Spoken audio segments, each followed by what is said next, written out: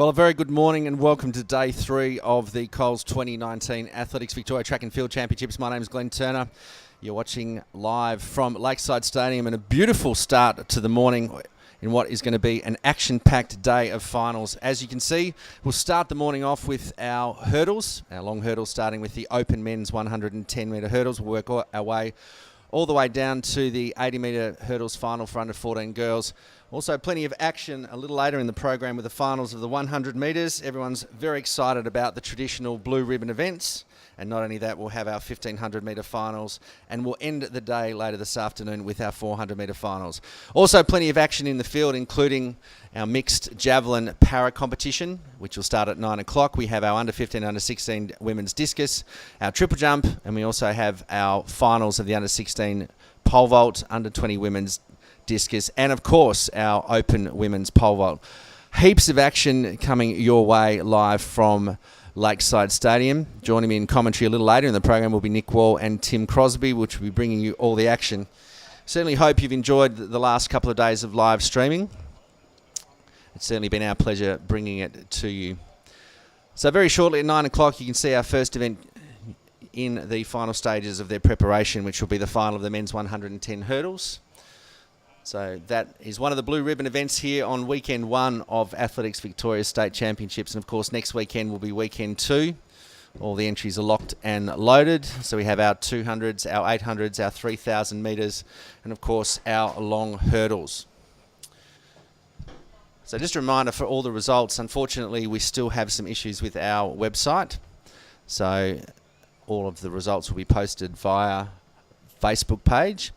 And then after we fix our website, we'll make sure we keep everything up to date. In the meantime, looks like our first race is getting ready. We'll give them an opportunity just to finish their preparation, and then we will introduce the field to you.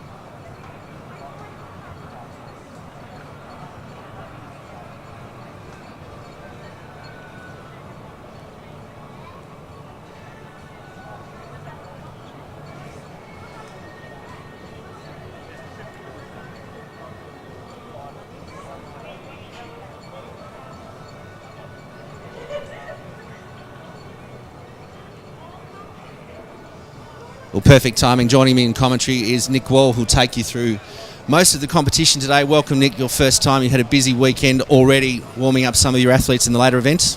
Yeah, Glenn, it's a busy warm-up track this morning. The hurdlers are trying to avoid the heat out there and get ready for a pretty exciting Super Sunday of finals here at Lakeside. Well, we're certainly looking forward to your call. We'll let you get underway very shortly with the introduction, not only in the arena but also on the live stream. Just a reminder in relation to results, head to our Facebook page a little later on in the program for all results.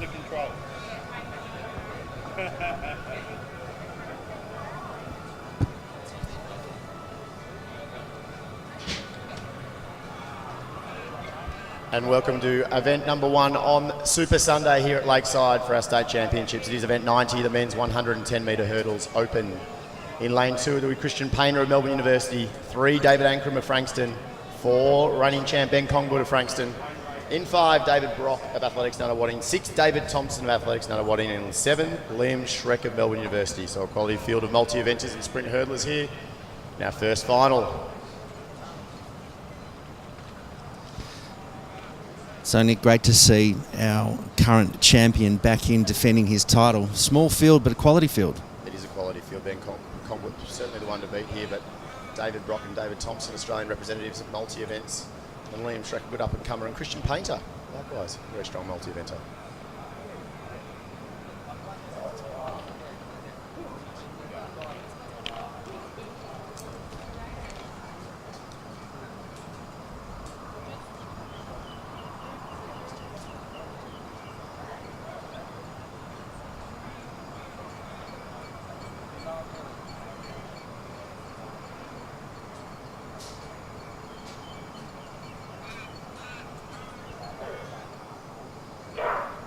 So as predicted, Congwood the best of the hurdlers early out. Next to him is David Ankrum, the experienced one, and David Brock, the multi-eventer. But it's Ben Congwood out in front. He's going to take another Victorian title. Brock's fighting home for second. Ankrum and Thompson in third. It's going to be a tight battle across the Rhine. Congwood will take it. David Brock second. Can be very tight for third there, David Ankrum. And also David Thompson. Christian Painter and Liam Schreck, the two Melbourne University multi-decathletes, across the line in fifth and sixth. But that's our first final done on Sunday at the Victorian State Championships. Well, possibly what was expected. Great performance from our reigning champion. Absolutely, Okay, Glenn. we need lanes 4, 5 and 3. Ben's absolute regular on the Victorian series, whether it's HVC, Shield or State Championships. Quality hurdler, certainly not in his career best form at the moment, but did enough there to take another state title. Impressively behind, I thought the big improver this season, David Thompson. We haven't seen as much of him in the multi-event stuff. Spent a fair bit of time pole vaulting for a while, but back in those athletics, nutter-wadding collars, and looked terrific there. And it was going to be a close battle there between him and David Ankrum, the very experienced hurdler, in third.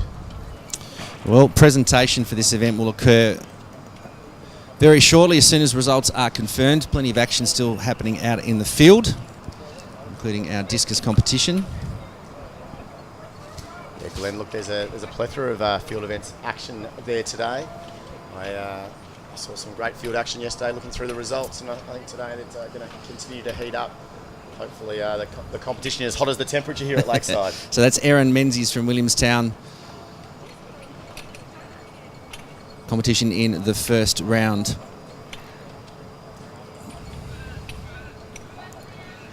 So a field, Madeline Menzies from Williamstown, Hannah Brodie from Essendon, Mackenzie Ho from Glen Huntly, Aaron Menzies from Williamstown, Eloise Jarman from Frankston, Olivia Nagido Scott from Doncaster, and Jessica Stevanovic from Glen Huntly. Under 16 discus, that's certainly a quality record back from the 80s there at 50-54 from Yvette Yakima. I don't think we're going to see that challenge today, but it's certainly a quality field of young junior athletes. Confirming our winning time there for Ben Congwood in the hurdles is 14:49.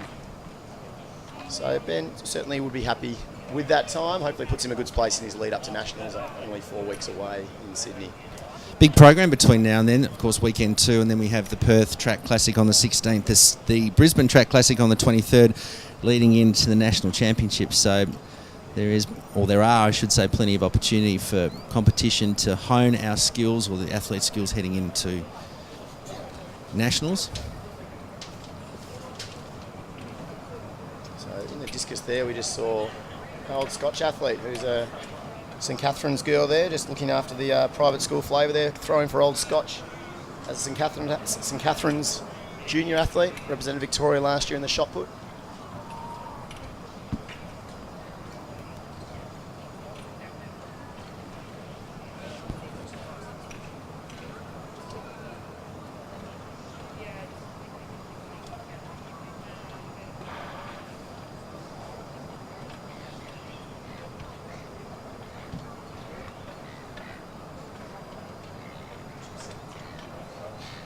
So again, for those here in the stadium, that winning time for Ben Congwood was 14:49. So 14:49 for Ben Congwood of Frankston, taking out another state title over the 110 metre hurdles.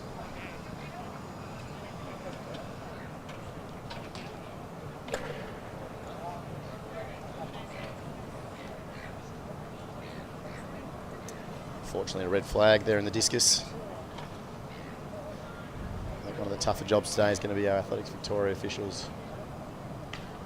Bearing day 3 of the heat, and with the wind expected to pick up, probably the most testing their conditions. It's great to see Melbourne University, they're still braving the conditions up on the hill. tent set up, the beanbags. They certainly do it, represent it well. And they are flying the flag again at the state championships.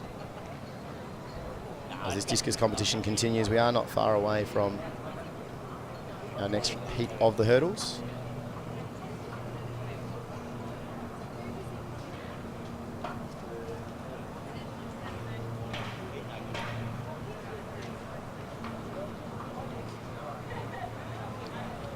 So next event on the track will be event 91, the men's 110 metre hurdles under 20. In lane 2 will be Ethan Lamb of Ringwood. In 3 will be Seb Renicky of St Kevin's.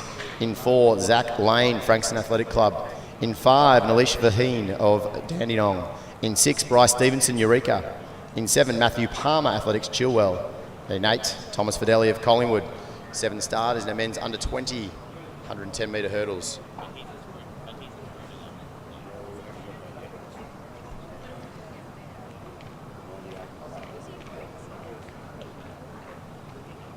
So here we've got a challenge of, I think, Nalish Vaheen is one of those to watch here, the Dandenong athlete in the middle lanes. Talented hurdler from Dandenong Way. You've got Seb Renicky, obviously the multi-eventer. Not one of his strongest event, the hurdles, but similarly one to watch. And the inside, Ethan Lamb, I'd expect him to go really fast early. Very good starter, one of the Peter Better for hurdlers.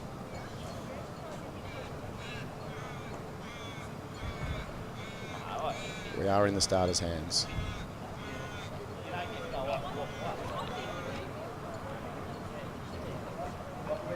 We're done. We're done.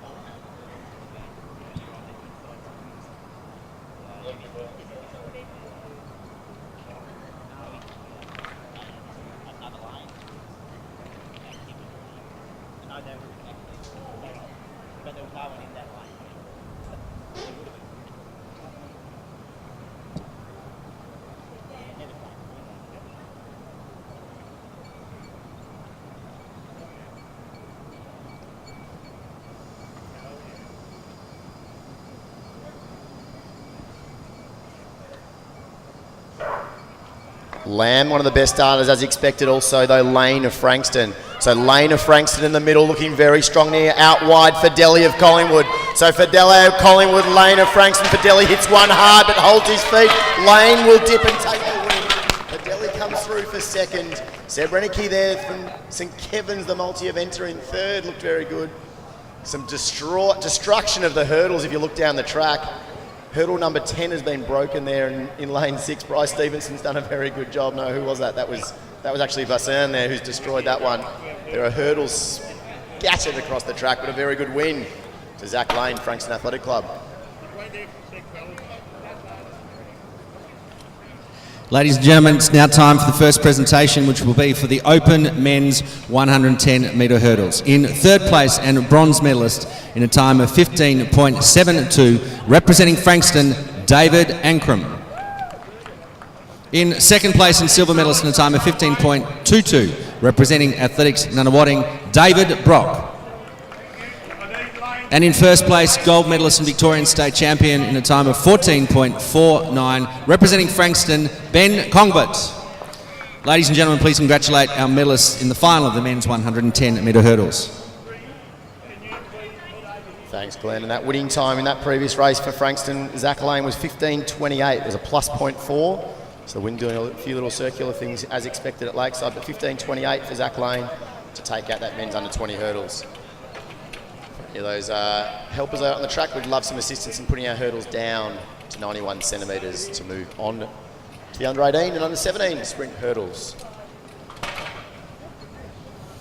So Glenn, that was a pretty impressive race of destruction there, as I said, from the under 20 men. Haven't seen it for a long time in Victoria, where hurdles are absolutely smashed. I've seen it at the Canberra Track Classic and I think at the Sydney Track Classic, but look, good run from our winner to take out the under 20s. It was very Nick Hoff-like in terms of the way the destruction of those hurdles occurred. And as I said, there were some hurdles bounced. They were scattered from one lane to the next. Also good to see a lot of depth in this event. we were talking yesterday with Crosby that our steeplechasers and our field eventers, we're starting to get a bit of depth. Great to see in the short hurdles that there are lots of people coming through. Yeah, look, I think the most exciting thing I've seen this weekend so far is the under 20 men's depth. The under 20 men's, we've sort of drifted to some straight finals in recent times, but last night we had 3 full heats of the 400, some quality 100-metre heats, and full final there for under 20. As we say, we have plenty of depth. We're unfortunately going to lead into a race of 2 athletes in the next one. Well, maybe we spoke too soon, but let's do another presentation. Ladies and gentlemen, our next presentation is for the men's under 20 110-metre hurdles. In third place and bronze medalist in a time of 15.63, representing St Kevin's, Sebastian Reneke. In second place and silver medalist in a time of 15.45, representing Collingwood, Thomas Fidel.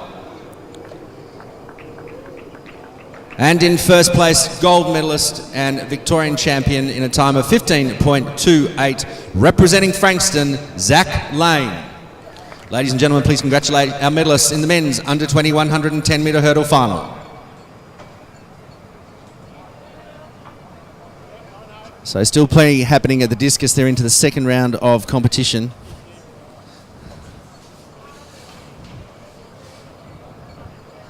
So Aaron Menzies from Williamstown. We might have to check our start sheet in relation to one of our athletes. We've just got to make sure we have our up-to-date start list. It's our competitor from Scotch, Old Scotch.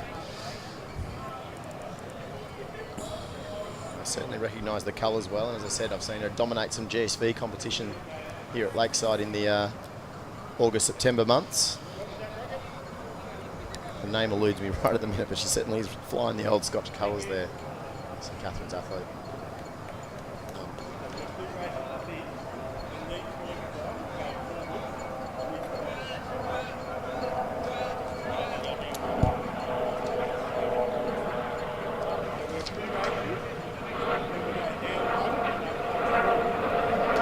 So we've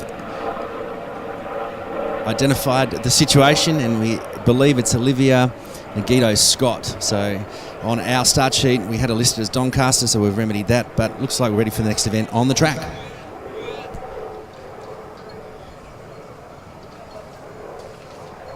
And our next event is event number 92, the men's 110-metre hurdles under 18. A field of 2, but a quality field it is. Cam Jude, the defending champion of Athletics Essendon, in lane 5. And from Melbourne University, Roman Anastasios, the star high jumper from representing Melbourne University.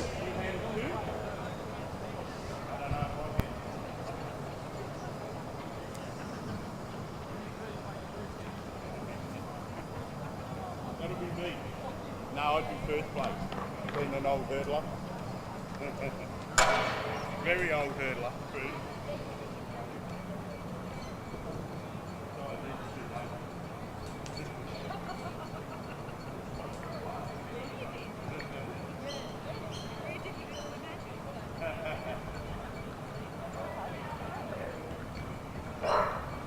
So even started hurdle number 1. Jude just touching down in front of Anastasios, expect him to come home strong. So it's Cam Jude, the defending under-17 champ, Anastasios right next to him, and it will be Roman Anastasios, the high jumper from Melbourne University, taking victory in just under 15 seconds unofficially. Cam Jude will run quicker than last year's 15.42 that he took the title with. That's your first and second in the men's under-18 110-metre hurdles.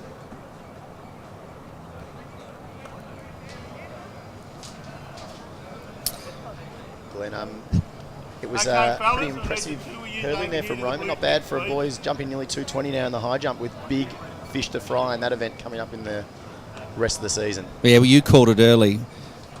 Very skilled athlete over high jump, but certainly he got away well. Cam went with him for the first couple, but the long striding and effective technician pulled away at about hurdle number 6 or 7. So good run from Anastasios. And 14.96 was the official winning time there for Roman Anastasios of Melbourne University, and Cam Jude in second. We'll get to that medal presentation shortly. 15.29 for Cam Jude.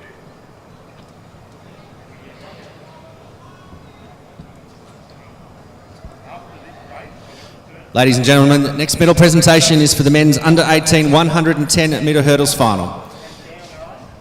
In Our silver medalist in a time of 15.29, representing Athletics Essendon, Jude Cam. And in first place and gold medalist in a time of 14.96, representing Melbourne University Athletic Club, Roman Anastasios. Ladies and gentlemen, please congratulate our medalists in the men's under 18 110 metre hurdle final. I think that won't be the first medal we see Roman win this weekend. This championship's talented high jumper, as we said, under Sandro Bassetto. You see he's transferred to those Melbourne University colours. Formerly a South Melbourne junior, little athlete here. So at his home track doing good things. So looking forward to the next race. Plenty of talent, including Taylor Willis, Noah Oliver, Hamish Poulter. We saw Willis in the triple jump yesterday. Very impressed with himself with his personal best. I think he got a silver medal from memory. So I like the attitude of Taylor and some of these other 17 hurdlers.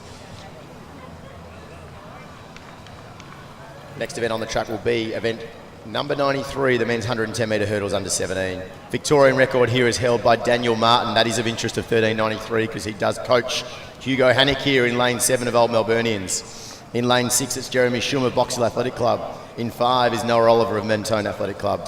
In 4, Taylor Willis of Ringwood. In 3, Hamish Poulter of Geelong Guild. And in 2, Jeremy Ockerby of Mentone Athletic Club. So there we have our 6 starters in the men's 110 metre hurdles.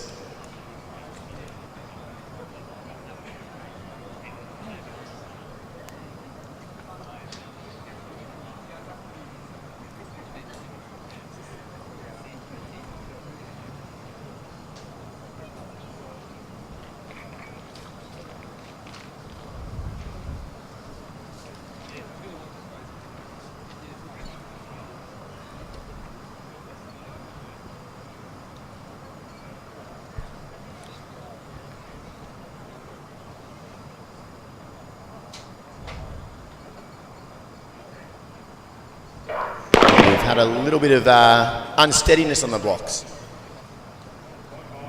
I hope that's all it was, Glenn, just some unsteadiness, but it did look like Hamish Poulter was falling out there. it's been an interesting weekend in relation to unsteadiness on the blocks. Hopefully we have that new rule and the consistency for each one, so we'll see whether... No, looks like we have a green. We've lost Hamish Poulter. I did think he definitely did move. It wasn't just a bit of a twitch. I hate to say it, but yeah, we've lost a quality athlete here in this final. So it takes us down to 5. It'll be Ockerby, Willis, Oliver, Schum and Hannick. So start number 2. We've unfortunately lost Poulter in lane 3.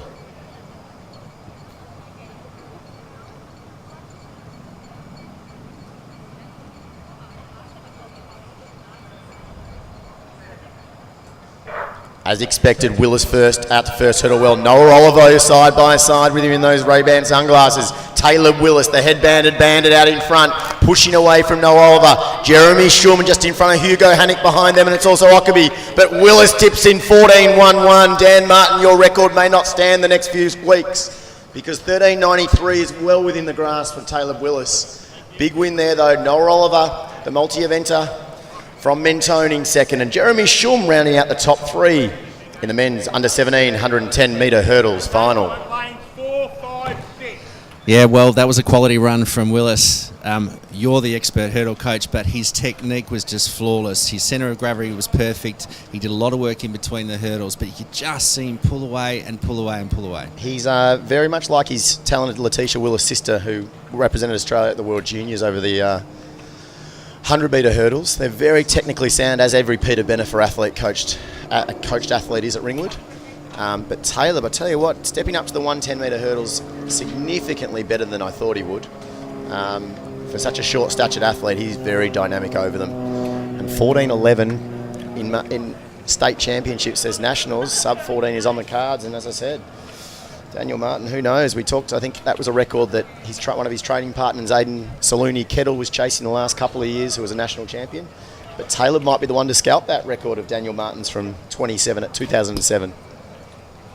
Yeah, look, he's a talented athlete across a number of disciplines, so it's great to see him supporting the championship and also getting some awesome results.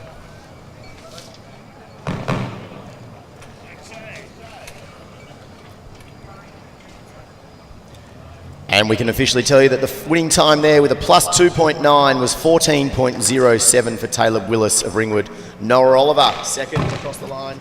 And Jeremy Schum will join them on the podium.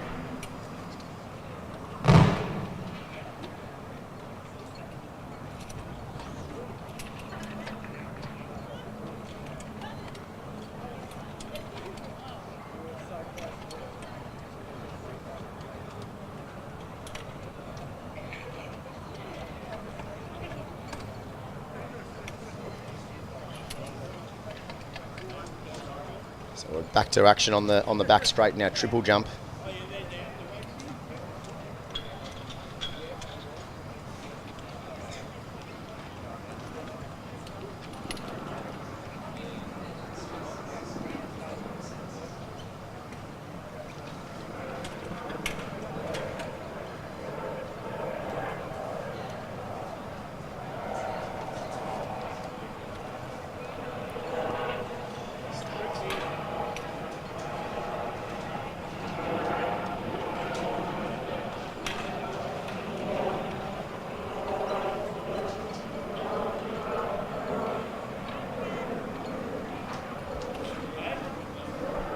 Our next athlete on the runway there in that triple jump is Abby Francis of Mentone. I think we're into our second round currently. There's a foul, unfortunately, there for Abby Francis of Mentone in the triple jump. It's great to see our roaming cameramen trying to make their way around and get as much field action as we can. Next medal presentation will be for the under-17 men 110 metre hurdles. In third place and bronze medalist in a time of 15.77 representing Box Hill Athletic Club, Jeremy Schum. In second place and silver medalist in a time of 14.74 representing Mentone, Noah Oliver. And in first place and gold medalist Victorian champion in a time of 14.07 representing Ringwood Athletic Club, Taylor Willis. Ladies and gentlemen, please congratulate our medalists.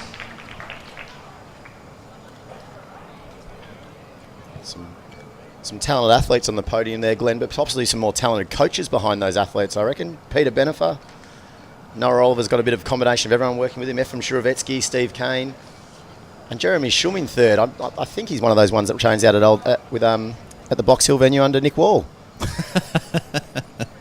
Here is your opportunity. You have the open mic, my friend. Do with it what you will. Looking forward to the next race, our Women's Open. You've got Danielle Shaw, World Under-20 representative. I remember the day she was here when she ran, I think, in the State Championships, her qualification for that event. Abby Badrock, Rachel Lindberg. What are your thoughts on who to watch in this one? As we look at the triple jump on the back straight with our Doncaster star, I will give you a bit of my opinion of this 100 metre hurdles coming up.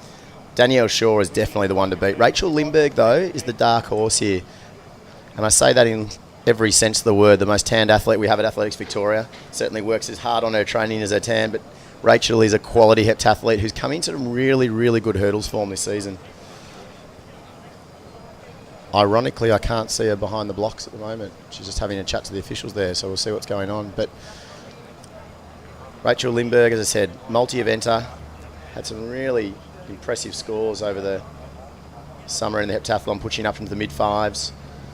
And Danielle Shaw will be quite happy that Letitia Willis has decided to stay in her own under-20 age group for her last season, because that's probably the Victorian to beat this year, apart from Celeste Mucci, of course, who was so impressive at the Sydney Track Classic last weekend. Victoria's lucky to have a plethora of sprint hurdlers on the way up.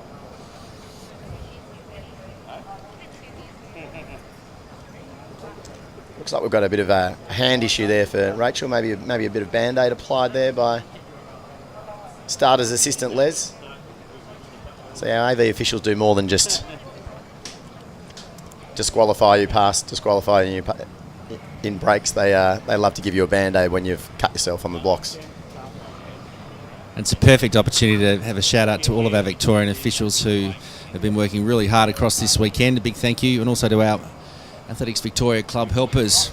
So we've had over 150 officials and club helpers here this weekend. We extend our sincere and heartwarming thanks to you for your support. Also in this race, Ellie McLinden and Zara Kika. They've been in the finals of the open hurdles and the junior ranks And supporting these events. And Kira Davies, the one that's come up this season at HVC, run PBs after PB. And Abby Badrock, don't discount her. She's more renowned as the 400-metre hurdler under that Anula Costa coached group at Geelong, national medalist at 400-metre hurdles and a national champion at 400-metre hurdles, but also very prominent on the sprint hurdles.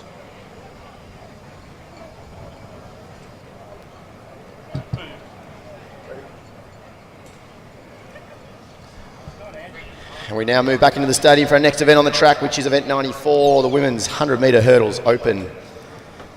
In lane 3 from Old Deverians, Ellie McClendon. In lane 4 from Athletics Chilwell, Abby Badrock. In lane 5, Australian junior representative from Ringwood Athletic Club, Danielle Shaw.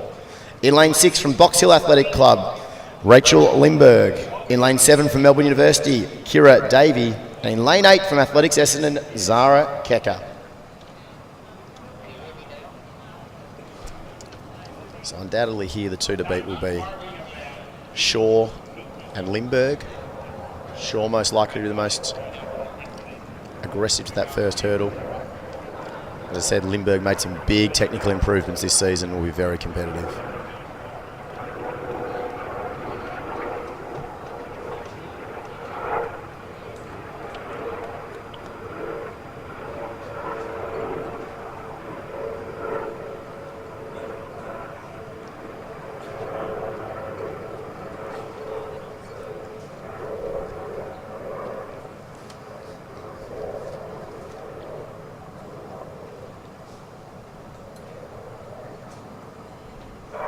Shaw with an aggressive start, but Lindberg is right next to her. Lindberg, in fact, at hurdle 3 is giving every battle as she can to Danielle Shaw. Danielle Shaw pushes away at 5. It'll be Danielle Shaw now just a stride in front. Lindberg in second.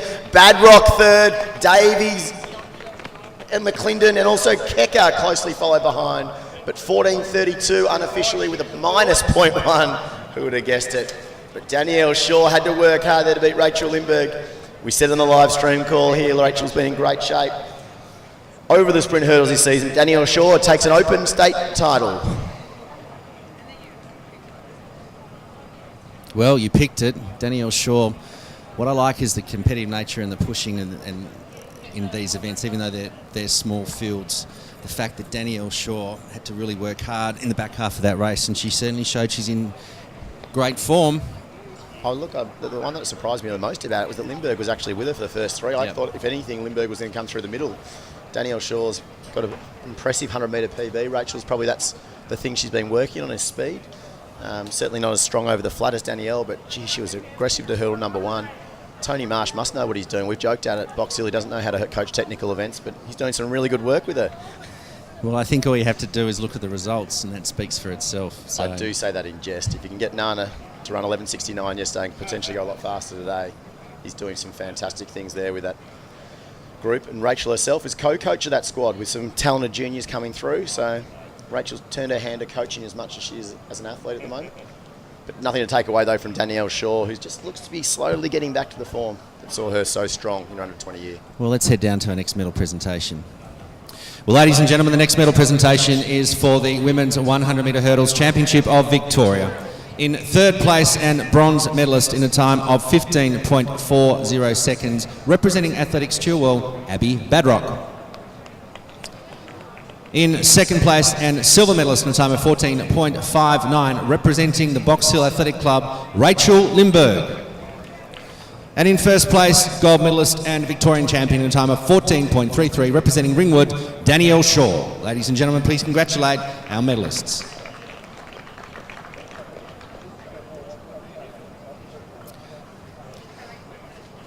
So a few changes this year, Nick, one of which is we have a second podium. So as soon as the race is declared, we're actually making those medal presentations, which just keeps the athletes nice and happy because they can head off and do their warm down, or in fact, go to the next event. And as frustrating as we've been attacked by gremlins this weekend with your website, the scoreboard here has had results immediately post-race, which is probably what the family and friends want to see.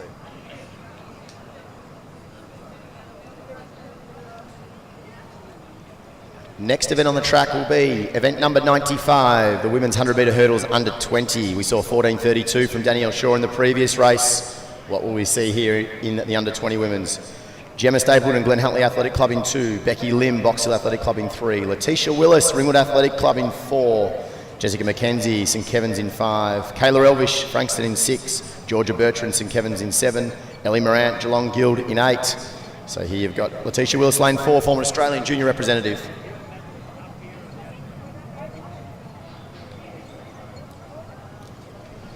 Glenn, I think Letitia's going to be very hard to beat here. The Vic record here is that 13.19 of Celeste Mucci. And she just gets quicker and quicker, but Letitia won't get quite near that today, but I think mid-13s is on the card. She's going to be a big player in the domestic open season.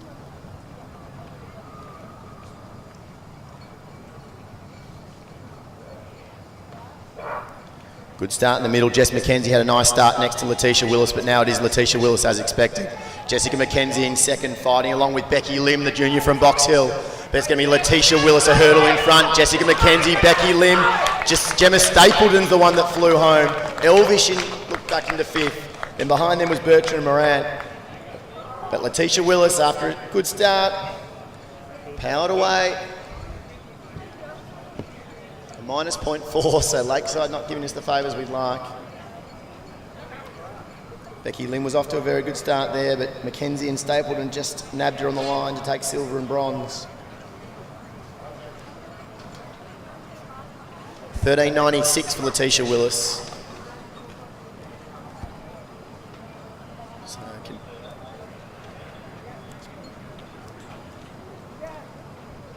And we now throw down to the infield for medal presentation. Presentation now for the women's under 15 discus throw, and receiving the gold medal with a throw of 34 metres 74 from Athletics Essendon, Orla McCarthy.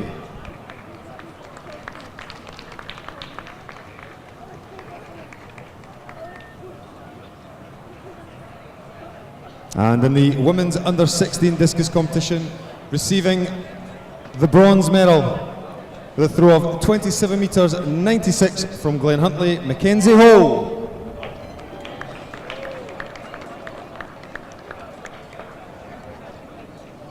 And receiving the silver medal with a throw of 35 metres 93 from Athletics Essendon, Hannah Brodie. And our gold medalist with a throw of 36 metres 84 from Glen Huntley, Jessica Stevanovic. So big congratulations to Jessica, Hannah and Mackenzie in the under 16 women's discus throw.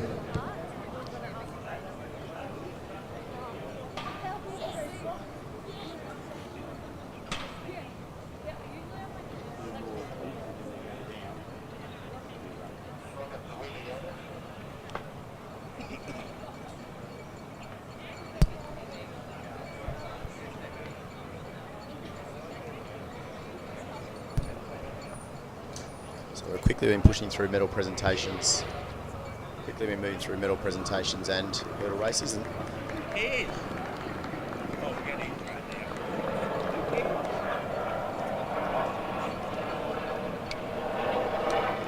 event number 96 will be the next final on the track this morning. It is the men's 100-metre hurdles under 16.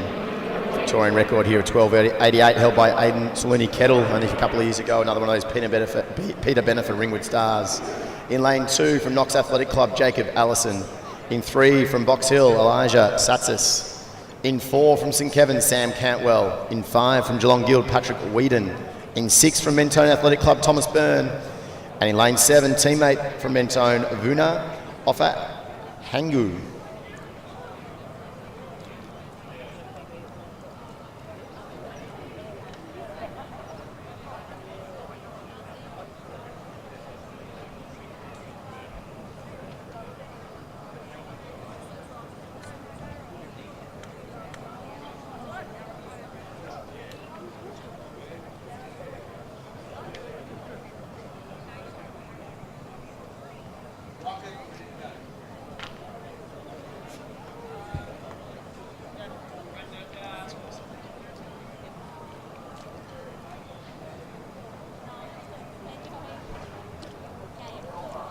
Comp director just been busy in between races here, fixing all the big world problems.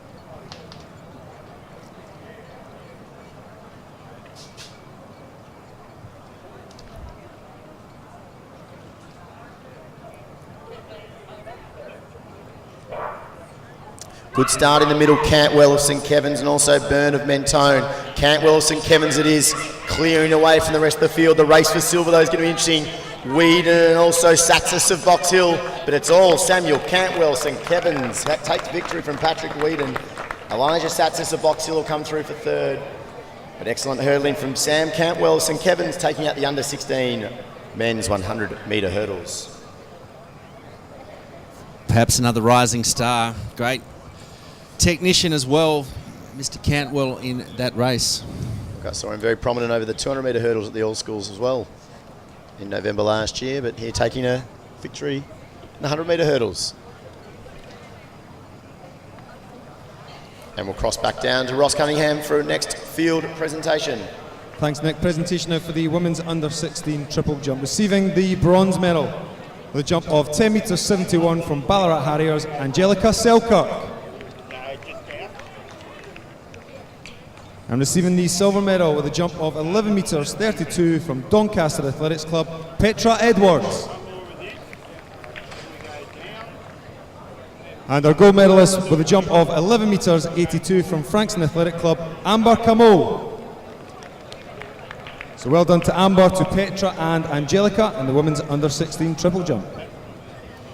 Next medal presentation will be for the women's under 20 100 metre hurdles.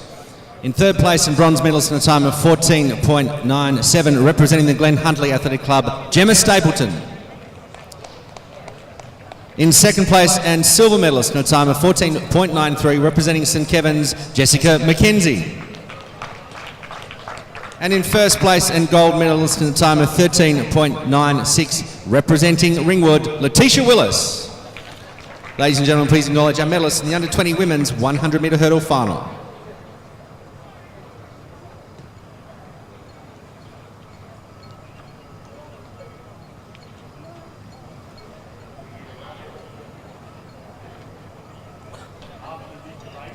Link to the scoreboard, you'll see the results in that previous under 16 men's hurdle race as well. Sam Cantwell was 13.88 the winning time, and they will be joined on the podium shortly.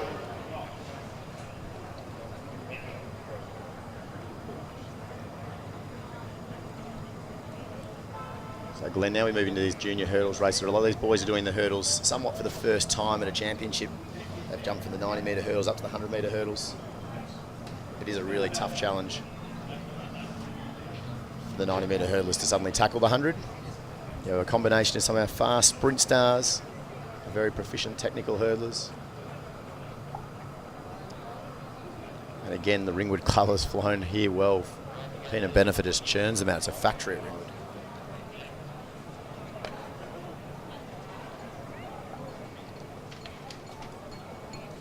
Next event on the track will be event 97, the men's 100 metre hurdles under 15. Victorian record of 13.04. Aaron Lefferink, one of our under 20 stars, still running for Sandringham.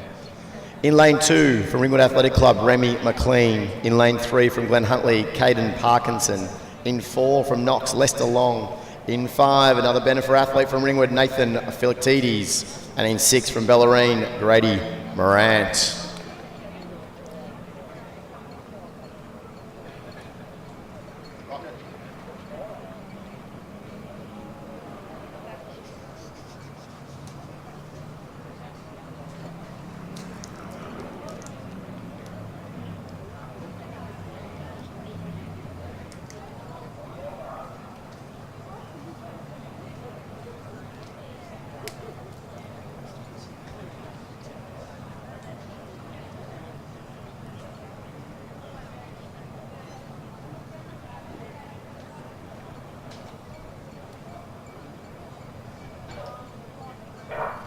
Small but solid field here, and Lester Long, it was the junior in the middle, starting well, but now Parkinson and Philoctetes, the taller athletes, taking him.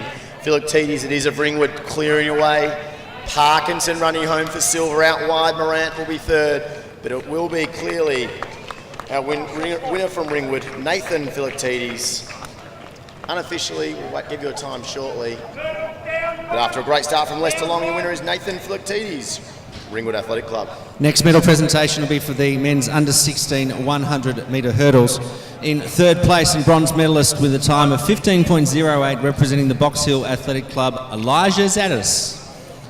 In second place and silver medalist in a time of 14.74, representing Geelong Guild, Patrick Whedon.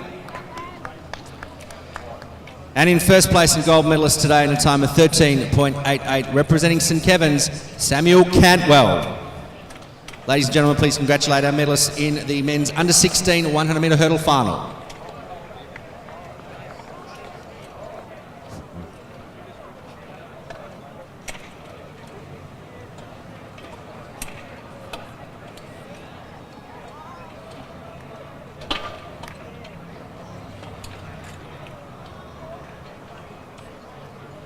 Presentation now for the Open Women's Secured Javelin Throw. Receiving the gold medal, the throw of 12 metres 10 and a percentage of 54.30%, Casey Cardinia's Dana Crease.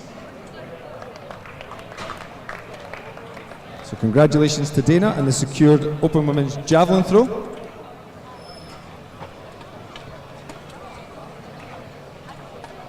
The medal presentation is carried out by Luke Lehman, our competitions coordinator for this weekend.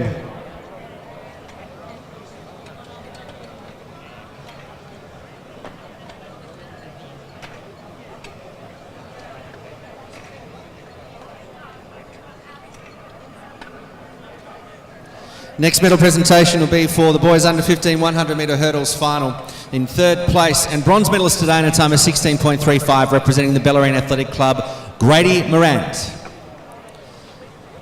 In second place and silver medalist in a time of 15.62, representing the Glen Huntly Athletic Club, Caden Parkinson.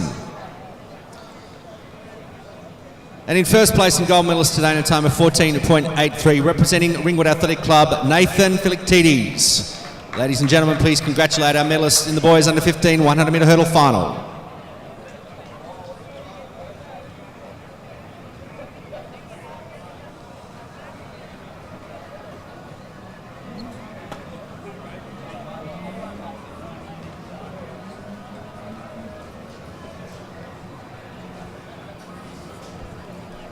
So Glenn, we now move down to the 76 centimetre height. Another one that here exciting to watch will be Keely Boyne, under 17 champion last year. She won by a long way last year. She's probably the next one coming through of our Victorian hurdlers. Again, multi-eventers prominent in these fields with Shannon Fraser in the St Kevin's colours. Geez, the St Kevin's girls certainly prominent this weekend. We saw Jess McKenzie take a medal before, and now Shannon Fraser looks like one that might get one here. Yes, St Kevin's have done a great job recruiting. I think that's the definition we call it this season. But it's also great to see a reasonably talented field, particularly in the under 18 women's 100. They'll be joined by Lisa Neal, Hayley Schneiderit from Casey Cardinia in this event. Look, St Kevin's certainly done some good work working with Campbell, Malvern, Little A's, not close by, and also some of the schools in the area to bring these girls into the club.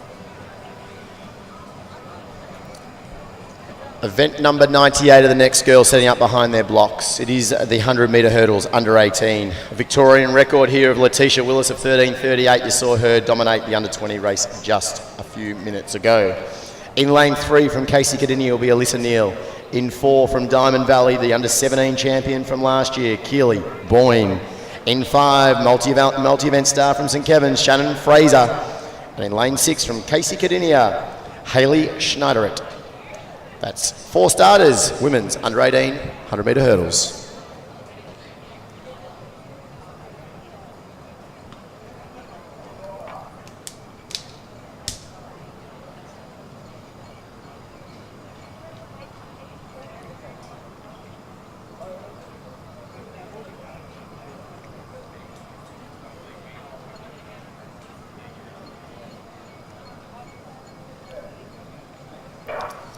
Boyne away well, next to her Fraser and also Schneiderit, but it's Keely Boyne clearing away, as we've seen her do many times at state titles here.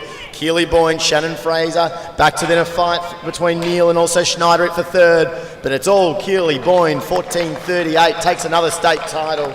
Looks happy there with the result. Shannon Fraser in second, Alyssa Neal I think will take the bronze. Hayley Schneiderit, and that is the under 18 women's 100 metre hurdles final.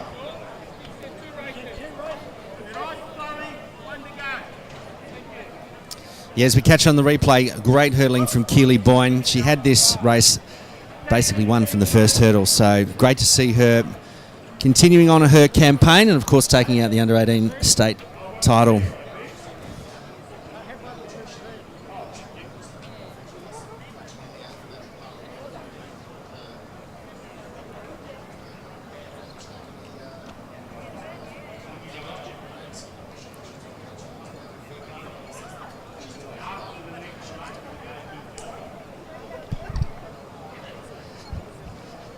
So for those viewers at home, you just missed one of the best post-race summaries from Nick Wall, who unfortunately forgot to turn his microphone on. So very shortly we'll head to the presentation area. Rookie errors, Glenn. I'm so used to being loud enough to be heard wherever I am. It was a bit of a rap for Keely Boyne's junior coach, Roo, there, who at Diamond Valley has had a history of amazing coaching. But unfortunately no longer coaching with us, taking on family life, which so many of us unfortunately have to try to juggle with coaching duties. You can see her there, very happy post-race with family and friends. As our under-17 girls warm up for their 100-metre hurdles, which is not far away.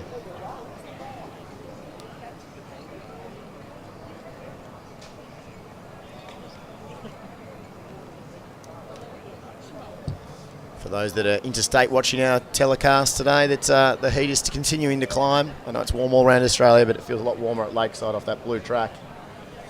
Certainly looks a bit warm out there with, you see, Raf Agostino there walking around with a camera on his shoulder.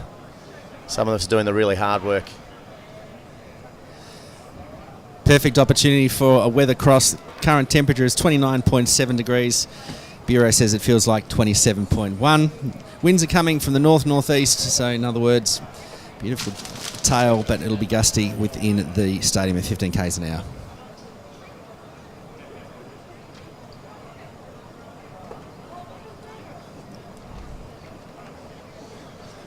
Thanks to those assisting with the hurdles. Set up there, we are now event 99, the women's 100-metre hurdles under 17.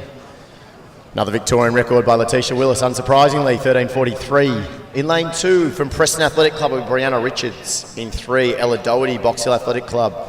In 4, from Geelong Guild, Abby Cripple. In 5, Alessia Wynn, Doncaster Athletic Club. In 6, Mari Campbell of Old Scotch. And in 7, Megan Wilson, South Coast Athletics. 6 starters, the under 17 women's 100-metre hurdles.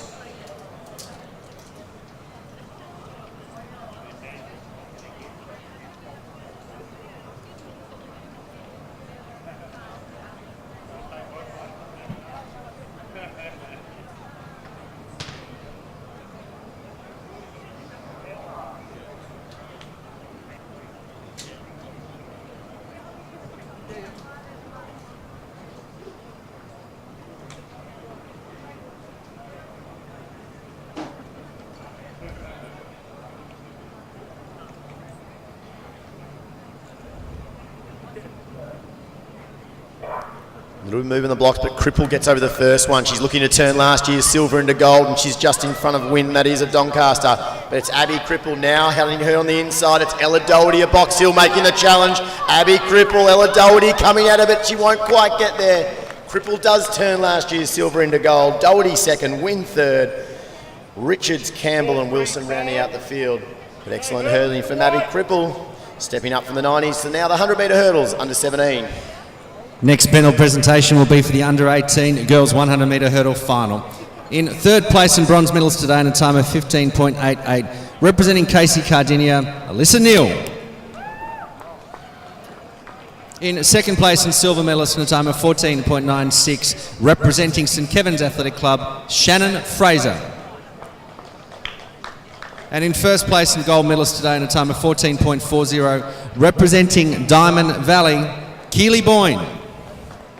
Ladies and gentlemen, please congratulate our medalists in the under-18 girls 100-metre hurdle final.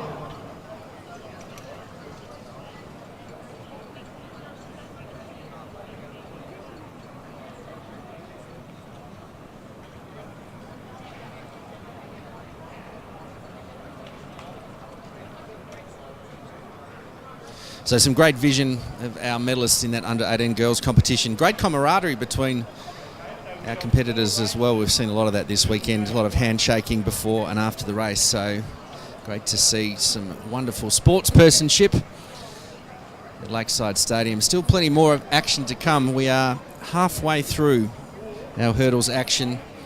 After this, we'll be heading into the finals of the 1500 metres. Looking forward to those. We'll be joined by Tim Crosby, and you'll have the pleasure of Nick Wall and Tim Crosby bringing those 1500 metres to you. And then we'll have our 100 metre finals later in the program, and we'll finish the day off with our 400 metres. Plenty of action coming your way. We hope you're enjoying the live telecast brought to you by Coles 2019 Athletics Victoria State Track and Field Championship events. Also plenty of action in the field as well. It looks like we'll head down for the next medal presentation. Well, ladies and gentlemen, the next medal presentation is for the under-17 girls 100 metre hurdle final. In third place and bronze medalist in a time of 15.45, representing the Doncaster Athletic Club, Alyssa Wine. In second place and silver medalist today in a time of 15.36, representing the Box Hill Athletic Club, Ella Doherty. And in first place and gold medalist today in a time of 15.25, representing Geelong Guild, Abby Cripple. Ladies and gentlemen, please acknowledge our medalist in the under-17 girls 100 metre hurdle final. So just mentioning plenty of action to come. We have our 1500 metres a little later on. You'll be joined by Tim Crosby to bring that event, including our open 1500 metre final, which should be a cracker. A lot of the stars not competing this weekend, but certainly a plethora of elite athletes coming up at the second tier that will certainly be chasing their very first state title. I think it's exciting. The famous 1500, 100 and 400, all those events on the same day is pretty much somehow they are the blue ribbon events really of an Olympic Games, and here at the Victorian Championship they're all going to be very exciting. My personal one that I'm looking forward to, I know Crosby's getting excited as they go around the old metric mile, but the one lap today, the one lap's the one I'm looking forward to. Exactly. Last night I got excited and I had the pleasure of calling those three semi-finals, but some of the performances, I tell you, the performance for me, and I mentioned it in the live stream, Liam Procaccino in the last 100 metres absolutely was committed. Came from about fourth to second. Not sure how he's going to be pulling up today in the final, but you have Luke Stevens, Procaccino. You know, it's going to be a great battle. Kamaris, and the interesting one to watch is Beltrami, who's now 8 years after when he broke through and won his state title, and he's probably the one that's really could upset them all, but Procaccino's going to have to go through a little bit faster through 200. It was lazy last night down the back, I think. And also Christian Davis. I mean, you've got a combination of the 1-2-4s, 2-4-8s, and the 4-8. But the thing that'll come down to is the first 200 metres. If somebody sets the race up properly and absolutely blows the rest of the field away, I'm just not 100% convinced that there's anyone that's got the intestinal fortitude to do that. Beltrami will today. I back it. Well, look, last night it was his training partner Wilson who had a go at trying to do it. He missed the final by 0.02 trying to do that. But I think Beltrami will be the one, because I think that's the only way he can win this final. As I said, he was the 200-400 double champion 8 years ago now. Bit of a veteran of the circuit without really getting to that pointy end, and he's the one that they'll be setting in the race up. Looking forward to it, and also to your call.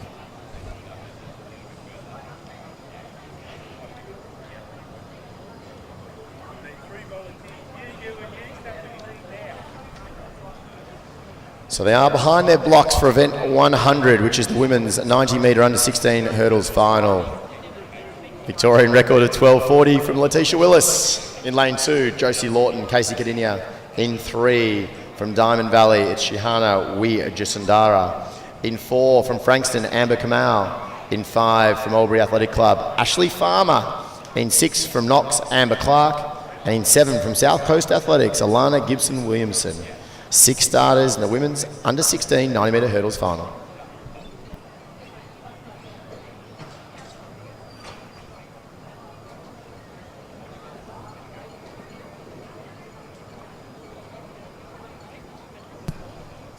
I think Kamau and Wijasindara might be the ones to watch here. It's great to see the Albury Athletics Club represented by Farmer as well.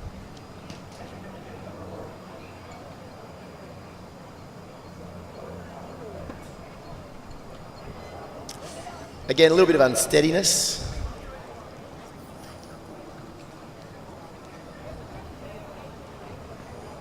Thoughts on that one, Glenn? Yeah, I'm just going to leave it to our start AD controller and our start referee to make a decision. Not sure what colour car they're going to bring out. It's a green. Great to see. Albury's a long way to come and be sent home. So really, we only need to hold the top three. We only really need to hold the top three, okay?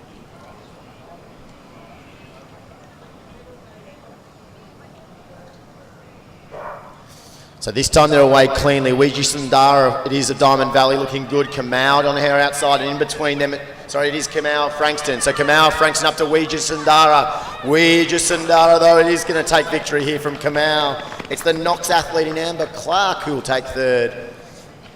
Changed lead a couple of times early in that one, but we do have our winner.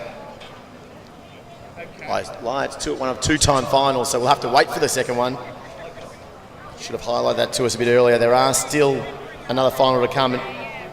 We did make the smart decision yesterday not to run heats of this in the middle of the day. So the girls will have to wait for the second race to see what the time winner will be.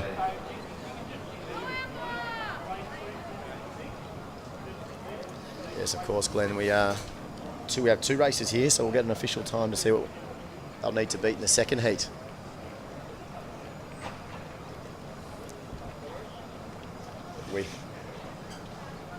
Ouija Sundara, though, was the one that set the time in the first heat. Kamau and Clark, we'll have to see what sort of standard heat 2 can run. We'll give you a time shortly that the girls will be chasing. So 13:45 at the moment. We're just waiting for the official result. Is for Ouija Sundara. Second, Amber Kamau, 13:68, and third, Amber Clark, 13:94. So if we had one of those leaderboards, those three names would be at the top of the tree until the running of the second heat.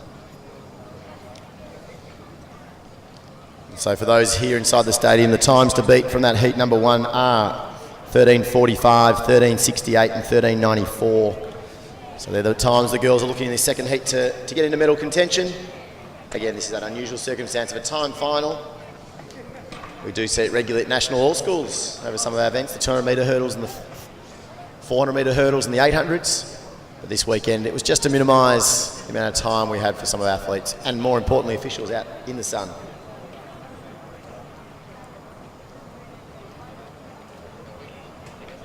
Yeah, it was a tough decision to make this week. We certainly spent a lot of time conversing with coaches, but the weather pattern around 37 degrees, and we had the luxury of splitting the program into two parts. But looking forward to heat number 2 in this time final. Looks like the hurdles are up, ready to go.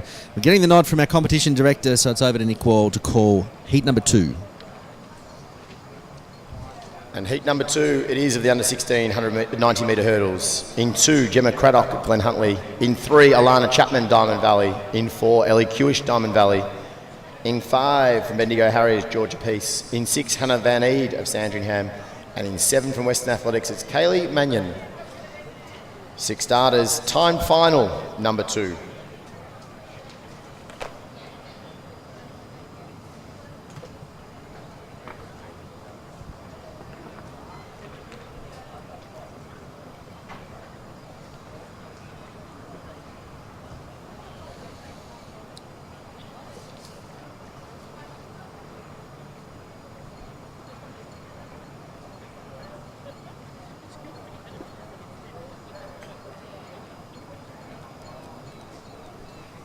Twitching again on the blocks.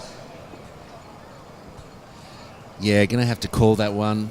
There is such a small amount of time between holding them at the right time and holding them for far too long. So we'll see what happens second time of asking. Very Maury Plant of you.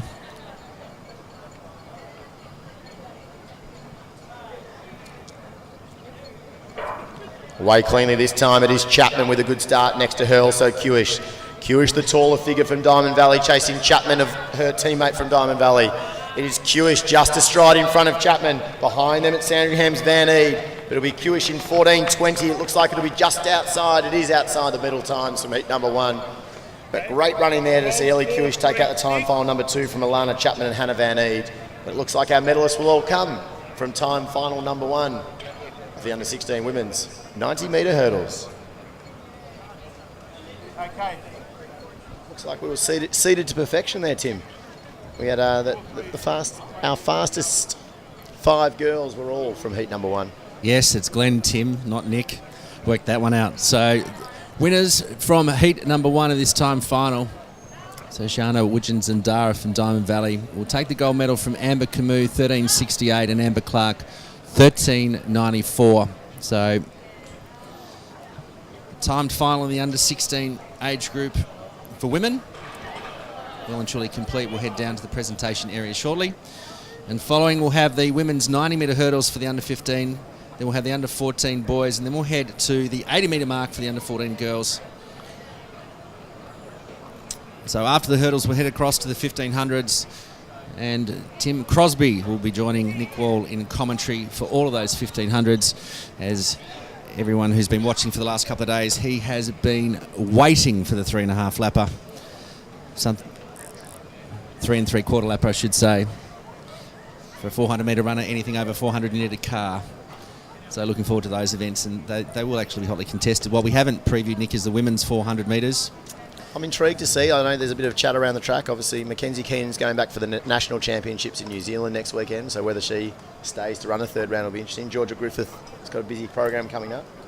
And then you've got the obviously the Mornington Peninsula girls now, Figuera and Lazoo. So I hope we get a full field of 8, but we'll see what happens. There's some murmurings on the warm-up track this morning. So here's the late mail. Someone may, in fact, not turn up to the start line. Not surprising in some of these events. But they'll have to make sure that they comply with the rules, because if they do come back next weekend, they will be required to produce a medical certificate. We've already seen Will Johns retire from the 400-metre semis yesterday. He had a hamstring concern, so he's provided his medical certificate. I heard possibly he was a bit scared of Michael Chochos in the final. Well, if we're going to have the late mail from anyone, it's going to come from you, whether it's true or false. Looks like behind their blocks they are, Glenn. They are definitely ready. And it is event number 101, the women's 90-metre hurdles under 15. A Victorian record here. We've been alternating them all day. This is one of Celeste Mucci's at 12.71. In lane 2 from Frankston, Cheyenne Kamau. In 3 from Box Hill is Holly Neuenhuizen. In lane 4 from Ringwood Athletic Club, it's Isabella Sully. In 5 from Sandringham Athletic Club, Grace Henham. In 6 from Geelong Guild, Sienna Wrench. In 7 from South Coast Athletics, it's Tavuro Ihoma Montgomery. And in 8 from Athletics Nunawading, it's Aranya Manchanaiki. That is your 7 starters in event 101, the 90-metre hurdles under 15.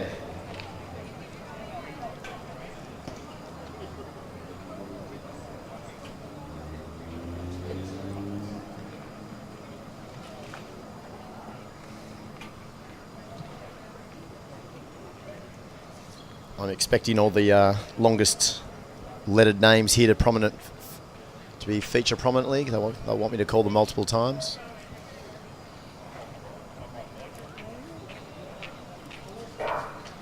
And away they are in lane 2 though. It looked like Neuenhuizen had a good start, but next to her it is Sally. So it is another Ringwood athlete, Isabella Sally. Isabella Sally now a hurdle clear. The Geelong Guild athlete in Wrench fighting for second, and behind them will be Grace Henham. But Isabella Sally very excited with the win. Takes victory. Sienna Wrench thereabouts, and also Grace Henham. And you're under 15, 90-metre hurdles final. Next medal presentation will be for the girls under 16 90-metre hurdles final. In third place and bronze medalist in a time of 13.94, representing the Knox Athletic Club, Amber Clark. In second place and silver medalist with a time of 13.68, representing the Frankston Athletic Club, Amber Camus. And in first place and gold medalist today in a time of 13.45, representing the Diamond Valley Athletic Club, Shahana Widgeons-Zandara. Ladies and gentlemen, please congratulate our medalists in the under 16 girls 90-metre hurdle final.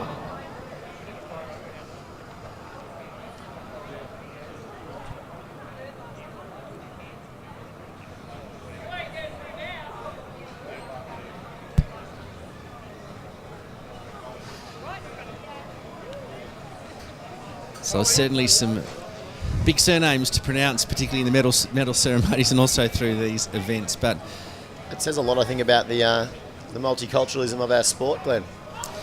Yeah, perfect opportunity to remind us about a project that Melbourne University has undertaken. And of course, athletics is a sport for everyone, and This weekend, the Melbourne University Athletic Club are conducting their very first Pride round at this championship. And the event, of course, is to support GLBTIQ athletes both within Melbourne University and also throughout the whole community. So it's a great initiative from the Melbourne University Athletic Club, and those people down at the stadium can head up to the Melbourne University Athletic Club marquee and pick up a Pride in Sport wristband. Thank you, Glenn.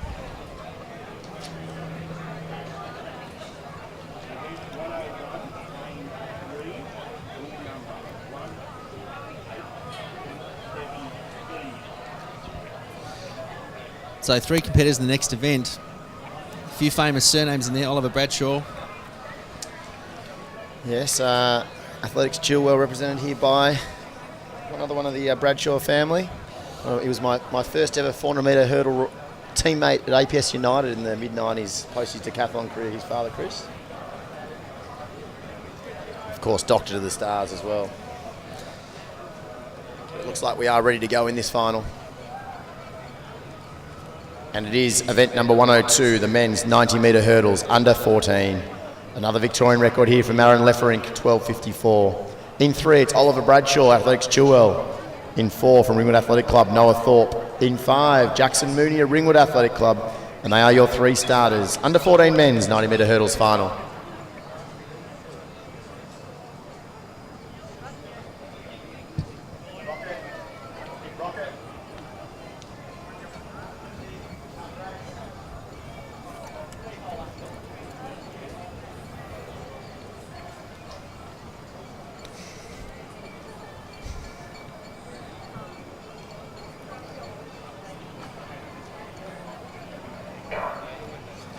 So even to hurdle number 1, probably Thorpe of Ringwood in the middle. Bradshaw close to him and also Mooney out wide, but it is Noah Thorpe now clearing away. Teammate Mooney chasing hard. They're going for the 1-2 Ringwood double, and it will be a Ringwood 1-2 double. Noah Thorpe, Jackson Mooney, Oliver Bradshaw. The Ringwood juggernaut continues. It's a plus 1.4 tailwind.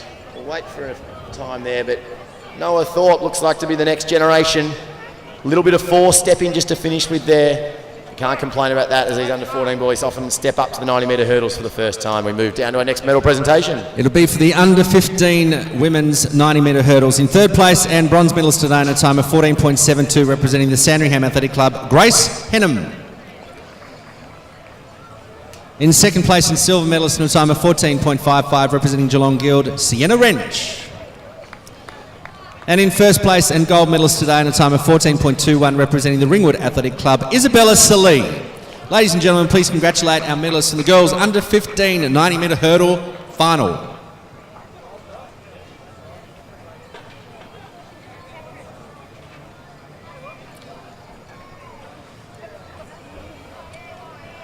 Very excited girls there on a podium again, Glenn. Receiving, I think, the best medals in the country at a state championships. They are now talked about all around the country.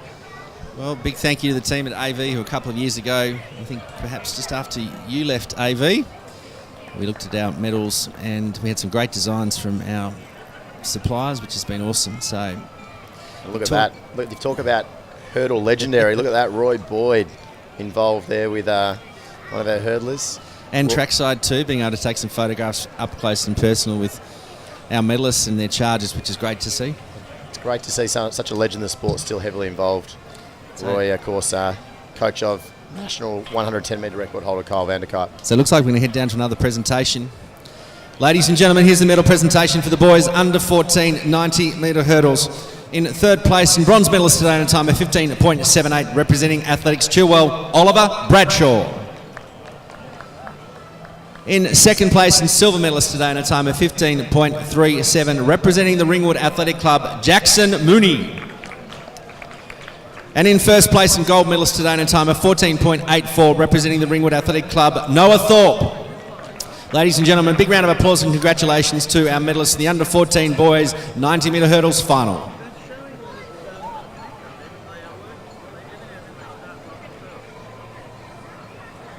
So one more hurdle event to go, and then we'll be handing over commentary to Tim Crosby. We'll start off with our wheelchair and para 1500 metres.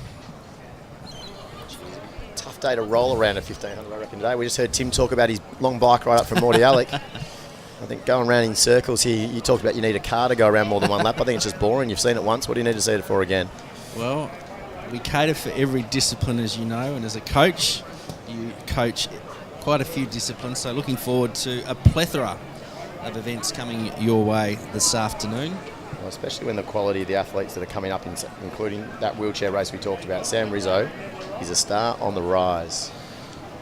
Yep, shout out to Richie Coleman as well, big supporter of athletics in Victoria and of course international and national champion in his own right. He was out here yesterday in his Athletics Victoria Big V team kit. He'll head to the national championships as one of our managers. Looks like we're getting ready for the next event. It was great to see Richie Coleman around here, and he has mentored Sam Rizzo and been a part of his progression for a number of years. From what I understand, we're the first state body to include a para-athlete on one of our management teams. Certainly has occurred at national level, but it was one of the first times we've decided to do it at a state level, and Richie has been a great asset to that team. And I must say, the feedback we get from the state teams, he does a marvellous job, not only with our para-athletes, but all of our athletes. Just his enthusiasm and his experience as a national and international campaigner and legend.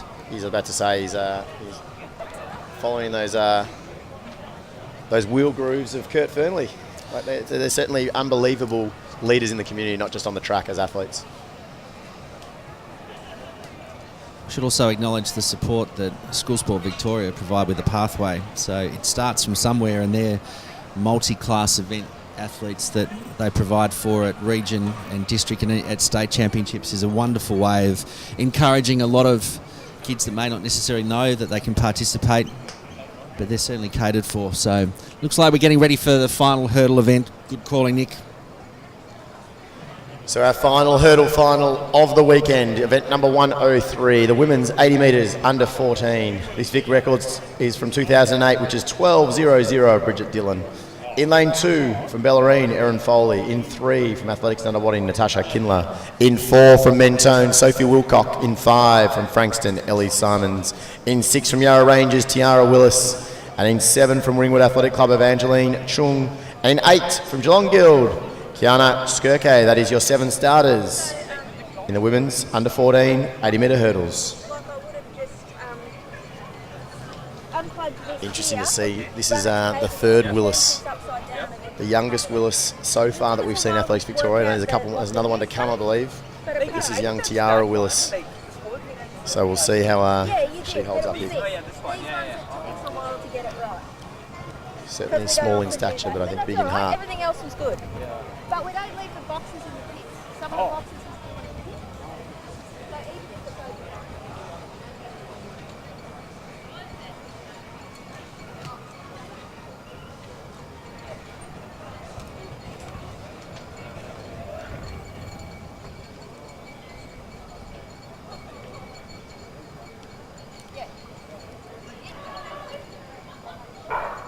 Good start. Wilcock from Mentone was on that caught my eye. And she's out early. She's looking to have to really chop to get this 80 metre stride pattern in. Chung from Ringwood out wide, but it's going to be Mentone's Wilcock. Inside of her, it's Kindler from Nunawading. The dip on the line was close between Chung and also I think it was Simons of Frankston. Third's going to be really tight. But our winner, Sophie Wilcock of Mentone, she's ready for the 90 metre hurdles already. You could tell from that one. But a great win. And we'll we cross to that replay there, third looks like it will be Evangeline Chung of Ringwood, Glenn. But again, some of these 80 metre hurdles girls already ready for the 90 metre hurdles. It's an interesting conundrum some coaches have. Do you push them up early? I noticed before that Hugo Haneke was talking about from Dan Martin already went up to the 110s a year early, because often for a lot of the bigger, taller athletes, it's really hard to actually chop your stride on the shorter specifications. And a plus 2.2 on the wind gauge for that event. So gusty conditions down here, as we were talking across the weekend. The wind comes in through 2 designated places in the stadium, and then it swirls around and can create havoc. We saw that in the triple jump yesterday afternoon in the under 17 age group with Caleb Willis, where some jumpers were experiencing a 2.2 assist, and then the next time it was a minus 0.5. So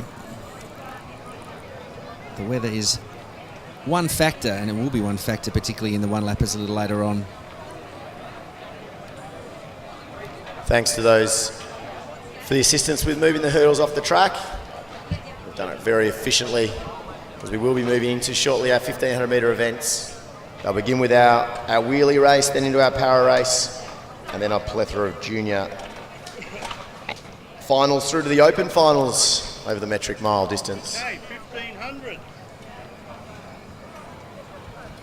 So just one more presentation to go. We'll get that wrapped up shortly, the under 14 girls. Let's head down to presentations now. Ladies and gentlemen, the final presentation for our hurdles will be the under 14 girls 80 metres. In third place and bronze medalist today in a time of 13.55, representing the Ringwood Athletic Club, Evangeline Chung. In second place and silver medalist in a time of 13.30, representing Athletics Nunawading, Natasha Kindler. And in first place and gold medalist in a time of 12.94, representing Mentone Athletic Club, Sophie Wilcox. Ladies and gentlemen, please acknowledge our medalists in the under 14 girls 80 metre hurdles final.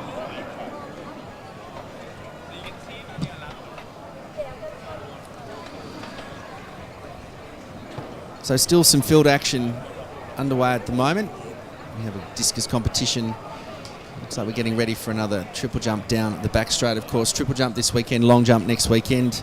Program designed to split the disciplines so that all those who do double up have an opportunity to compete in both across the weekends. I think it's been really good too for coaches. I found talking to them out in the warm-up track is in, if a lot of coaches specialise mostly in sort of a smaller event discipline, so they can see all their athletes somewhat race at the same time rather than across 2 weekends.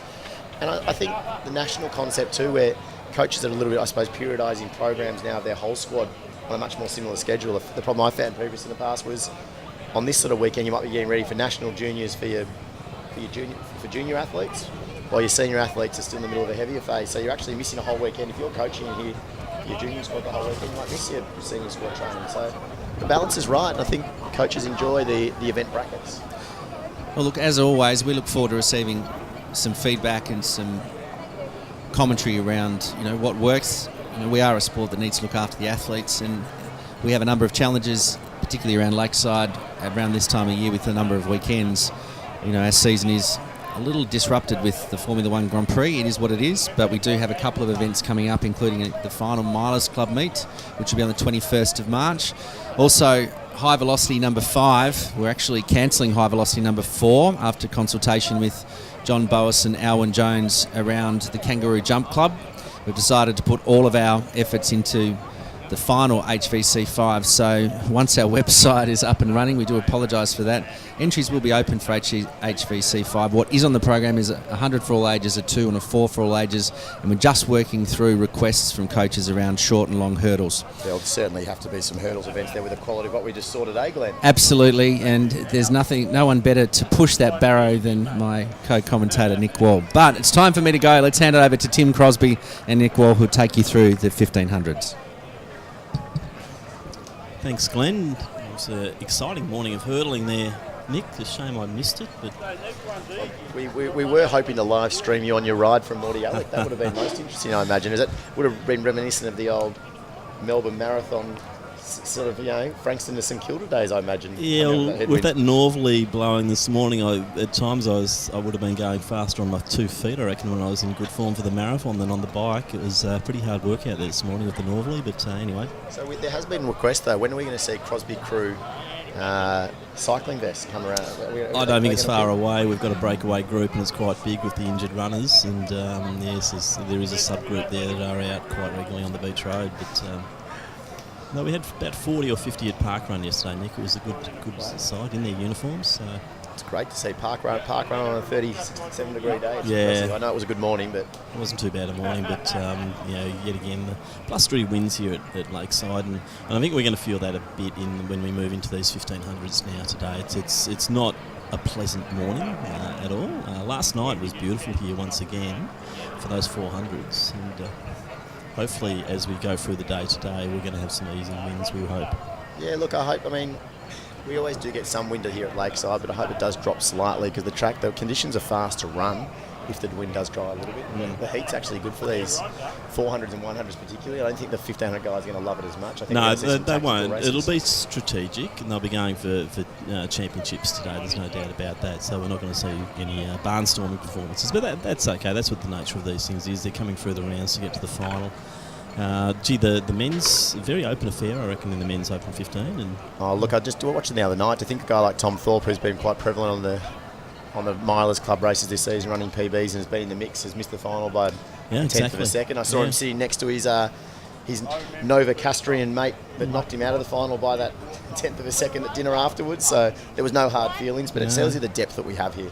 Well, and it's been that way for so long too. To make the Vic final, you have to be, you're usually getting up there to national final level to make the Victorian final. It's been the way for decades now. So someone like Thorpe, who was a sub 350 man, didn't make it through, but you've just got to get out there and do the right thing. And as we saw in that first heat with the Diamond Valley boys, Logan and Clifford in particular, they really worked through and made sure that they made it through.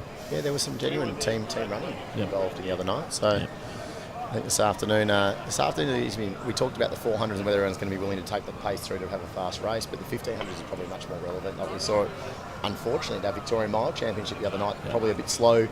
No one wanted to take it up in either the men's or the women's, but I think today's totally understandable. The other night was perfect for racing, whereas today... Yeah, and then we went through that in the podcast too. It was to me, it was disappointing, particularly with people who weren't running for championships, just sitting back and going for a win that meant nothing. And there was incentive cash on the line, and it was easy cash for guys like Matt It was easy, yeah.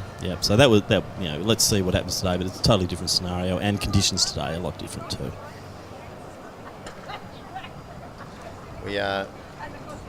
You can see on the screen that it is our wheelchair 1500. It's not far away. There's just a few. So once again, the medal presentations for the 15s will be down at the finish line, which it's working well, Nick, this weekend. Just grab them once they've finished and keep them there. It's a great spot to have those presentations. Yeah, it's up close to the friends and family as well. They can get out and take some good shots. Again, I think the most important thing is that we're not holding athletes too long. No, that's probably the priority. Exactly. What else catches your eye today? What about the women's 1500? Yeah, that's going to be an interesting affair too. Rule obviously is the informed athlete, but this could be a strategic race which might set it up for some of those with a little bit more toe, a little bit more speed. So we will just see how it kicks down. And the one I know you guys have given him a fair run on the podcast, but Will Lewis, the under 21, probably. Yeah. One. Can he? He's not going to be looking to run a fast race, so it's going to be about winning a title. Yeah, but he's got the 800 metre speed too, Nick. So that plays into his hands quite nicely. So I'd be interested to see. Lewis has taken that step up, and I think we will see. I would hope to see a dominant performance from him today, and that's an important thing going through the nationals, being able to know that you go into a final here at the Victorian Champs and have the ability to do what you can and win it. And then that plays into his hands nicely going up to nationals. Well, Rocket Kelly tells me though that Ed Marks is one to watch as well. Yeah, Ed ran a really good race the other night. I don't know much about Marks either, and that's one of the exciting things about coming to a championships and spotting a few new ones coming through. And that was a brave run from Marks. I was very impressed. So he will probably serve it up to Lewis, and it could be quite an interesting affair. But before that, we have plenty of junior races as well. There's always, they're great to call, the juniors, especially those under 14s. That first 100 metres, they could just about make 100 final, some of them. Yeah. It's and we've seen them often at the milers meets burn for it. But some big PBs this season. I think a Victorian distance runner is certainly in good hands again. It certainly is. Things are looking really promising. Big fields. The season pans out well for them. We come to this week or 2 weekends, and we're seeing a lot of those familiar names who've been through the system since about November from the all schools coming through, and then building their way towards the national junior champs. And a real mix of coaches involved and squads involved. It's great, isn't it? It's certainly not dominated. I mean, you've got coaches east, west, north, and some really good peninsular athletes too as well, and a few regional ones in the mix today. Yeah, certainly are. It's a very healthy scene, and I think that lack of domination by any one squad or any one club is a really healthy sign, and it's one of the best things that we've got in this Victorian system. The multiple uniforms you're going to see in each of these finals. It's sensational. So, Nick, we're about ready to go underway. And it is the men's wheelchair 1500 final. It is one starter. It is Australian representative Sam Rizzo. We're going to get a lot of support for him from Ballarat YCW. It's the men's 1500 wheelchair race.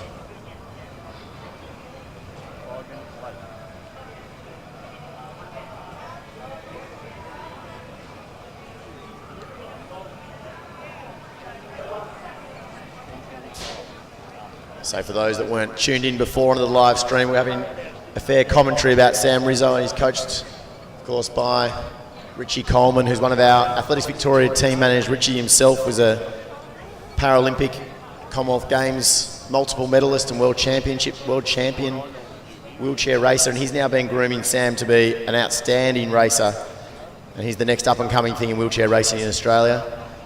We're certainly very deep in women's wheelchair racing in Australia, but Sam is leading the charge for the next generation of men. And I think we'll cross down now to Ross Cunningham for the next medal presentation as Sam goes through his first 300.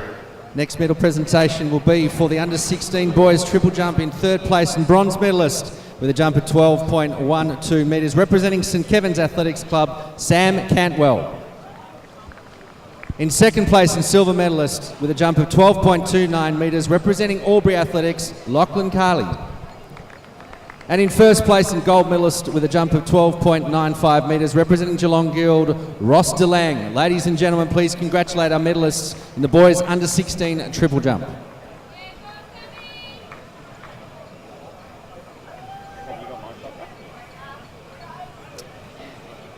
Thank you, Glenn. We just see Sam coming around, coming down to get 2 laps to go. Opening lap usually the slowest because he needs to get moving in that first 100. And then as we see, as they build momentum, these lap speeds just get quicker and quicker. So looking great in that the red helmet, the red uniform of Ballarat YCW. Very proud of that. 2 laps to go, Sam Rizzo.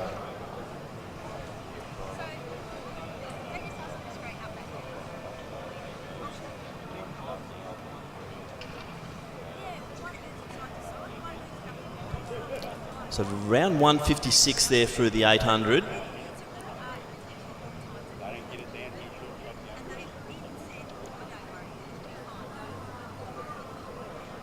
So we're looking at hopefully a sub 340 time here for Rizzo.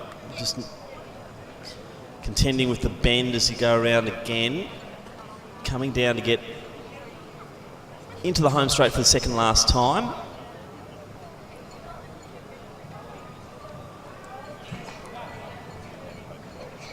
So he's really getting the speed up now. So let's get behind Sam Rizzo. He's coming down to get the belt. Time check 2:42, so I think we're going to see a sub 340 here.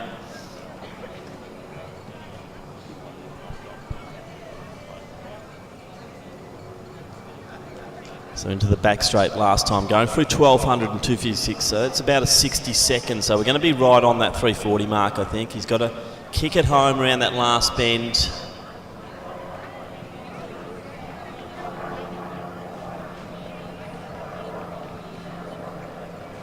$200 to go for Rizzo. Conditions not ideal here. The wind is blustery and air temperature quite warm. As you see Rizzo coming down home straight one last time. Goes wide, heads for home. Probably not going to get a 340. It's going to be a little shade over, but that's still a good performance here. Sam Rizzo, let's get behind him as he finishes this. Wheelchair 1500, stopping the clock in 3:43 unofficial.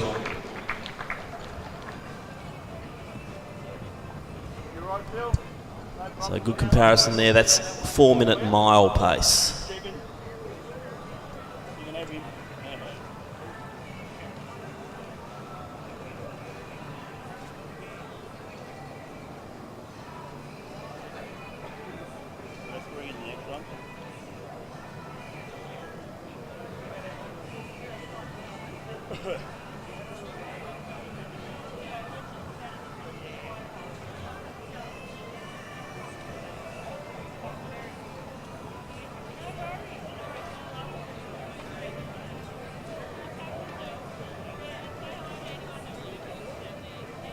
Okay, Kirby, big field of 1. So pretty impressive performance there from Rizzo. Obviously a bit hard doing solo, but next up we've got the men's and women's ambulant 1500 metre final.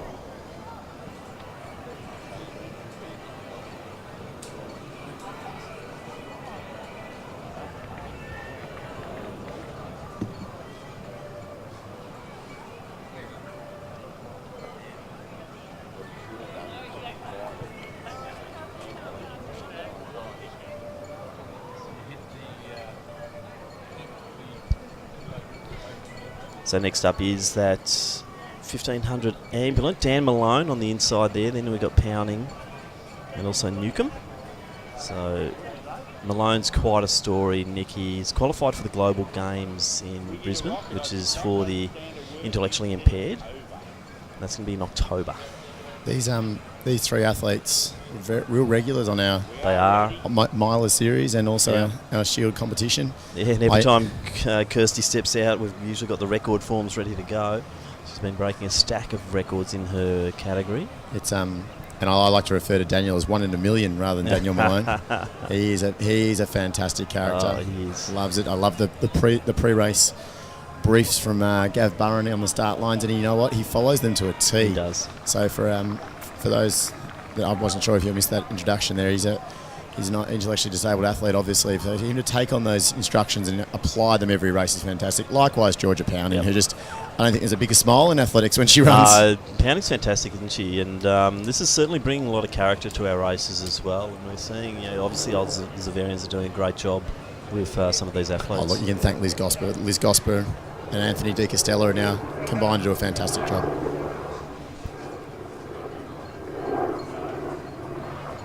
So next event on the track is the para event for the 1500 metres. For the men, we have one competitor, and it is from Knox Athletic Club, Daniel Malone. In our women's event, two competitors. In the TF20s, we have Georgia Pounding from Oldsavarians and TF38 from Athletics Chilwell, Kirsty Newcomb.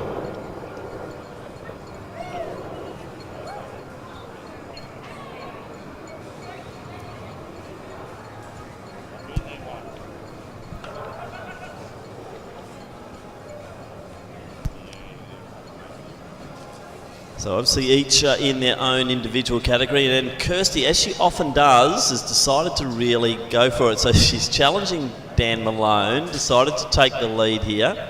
Doesn't mind charging out early, Nick Walls. She likes a fast start.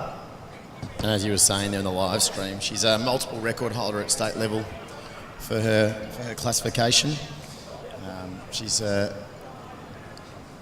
infamously out there always in those sunglasses, and she's decided to push Daniel Malone out to lane 2. Yeah, now Dan's just eased past. He ran a sub 2:10 800 at Milers Club at Melbourne Uni, and that's qualified him for the Global Games for the intellectually impaired in Brisbane later this year in October. And I'd say they'll be going for multiple qualifiers too, Nick. Yeah, look, and Newcomb, for those who are watching, is a T38 athlete, so it's different types of muscular dysfunction. T38, so cerebral palsy often is one of those. And Georgia Pounding is an F20 athlete, a T20 athlete. Works with Liz Gosper and Anthony De Castella. Oldsavarians have done a good job in working with that group of inclusive sports training. We've seen a few this weekend debut, as well as Georgia, who's an absolute regular at these championships. Yeah, it's fantastic to see, and a great addition to the championship program. So we'll just go down now to presentations with Ross Cunningham. Thanks, Tim. Presentation now for the women's under-20 discus throw. Receiving the bronze medal, the throw of 39 metres 87 from Doncaster Athletic Club, Steph Ratcliffe. And receiving the silver medal with a throw of 44 metres 97 from South Bendigo, Emma Berg. And our gold medalist with a throw of 45 metres 45 from Collingwood Harriers, Isabella Simonelli. Big well done to Isabella, to Emma and Steph, and the women's under-20 discus throw.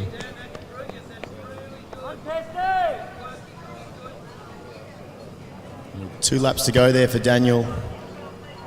Delaney went through, I think it was just on 2 minutes, or 2:10 it was in fact. Yeah, so let's get the split here It's actually really steady pacing here. He's around 72 seconds, which is 4:30 pace for the 1500.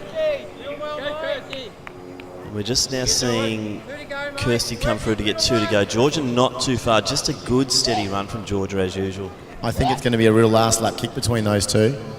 Georgia Pounding does wind up really well. She's a regular in the cross-country meets as well, and also road racing, so she's a strong athlete. See, Kirsty does do the full range of events from some of the shorter distance up, so Pounding probably the longer of the two from an endurance capacity, but they're going to probably join each other now here with 700 metres to go. So let's get behind Daniel now. He's coming through. He'll get the bell. Still holding good form, Nick. He's looking really impressive down this home straight. He's in really good shape, as you said, preparing for those games in Brisbane in the middle of the year. But let's get behind Daniel as he gets the bell. 1 lap to go, and he goes through in 3 minutes 20. Get behind him, he gives the crowd a wave.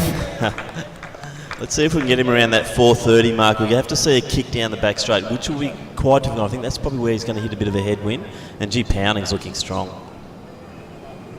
She is. Kirsty Newcomb went out quite quick. Pounding has now gathered her in. Daniel Malone, he's opening up the stride down the back straight. The wind has settled a little bit for this 1500, thankfully, but it's certainly very hot out there. Just drifting off the 4:30 pacing, but he's still going to come in with a pretty good performance here as Pounding comes in to face the bell as well. So once again, just solid performance, well paced here, well judged, Georgia Pounding. So with 150 to go though, Daniel Malone looking to go, I think it'll be about that low 430s. He won't quite nudge under 430s. He hits the home straight at 4:15, 4:30 mid probably looks like it's what it's going to be. But let's get behind him, ladies and gentlemen, in the stadium. Daniel Malone, he's had to do all the hard work by himself out in front.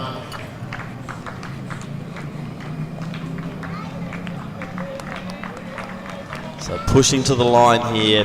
Great run from Malone. 4:30 now, so we're going to get him under the 4:40 mark. So great performance. So Malone takes it. 4:37 unofficial.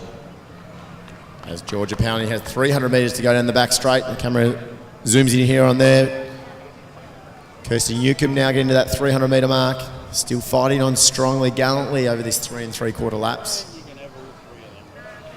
Again, these two ladies won't be judged yet first and second across the line. They will be ranked according to their classifications. So very important the times of both Georgia and Kirsty as they race through the line. Kirsty, in fact, from where she is as a 38, could still beat Georgia as a T20 athlete. So once again, our presentations for these track events will be down trackside near the start-finish line. Not on the infield. So Georgia Pounding coming through. Very strong finish, Nick. Yeah, look. As we said, Liz Gosper, a coached athlete with that inclusive sports training, running with the Olds Averians. Great partnership they've got going there with Anthony De Castella at Xavier. And next on the line is Kirsty Newcomb. Again, it's great to see the applause still continuing in the crowd as Newcomb will go looking to be just over 6 minutes. She's fought home really hard, and they'll be your 3 finishers in this 1500 metres men and women combined para final.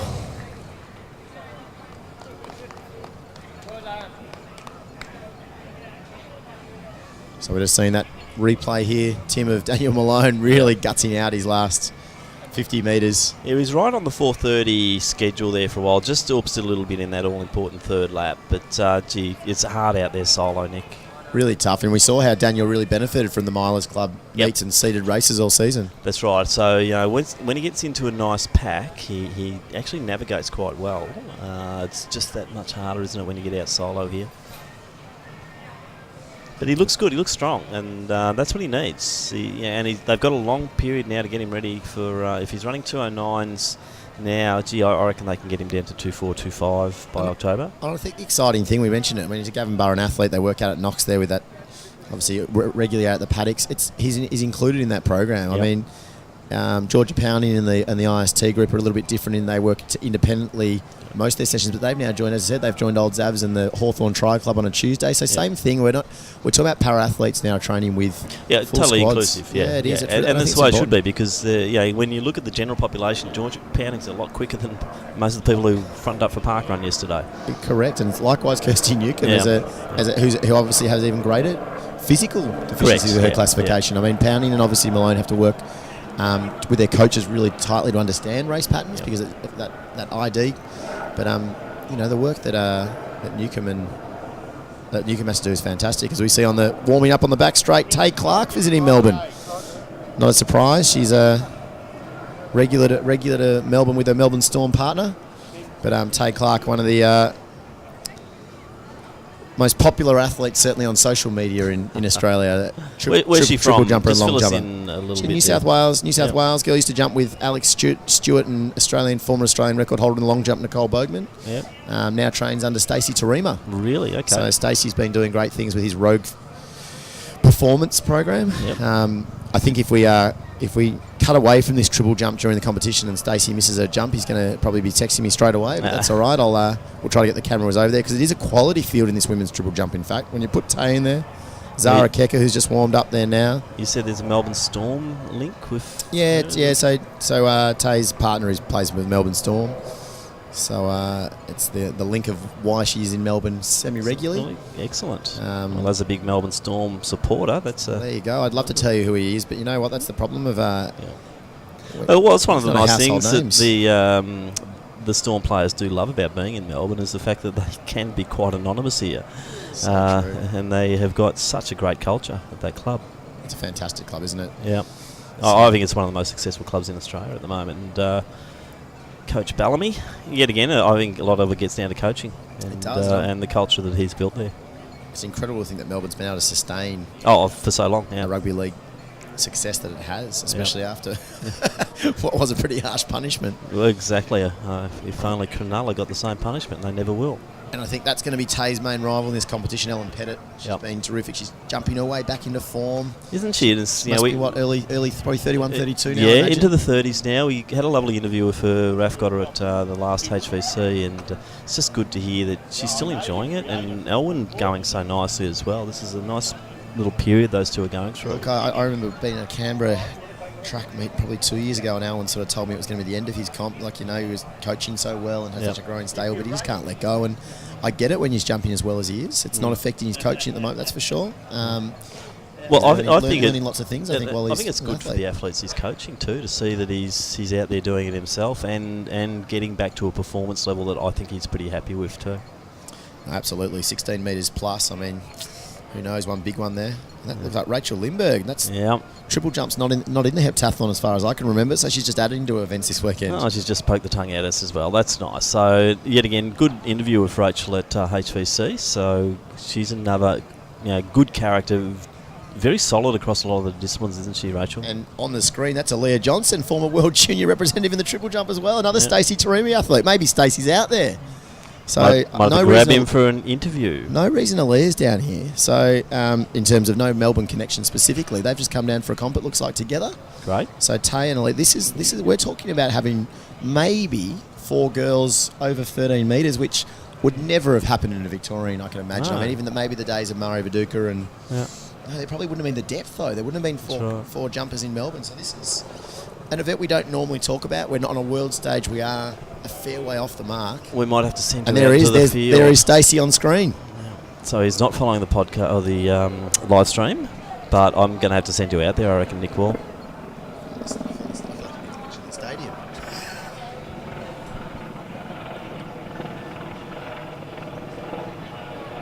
So while there's a short lull here on the track, we've just been on the live stream having a look at ladies warm up in the triple jump. Triple jump, women's triple jump, particularly in Australia, is not an event that we've seen a lot of, but when you know Stacey Tarima's in Melbourne with 2 of his star athletes, you know it's going to be a big day of triple jumping. Stacey, maybe you can give us a wave over there in the back straight, wearing that white cap and black Altus t-shirt, but he's got Aaliyah Johnson down here today and also Tay Clark, 2 of Australia's 13-metre jumpers who are going to give a really big challenge today to Ellen Pettit, who's been doing great things. So this is probably the best comp I can recollect in a long time here, in fact, in Melbourne for women's triple jump. 13 metres plus is what they're going to be looking at.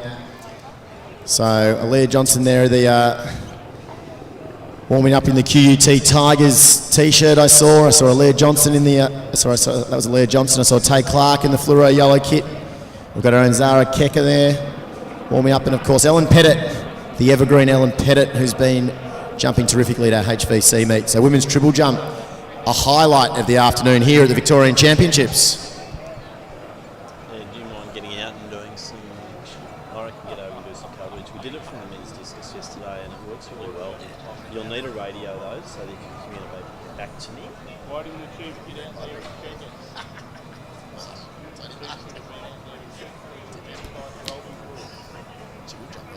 No, if they saw they got water in the box, the whole box.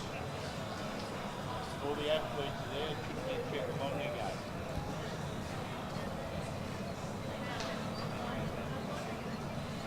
The athletes are out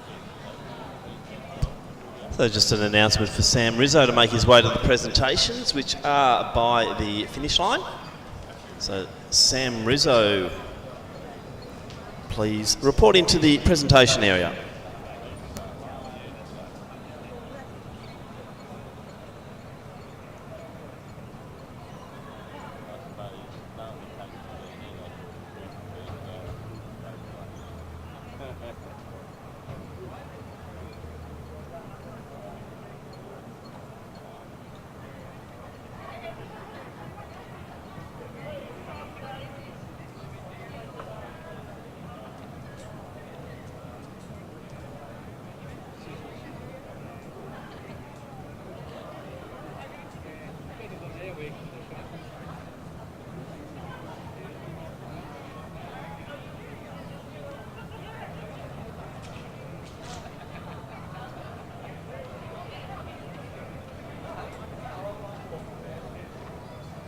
All under control, Phil?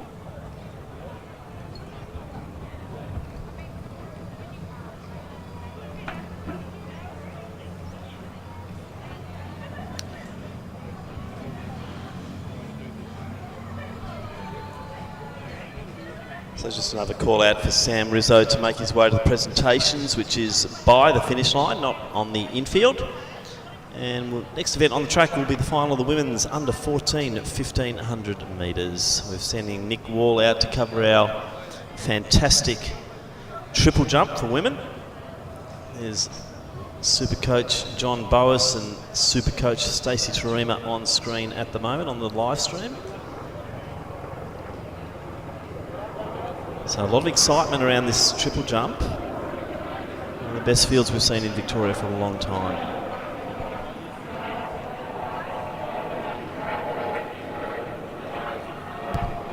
So you can just see Owen Jones talking to Alan as well.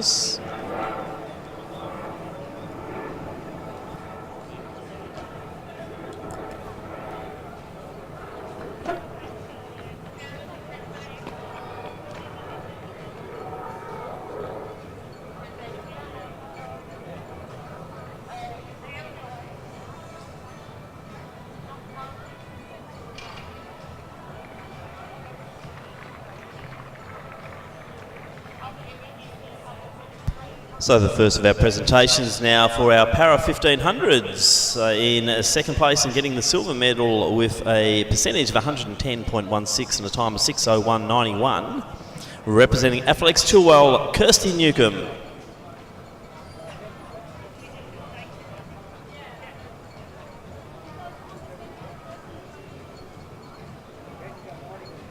And our gold medalists with a percentage of 129.66 with a time of 5:41.53 from Old Zavarians, Georgia Pounding.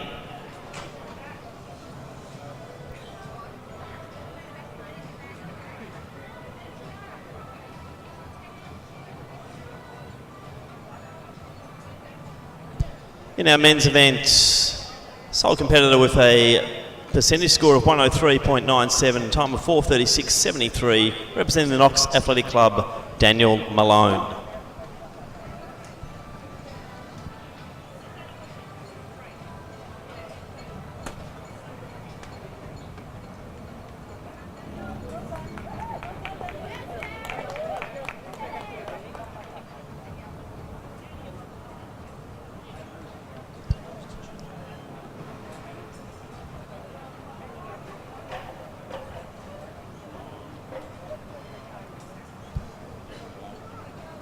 And our final presentation here was in the wheelchair event with a percentage score of 129.66 and a time of 3:42.82.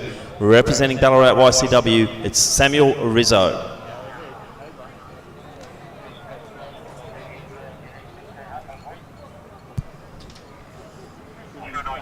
So if we cast our eyes across the track, we'll see the girls are in place now for the first of our 1500 metre finals for the able-bodied, and we have 11 starters in the under-14 competition.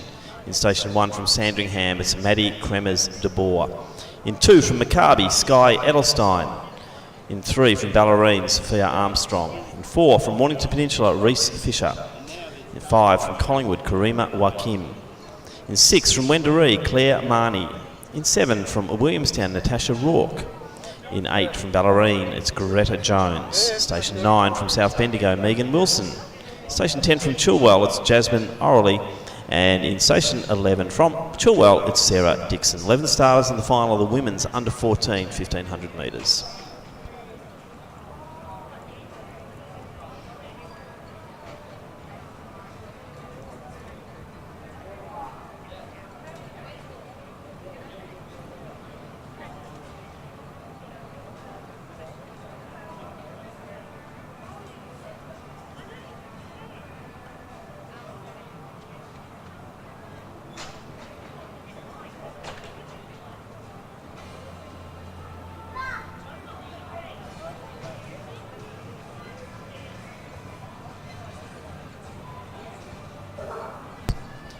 So underway now in this 1500, but we will throw back down and do the presentation now for Sam Rizzo. I think they are now in order.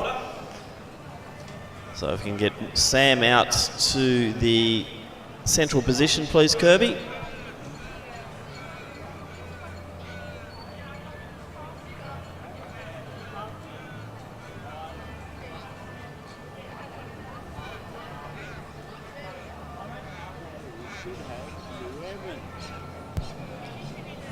So the gold medalist in the wheelchair event with a percentage score of 129.66 and a time of 3:42.82. Representing Ballarat YCW, it's Samuel Rizzo. So in the 1500, looks like Rourke is up there early. I'd say that might be Orley as well. It is Jasmine Orley. So the pace not really on. Kremers-de Boer also around 60 seconds through the first 300. So we're on about 5-minute pace early on, so the pace isn't on. No one really wants to take it. Relatively tough conditions here for 1500, so we're going to see some true championship racing. Claire Marnie making a bit of a move around the outside and about 81 through the 400, so that is 5-minute pace thereabouts. And Marnie's the one who's decided to just take it up a notch. Marnie, O'Reilly, Rourke, Kremers-de Boer in that order.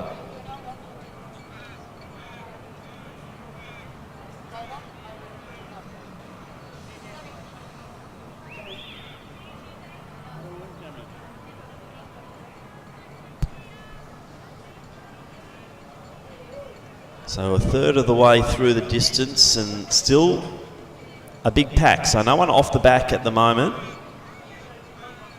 They're all in it, and I think we're going to see some action over the probably last 500 metres is where it might start to happen.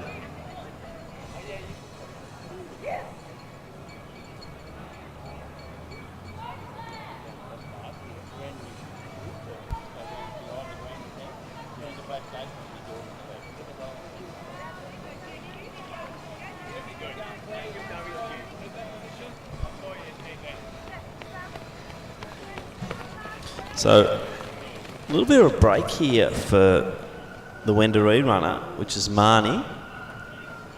Got a great gap of about 8 metres over Rourke. Seeing a couple of the Ballerine girls starting to make their way through. That includes Sophia Armstrong. Also Greta Jones was starting to make a move, but gee, Marnie seems to be stretching that lead.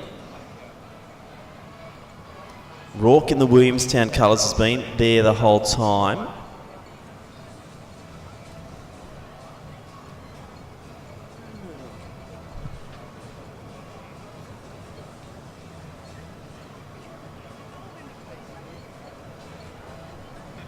And it looks like it might be Joaquim from Collingwood also moving into that second pack, which is essentially now the chase pack, with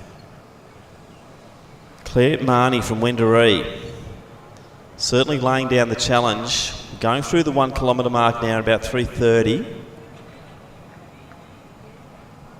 So she'll come down to get 1 lap to go.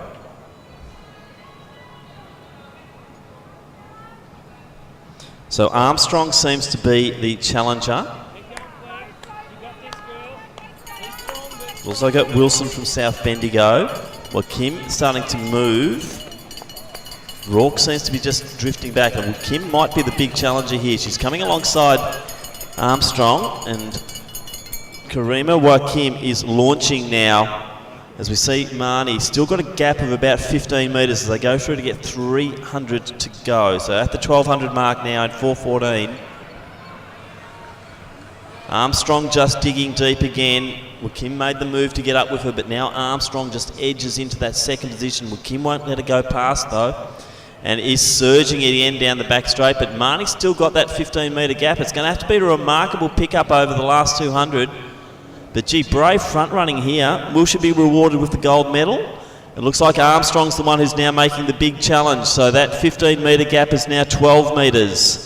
It's now probably 10 metres. Marnie just having a poke around the shoulder, but I think it might be the challengers who are going to rain down from the top here. Joaquim and also Armstrong, they're with her now. So Joaquim leads into the home straight.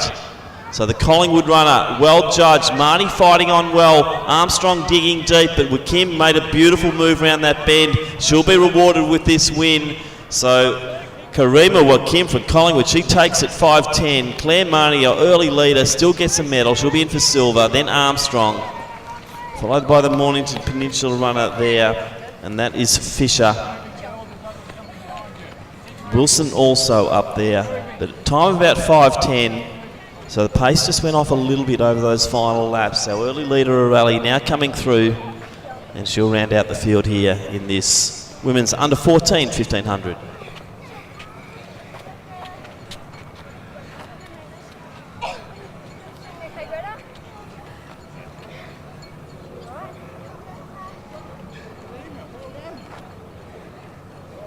Okay, leagues 5, 6 and 3 over to presentation. Thank you.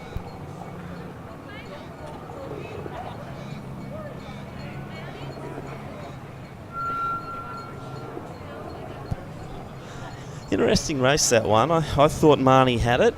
Looked strong going into that last lap, but Armstrong and Joaquim both had each other pushing down that back straight. And they got the momentum going, and it really was an impressive last lap. And gee, that move from Joaquim around the final bend, that was the decisive move. Straight past Marnie, she couldn't do much about it. And Armstrong just ran out of legs, so good running there in this women's under 14s. Yes, Mr. Williams. Only if Collingwood can have another one.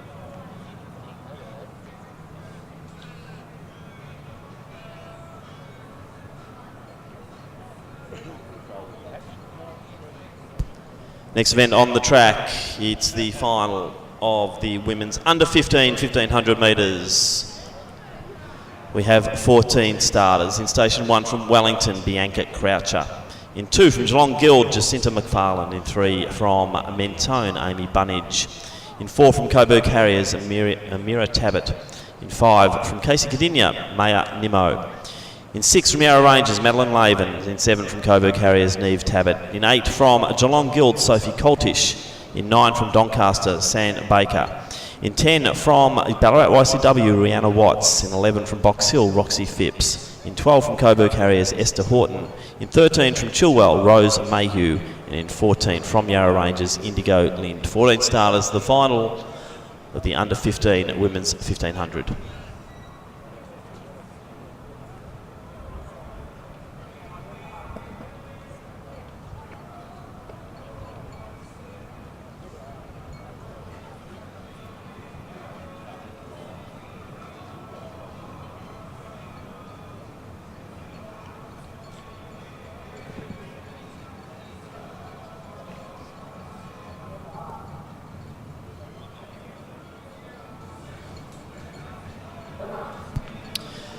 So away now, big field of 14 in this under 1500 metres. We'll throw down now to Ross Cunningham with a presentation.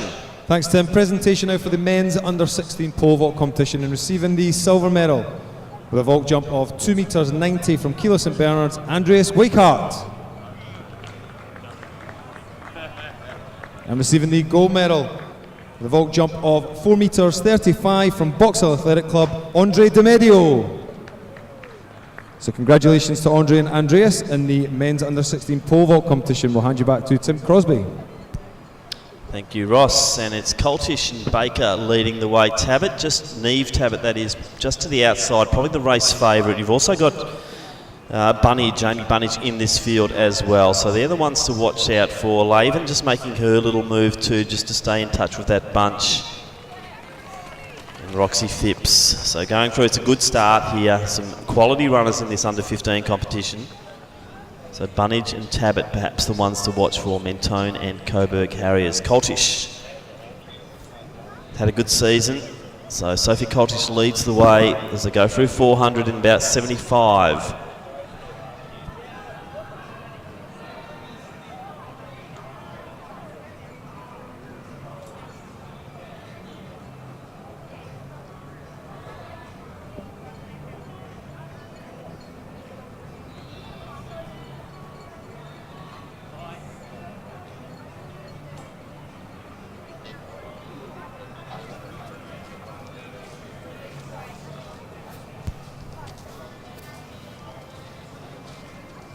So no real change. Bunch of probably about 8, I believe. So a little bit of cat and mouse at the moment. They're happy for Coltish to just keep the lead here. A few going very wide. Tabbert now eases away through. Let's watch and see what Bunnage does. Just goes side by side. So there are 2 favourites running 1-2 at the moment. Indigo Lind also there. Laven there. Amira Tabbert still in the bunch. Croucher just at the tail end of that lead bunch at the moment. As we see Bunnage with Tabbert just sitting to the outside of her. Coltish still in that 3rd position. And they're going through in 2:37 at the 800. So relatively sedate pacing here. This will be a kick down with Bunnage now starting to make the move down that back straight and stretch that pack out. So Tabbert happy just to sit in the slipstream at the moment. Gusty winds out here this morning at Lakeside Stadium. Warm conditions. And we're seeing the leaders now starting to just get that little break with Laven in the next position.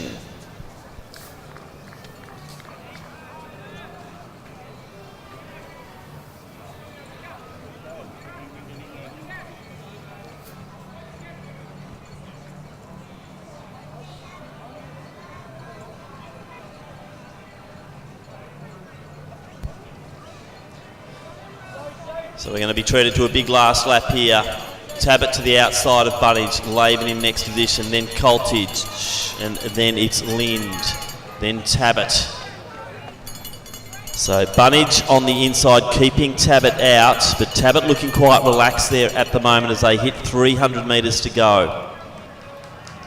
So it is on for 1 and 2. I can't see anyone spoiling that party, and Tabbert now starts to ease in front. Bunnage just settling to the back, but Tabbert has really launched here. So 200 out, Neve Tabbert showed a style at the Milers Club where she won the B race in 4:58. And it looks like Neve Tabbert's just going to clear away with this win. So Neve Tabbert, Amy Bunnage, Madeline Laven in that order. Coltish. She could come into medal contention as well, as we see Tabbert now into the home straight. Bunnage battling on nicely, but she just got too much to do there. And Tabbert will go on to take this championship. Great battle here between Laven and Coltish. So 4:44 unofficial.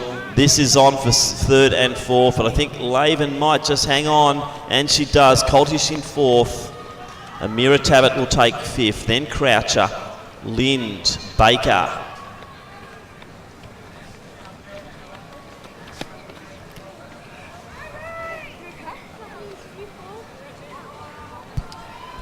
So probably ran as expected with that one. Tabbert just biding her time. Nice kick down over the last lap. And just putting the distance on Bunnage, who couldn't respond when the kick down came.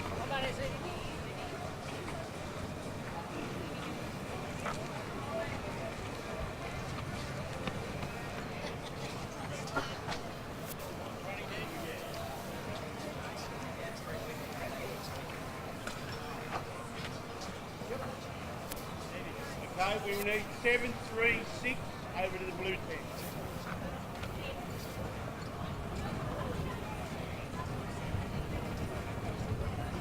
Excuse me, behind the fence, please. Back under there. And out of that area, thank you. So next presentation is for the women's under 14 1500 metres. In third place in a time of 5:12.18, representing Ballerine Sophia Armstrong.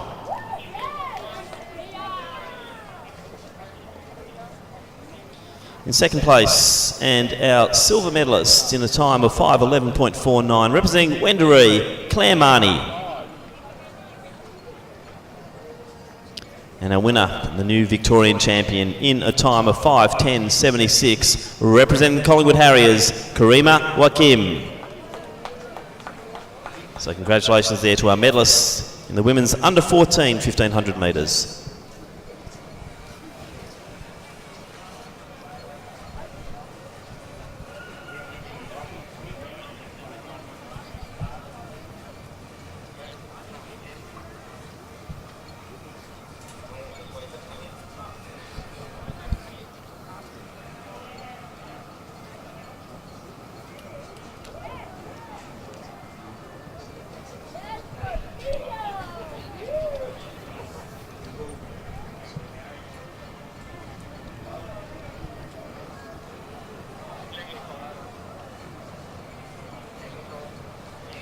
So on the line now for the women's 1500, as we see, could be Limburg lining up here in the triple jump multi-eventer. And hopefully we'll get some commentary from Nick Wall during the progress of this triple jump competition, which we are pretty excited about.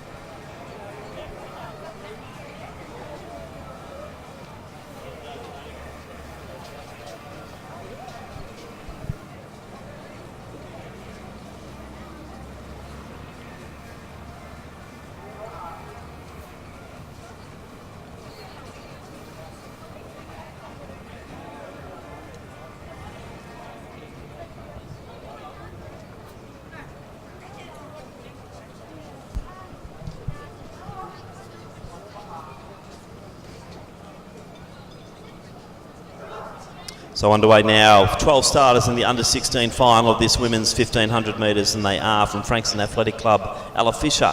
From Yarra Rangers, Jemima Wilson. Representing Williamstown, Monique Goldsworthy. From Frankston, Jamie Lou Code. Representing Box Hill, Ruby Marr. From Yarra Rangers, Mia Strudley. From Sandringham, Matilda Strugnall. Sophie Stokes from Ringwood. From Williamstown, Lucinda Rourke. Also from Williamstown, May Reid Spark. Representing Chilwell, it's Megan Dixon and Brianna Kroll from Box Hill. They're 12 starters in this women's 1500. And it looks like that might be potentially Code has gone out.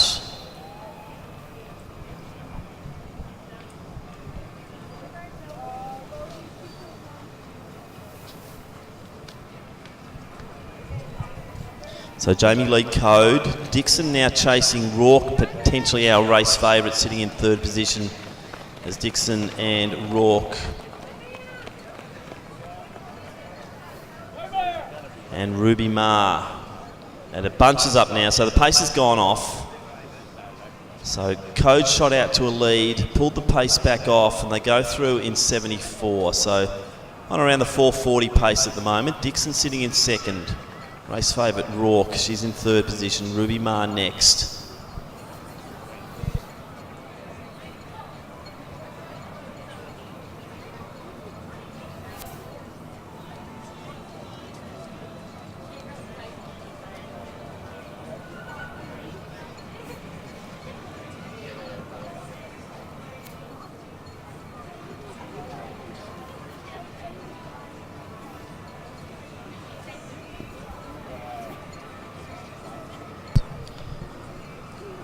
So we'll now throw to the next of our presentations, which is the women's under 15 1500 metres. In third place, the bronze medalist with a time of 4:51.99, representing Yarra Rangers, Madeline Laven. In second place, our silver medalist in a time of 4:45.69, Amy Bunnage from Mentone. And the gold medalist, a new Victorian champion, in a time of 4:44.18, representing Coburg Harriers, Neve Tabbett. So congratulations to our medalists there in the women's under 15 1500 metres. So around 2:37, and we're seeing Rourke now taking the lead in this under 16 competition. So a decisive move. The only one to go with her now is Dixon. So it's Rourke, Dixon, Code, then Ma.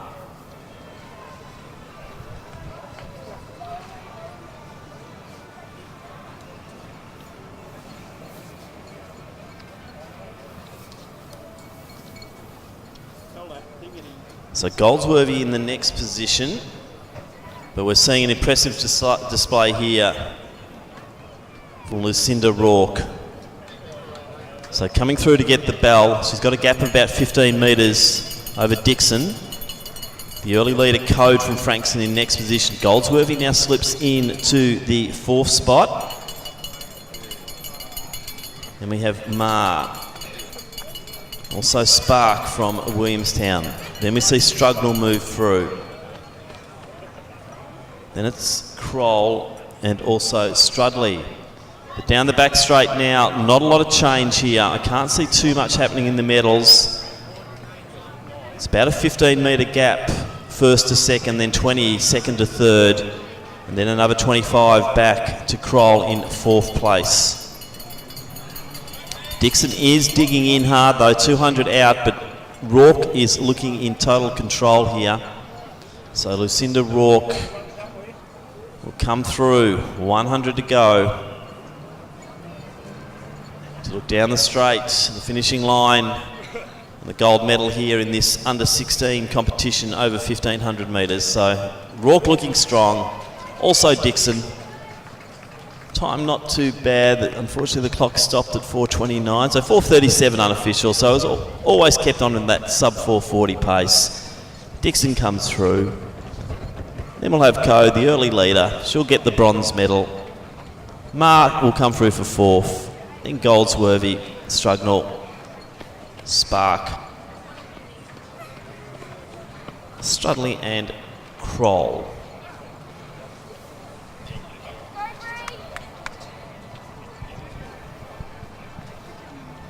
So probably went as expected with that one. With Jamie Lou Code likes a fast start, but then found herself too far out in front and just eased off the pace. Rourke sat beautifully, didn't panic at all.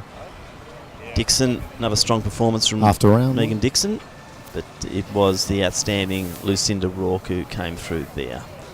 Now looking over at our triple jump, I might get Nick to come in and give us a little bit of an update. So after round one of this triple jump, some fouls early, but Ellen Pettit's our leader at 12.97. 12.63 is Aaliyah Johnson we were talking about before, 12.63. It's the first time in Australia, I believe, we had 5 jumpers over 13 metres in the one competition. It's the first time in Australian history. And remember, talking back to Dr. John Boas here about the quality of the field. So 12.97 Ellen Pettit, Aaliyah Johnson 12.63. Megan O'Reilly's jumped 12.53 so far, and Rachel Lindbergh at 12.21. On the runway now is Zara Keka. Zeka on the of Athletics Essendon. So Zara Keka on the runway at the moment. We have and just runs 3 of our top 10 and 5 of our top 14 all-time Australians in this field in Victoria.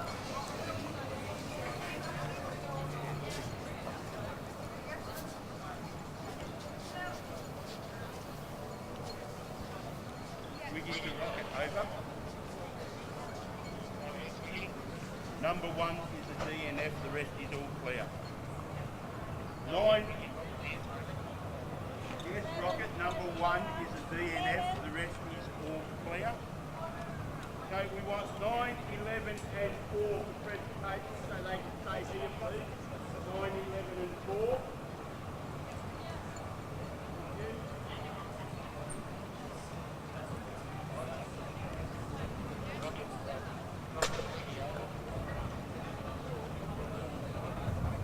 Go ahead.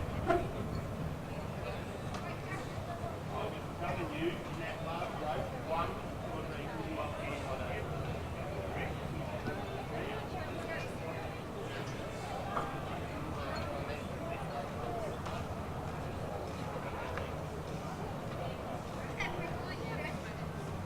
They're due at 11:15, start the race.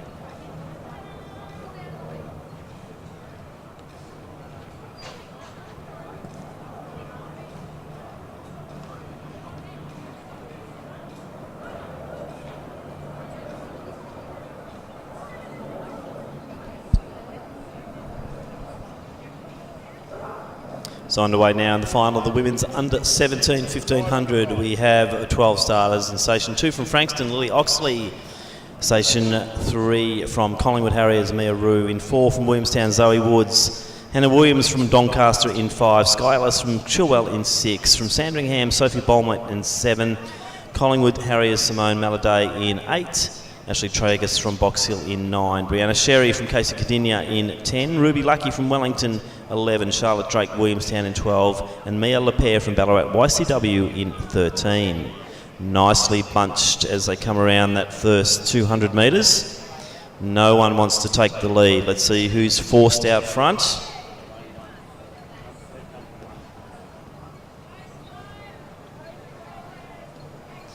And it's Ashley Tragus just controlling it. Woods to the inside of her. The tall figure of Bolmat sitting in third. Then it is bunched. So about 59 seconds going through the 300. They're on 5-minute pace.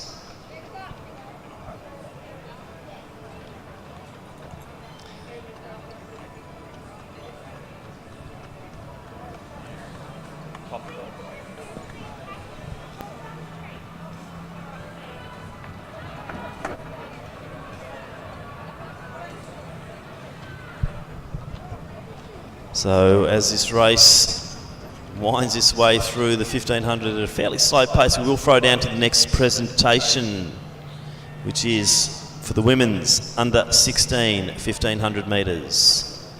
And in third place, in a time of 4:45.53, representing the Frankston Athletic Club, it's Jamie Lee Code. Our silver medalist in second place with a time of 4:40.12, representing Athletics Chilwell, Megan Dixon. And our Victorian champion in a time of 4:37.24, representing Williamstown, Lucinda Rourke.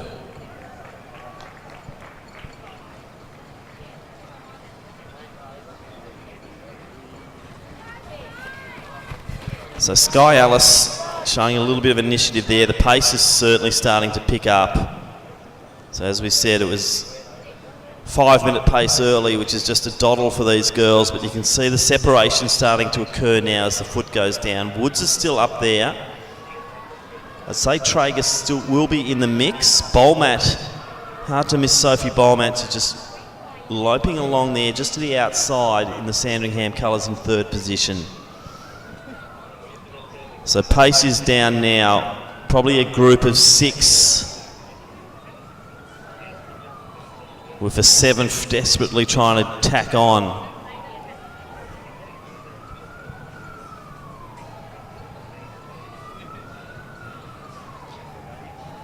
So Tragus and Woods still up there.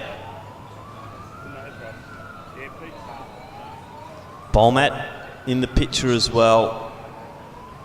On the inside, it's Rue. She's got good 800 metre speed, so you want to try and drop Rue before you get to that last lap. It's what they're approaching now, and that move is on.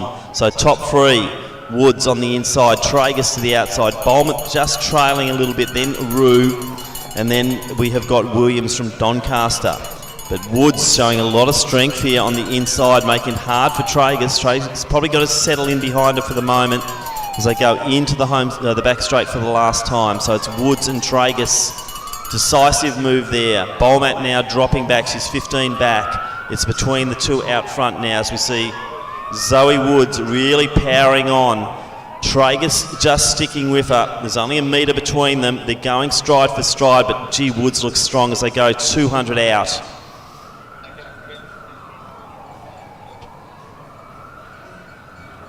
So Traegus now starting to make a bit of a move. Woods still in control in front though as they hit the home straight. It's going to be the power. Traegus not going to the outer lanes, which is a sign that she just doesn't think she's got the goods here. So Zoe Woods is going to take this one. Strong running. Well done by Traegus. Took the early lead, but Zoe Woods going to have a Williamstown double here for the 16s and 17s. She takes that nicely. Great running Traegus. Bit of a challenge here between Rue and Bolmat. Oh, that's close. I think Rue might have just out-dipped Bolmat there for the minor medal. Just rejoined here in commentary by Nick Wall. How's it going over in the triple, Nick? Ellen Pettit was the only one. She was the closest, that 13-metre mark. We just had a look at the all-time ranking list and we're having a good chat to John Boas down there. We think it could be the best triple jump comp potentially ever in Australia for women. That's how deep the field is. You've got Megan O'Reilly jumping very well also. Ellen Pettit. Lindbergh's on the runway at the moment. And Rachel Lindbergh could be the surprise packet. Tony Marsh tells me big things today. 13 plus could be on offer. So you could add a sixth girl over the 13-metre mark. Have you ever believed Tony Marsh though? True. But it is absolute quality. But field. how is Lindbergh going? Seriously, No, she jumped 12.20 round one. She was the first jumper actually in the competition to get a mark out on the board. There were the first 7 jumps were fouls. Yeah. Tay Clark's got some work to do. She's had 2 fouls and then 1 jump to go to make it through for the final round. Conditions out there, Nick? What's it like? It's unfortunately a bit of cross, so that's why we are fouling a lot. The wind is fluky, but it's a cross breeze coming mostly from their right shoulder across themselves. But as I said, we had 7 fouls in the first round. Rachel was the first on the board. Ellen leads. Ellen Pettit leads at 12.97. But as I said, we've got 5 girls who have jumped over 13 metres previously, and they look in good shape. Some of those girls look in really good shape. We said Megan O'Reilly and the one I haven't mentioned at all, Tiara Exum. That's the one that I keep forgetting. Tiara Exum's in that field. So it is stacked. Alwyn obviously coaches both Tiara and Ellen.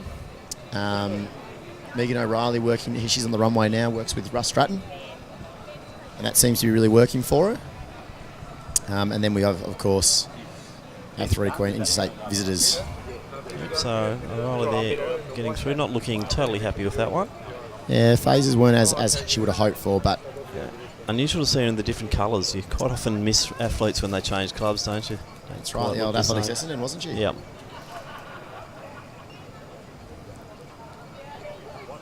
Looks like they are doing the measure though, so legal jump. Really great work from Lockie Runner there. We're going to get Lockie to give us some updates of some score sheets shortly. He's going to message through some results from down there. It is a bit hard to work at the moment remotely. The wind is picking up and Radio Land was a little bit tough work. Yep.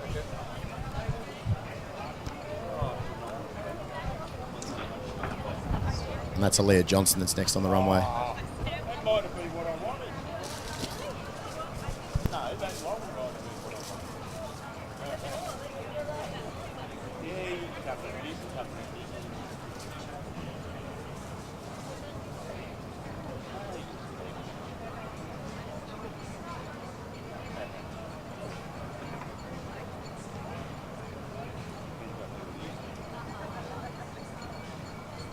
Looks like potentially a 3rd round foul. It is. So 3rd round foul for Aaliyah. Actually 2nd round foul that is, I believe. Ellen Pettit next on the runway. Well, no, we are getting a measure there. Go ahead, Ava.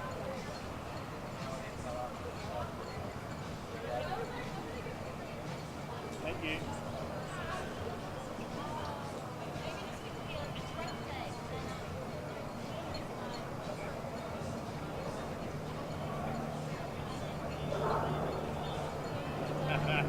What have you done? So underway now. Underway now in the final of the women's under 18 1500 metres. We have 12 starters from Nunawading, Mia Ward in 1, Geelong Guilds Olivia Richardson in 2, Western Athletics Ebony Donamaid in 3, in 4 Alyssa Ramsdale Doncaster, Rachel Jennings from Wellington in 5, Alice Stiles from Geelong Guild in 6, Genevieve O'Brien Glen Huntley 7, Georgia Laven Yarra Rangers in 8, Isabel Collins from Sandringham in 9, Remy Gibbs Frankston 10, Freya Dess Geelong Guild 11, and Bianca Puglisi from Essendon in 12.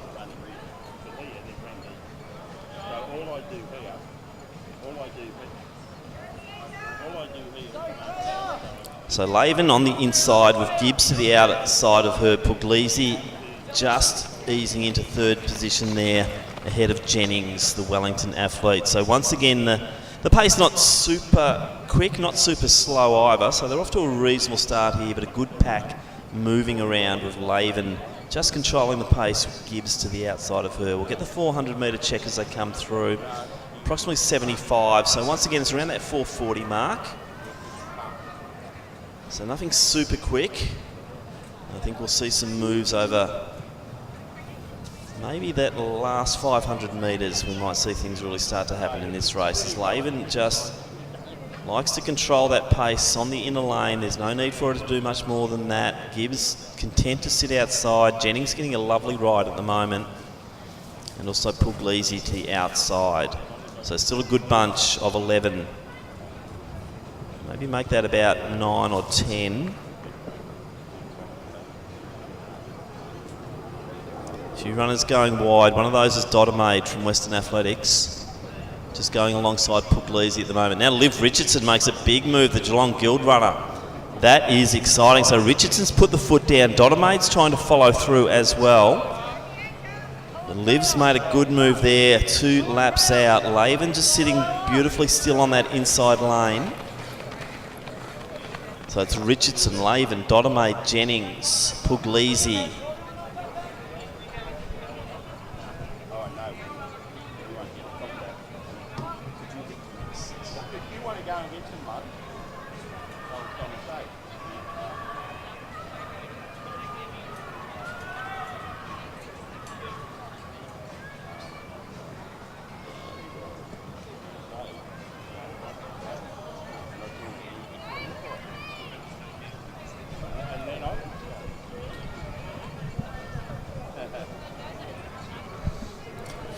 Next medal presentation is the women's 1500 under 17.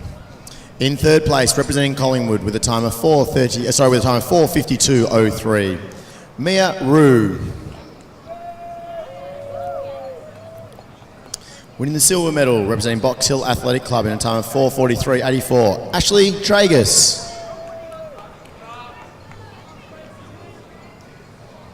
And our gold medalist from Williamstown with a time of 4:42.8, Zoe Woods.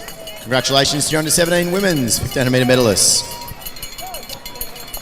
Thank you, Nick. And action back on this 1500 metres, and it's quite a lot happening. Laven, the early leader, now the only contender there is Jennings, and she comes alongside. This is the most exciting point now as they come through, 300 to go, and Jennings makes her move, and decisive it is. So it's Jennings, Laven not dropped yet, gap then to Puglisi, then we have Richardson. Gap then back to Donamaid, and also that is the Sandringham runner in Collins. So 200 out, and Jennings has gone for home. Laven's got the work to do now to get back onto her. Did a lot of the early leading. Jennings just sitting back second, third, fourth in the pack most of the way. But Jennings make a beautiful move, about 300 out, Nick, and she's looking very strong coming into the home straight. Laven digging deep. It's going to be a really tight finish here, Tim. It is. Jennings, of course, in those famous Wellington colours. Laven, though, who's seen this name on many podiums here at Victorian Junior Championships, 10 metres back, but I don't think she can get her. Jennings is holding strong. Laven's bobbing along. Puglisi's probably the one that's made the biggest move, but she won't be able to get to them. So it will be Jennings of Wellington. She'll take victory. Laven second in these hot conditions. Puglisi, and then Richardson, who made that brave move with about a K to go. She'll come through for fourth. Good racing though, Tim. Quality from these girls. Yeah, that was a race in many parts, wasn't it? You know, Richardson made a really nice move. Jennings just kept the momentum going. They weren't, you know, as I said early on, they weren't fast, they weren't slow. They were just ticking along nicely, waiting for things to happen. But really, a great move there from Jennings. It just showed a lot of courage. She went to the outside of Laven, went straight past her and really went for it. Okay, back to the triple. Yeah, and we've Tay Clark, thankfully, after 2,000, has got on the board now in the third round with a 12.47. But not at the moment enough to be in the lead. It's still our 12.97 from Ellen Pettit leading in round 1. Aaliyah Johnson moved out to 12.76 in round 2. Megan O'Reilly's 12.53 from round 1 remains. But as we said, we've now got that 12... But suddenly we've got a mark on the board finally from Tay, so she still remains in it. With Chloe Grenard, actually, the young junior, former junior, 12.59 from Preston.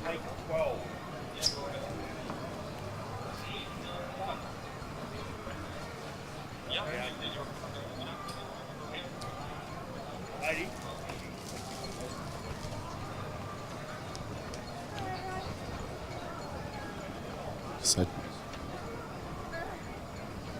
it's great to be covering this triple jump action. One of our Athletics South Australia officials out there on the flag, I notice. Seems to be a few of our interstate officials helping this weekend. We have had a few rock into Melbourne, and hopefully they're enjoying this warm weather. Hot night last night, Nick, wasn't it? Really was warm for them. So you wonder what the sleep patterns have been like for some of these athletes as well. Chloe Grenard, though, the one that I don't think we're too worried. She hasn't had another event this weekend. She's the next on the runway, the Preston athlete. Yeah. 12.59 in round 1, and I tell you what, she just gets better and better in this triple, I think. Who's coaching Chloe? I believe John Boas. Okay. So certainly from the old Preston days, has done a lot of work historically with Jeff of course, Hawkins? Jeff Preston. Yeah. Jeff Preston. Well, he is Jeff Preston. But yeah, Chloe's been around a long time, and just it's great to see her just still ticking along there. Look, no, there's Jeff there to Jeff give Hawkins, some of course, that is. words of advice as well. But yeah, I don't know, like she just been going away about her thing really well. And 12.59, there's nothing wrong with that, is there? No, we'll see. As I said, she's another one that could get herself up to that 13 metres. 12.36, she's just jumped there in the third round. Yep. So consistent. Yeah, really consistent. And who's on the runway? Looks like Kelly Ulf. Yep. Kelly Ulf from the former collegiate athlete. Moved From out the to US, Australia. yeah. Yeah, she's we joked about it a few weeks ago. I did at HVC that she's done a few club hops where she's moved to training venues, but happy now at Collingwood after some time at Nunawading and Box Hill. Experienced a bit of Victorian track club life. Yeah, nothing wrong with that, and that looked pretty decent. Not bad. Off only the 9 metre board, so a little misleading. Red flag up though. A red flag, unfortunately. Greatly appreciate the updates we're getting down there from Lockie, who's on both the camera and the results for us. So he's texting in through as we go. Multi-talented. As we said, this is an event that we certainly didn't want to miss this weekend. We can talk about field events, depth. This is as good as we've had in women's triple who's on jump the in the board? country. Who's on the runway? Tamisha Clark. It's the younger sister of Tay. Okay. So Tamisha's a New South Wales junior. And I'd say she'd probably be maybe bottom age of 20s possibly this year. Maybe an 18 under 18s.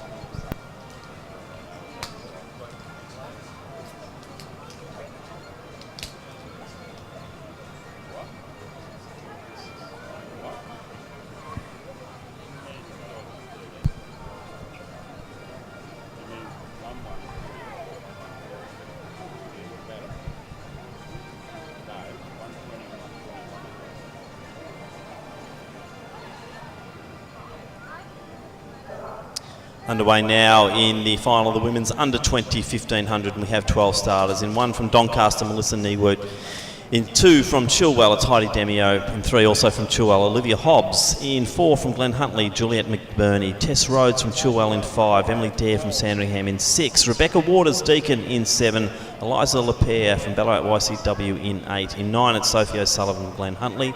Ruby Alley from Essendon in 10, Matisse Lazari Knox in 11, and Meg Oakley-Kerr Sandringham in 12. So Hobbs straight to the lead, her teammate Demio right behind her. Then we've got O'Sullivan, and that looks like it's the Glen Huntley runner there in McBurney.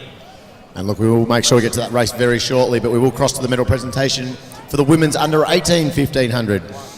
And in third place, winning the bronze medal, representing Athletics Essendon with a time of 4:47.14, Bianca Puglisi.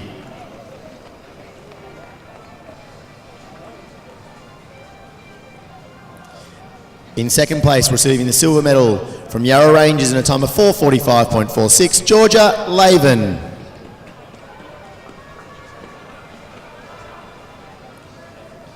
And in first, receiving the gold medal representing Wellington Athletics in 4:43.82, Rachel Jennings.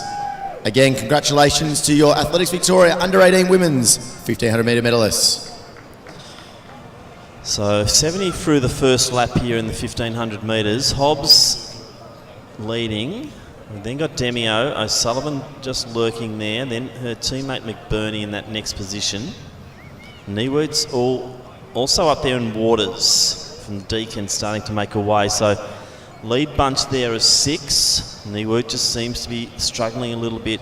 Hobbs, brave running as we'd expect. Yeah, Tim, look, this is the fact that we've now spread this pack pretty quickly. Newalt's really struggling to hold on to make it a pack of 6. We've pretty much blown it down to 4 already. And even O'Sullivan's just given a couple of metres to our 2 Chilwell athletes. Yeah, but I think I can't see any problems with that at the moment. She seems very comfortable there. McBurney just hanging on, a little gap now to Waters. So I think it is a gap, or sorry, a break in 4 now. So 2:22, so pace went off a little bit there on the second lap. I still feel it's a 2 and 2 though, Tim. It is just split a little bit. But of all of these runners, who's got the better 8.4 speed, and that's O'Sullivan. She's just got to hold on through here. We saw her in the 400 last night. But gee, the gap seems to be building, and Demio, we know she's courageous, we know she's gutsy, but hasn't been in top shape at the moment, but she's just towing along with Hobbs at the moment. Isn't it? She's really grinding this. Now Hobbs, though, again, as soon as we called it, Hobbs just put a little gear on there. I think we gave her a bit of a head up, and she made sure I'm not going to let Heidi hang on to my heels here. Yeah, so we're coming down to get 1 1 to go. Saw a great run from Hobbs in the Victorian Mile Champs where she just hung on doggedly. And yeah, looking at the body language here, she looks the strongest of the top 3, doesn't she? McBurney's still going well. Gee, Waters is having a great year, Rebecca Waters. She's holding on nicely. Then Niewood, gap then to Lazari, but I can't see Hobbs being run down from this point, Nick. I know we said O'Sullivan's got the best speed of them, but maybe it's been a bit hard out there in this heat. She rode a race last night at about 9 o'clock, 9:30 in the 400 heats. And it's tough to back up in these sort of conditions. She's going to catch Demio now with 300 to go. Yeah, Hobbs has just wiltering a little bit. Yeah, this still could be on here. With 250 to go, O'Sullivan's going to join not Demio. Over yet. And can they wind up the gutsy run of Hobbs? And Sophie O'Sullivan has found a gear. So O'Sullivan is winding in. She's bringing up that 400 metre pace. And I think she might now just go straight past Hobbs. Can Hobbs respond? She comes alongside her now. Has Hobbs got anything else to give? She has, but it might not be enough now as O'Sullivan goes straight into that inside lane and straight past, and looks like she's going to run away with this one. So Sophie O'Sullivan's going to take the under 20 1500 metres. Gee, you wouldn't have picked that 400 metres ago, Nick. So O'Sullivan's going to be a runaway leader here. Could be 15 metres in it by the end. She'll win it in 4:31 unofficial. Hobbs will take silver. Demio holds on for the bronze. McBurney will settle for 4th. Then we have Waters, Niewood, and then back to Lazari. It took a closing 68-second lap, Tim, from Sophie O'Sullivan to wind them up. That is impressive running from her in these conditions. Yeah, I think it was just instinct, wasn't it? That's what it got down to, that she knows how to run that pace and the body just clicked in, and Hobbs had done so much of the work on a tough day out here and then just paid for it in the last lap, didn't have the closing speed. We go back to that triple jump and Tierra Exum on her 13-metre jumpers. Got a few improvements in this round. Aaliyah Johnson's gone out to 12.68. Rachel Lindbergh out to 12.39. Still nothing over 13 metres, and that's not a magical mark that for Australian women that we're looking for. As we said, with our top tier of women aren't quite there on a world stage at the moment. The Australian record hovers around the World Championship qualifying distance, but these girls here are the next breed. Yeah, well, hopefully strength in numbers, Nick, is what pushes, and we've seen that in other event groups, haven't we? That once you get that sort of critical mass of girls, and in order then to win an Australian Championship, you have to jump long. It can push them. Rivalry makes such a difference. Like It does. The men's long jump since 2000, really, or just before 2000. It really hasn't dropped off from having great head-to-head battles, and that's why it's going so well. I mean, look at the brains trust here. John Bowers, pen and paper, got every jump organised. Jeff Hawkins just making sure that he's happy. Well, is Jeff ever happy, though? Really? Oh, I think when Chloe Grenard jumps like she's been jumping today, he's got a bit of a smile on his face. But John Bowers, that's a man who knows a lot about international jumps competitions. We had a little chat there before, as I said. He couldn't think of a comp that had this much depth. We were talking back to the Mari Viduka and Nicole Maldinas days. They weren't as such a 10-year rivalry head-to-head. Well, we're trying to get in those secrets at the moment here. Good camera work there from Lockie. Oh, John, what are the secrets? The secrets of the doctor. Well, it's good to see some smiles on the face there of the Clark girls. I think after a couple of fouls in the early rounds, they weren't smiling.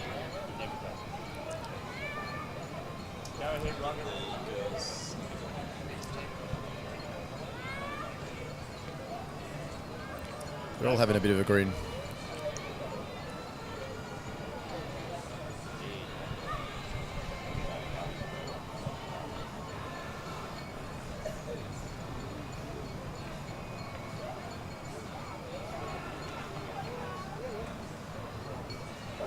So underway now in the final of the men's under 14 1500. We have 6 starters. Bob Silvio from Knox in 1, Jack Bowen St Kevin's in 2, Dylan Ega Duarte from Keolis and Bernards in 3, Archie Hewitt Mornington Peninsula in 4, Archie Keldo from Wendouree in 5, and Tom Forster from St Kevin's in 6.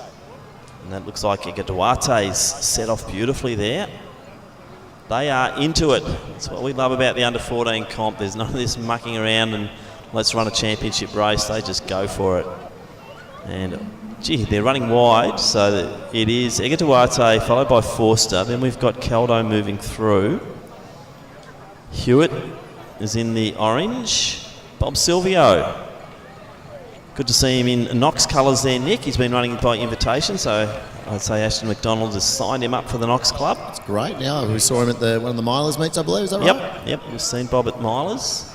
So great to see him in this competition. But Ega Duarte is looking good here. These are young athletes, though, aren't they? They are. So they're going through. Ooh, 66. That's going to hurt. That's going to have a sting in it. Many of these guys were obviously at the regional little A's not long ago. Now backing up here, and there's a real surge on behind them.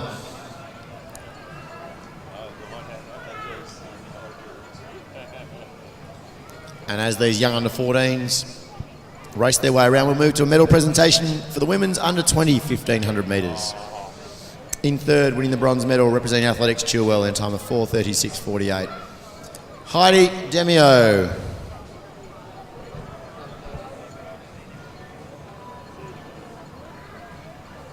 In second position, also representing Athletics Chilwell with a time of 4:34.11, Olivia Hobbs. And taking the gold in first position in time of 4:31.24, representing Glen Huntley Athletic Club, Sophie O'Sullivan. Again, please congratulate your medalists in the under 20 women's 1500 metres. So Dylan Ega Duarte just doing it by feel out there. He opened with a very fast first lap. That's settled down now on the second lap, but he's still got a good lead over Silvio. Hewitt running nicely. Then he's got Keldo. Gap then to the first of St Kevin's runners, which is Bowen, and then Forster. So as we said, a 65-66 opening lap. That's going to hurt a lot of these boys.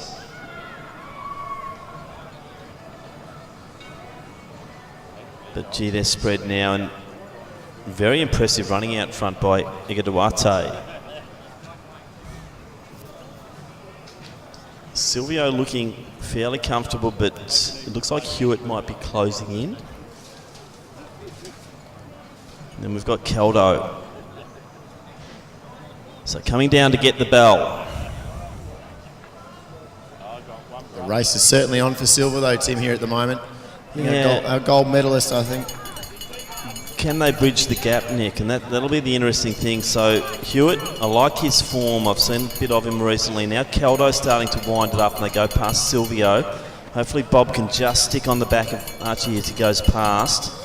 So Dylan's still looking pretty good now as we go into that 300 to go. But as we saw in the last race, a lot can happen over 300 metres. And Hewitt and Caldo, the two Archies, are working together down that back straight. But I think Dylan is just looking too good at the moment, Nick. I agree. I think with a 35 metre lead at 200, it should be enough. The race on for second, though, is in earnest. And the two Archies, as you said, with 200 to go, look like they might be ticking over about that 440 or 430 high mark for this 1500. But out in front, it is all Aquilos and Bernard Jr. there being... Egatuate. It is. Yeah. So very impressive running here, Nick. So led all the way through, put himself out there, and Hewitt now starts to extend the gap on Caldo. He'll take silver, but gee, Dylan Egatuate, what a run here today. Let's see if we can get him right on the 430 mark. Well, I think he might have broken it. That's great. So Hewitt for silver, Caldo will settle for the bronze, and then Bowen's come through nicely. He'll take fourth, Silvio fifth, and Forster in sixth position. It was not dissimilar sort of times to that under 20 women's race. It was run slightly differently, probably a bit more aggressive in the first lap. Yeah, no, it was really impressive by Dylan. He just went for it, didn't he? And a little bit of, horseplay there. Forster was out hard early but couldn't sustain. Then Silvio moved into a good position.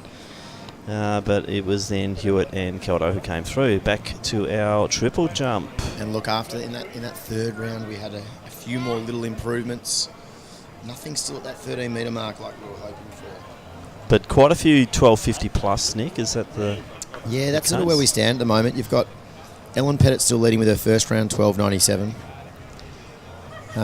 Second in that competition at the moment is Tiara Exon with a 12.77. She desperately needed to get on the board in the last round and did. She got up to 12.77. 12.76 on the centimetre behind is Aaliyah Johnson. And she's had the best series so far. She's gone 12.63, 12.76, 12.68. Rachel Lindbergh now on the runway sits in 7th currently at 12.39. So it shows you the depth of the competition. Our top 8 all sit above 12.22. Chloe Grenard at 12.59 at the moment. So where's Chloe placed at the moment? She's suddenly in 4th position. Great. That's a big performance, isn't it? It is. So Lindbergh running down. And from a Victorian perspective, the competition's really hot. So I know we've got Aaliyah in there, obviously, currently, but the Victorian athletes matching up to some of our interstate Stacey Torima stars.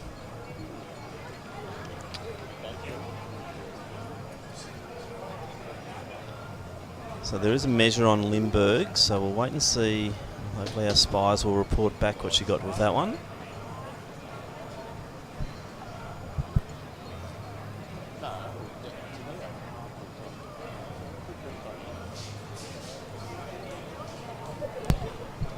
So Rachel just having a chat to Tony Marsh. Yeah, 12.21 for Rachel, so it doesn't improve. But we're now in reverse order, obviously, so we're counting our way down now. So this is Taya, who's currently in 6th. Looking to improve. So Tay would like to really improve on a 12.47. As we said, a 13-metre jumper. Come down to show their best wares this weekend, and we'll see what happens. So looking good on the runway. Had that settling stride, a few out. So the wind is playing a bit of havoc with the run-ups. So the measure goes down, so I'd anticipate the white flag is up.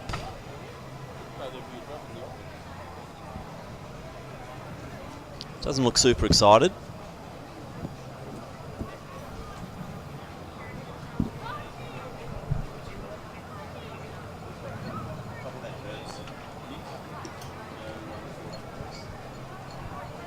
And 12.64 it was there for Tay, 12.64.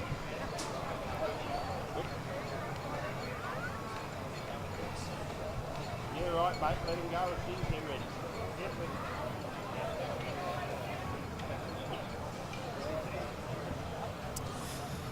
Our next presentation will be for the under 14 boys 1500. In third place, receiving the bronze medal from Wanderee Athletic Club in a time of 4:36.82, Archie Caldo.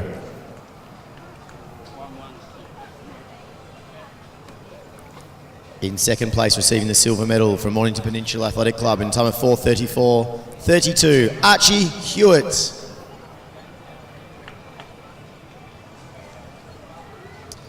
And in first place, receiving the gold medal in a time of 4:29.77 from Keilor St Bernard's, Dylan Egadawate. They are your medalists in the under 14 men's 1500 metres.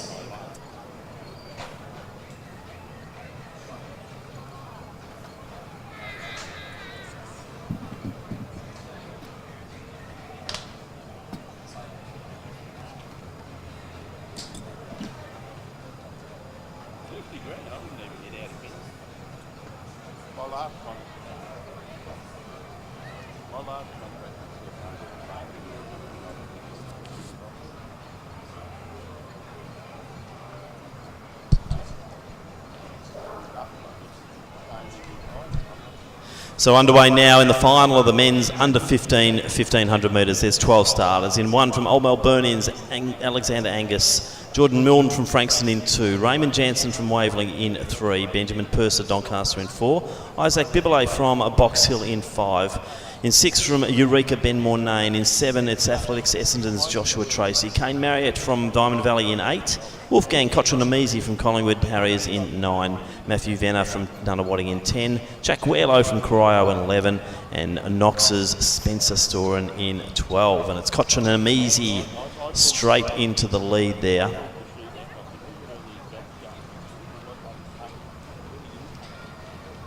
The Essendon runner. That's Joshua Tracy. And you've got Storen in the next position. Venner, we saw him have a good win the other night. He's sitting there in about 5th in the Nunawading colours and moving very nicely. And young Alexander Angus there. Old Melburnian is tucked in quite nicely.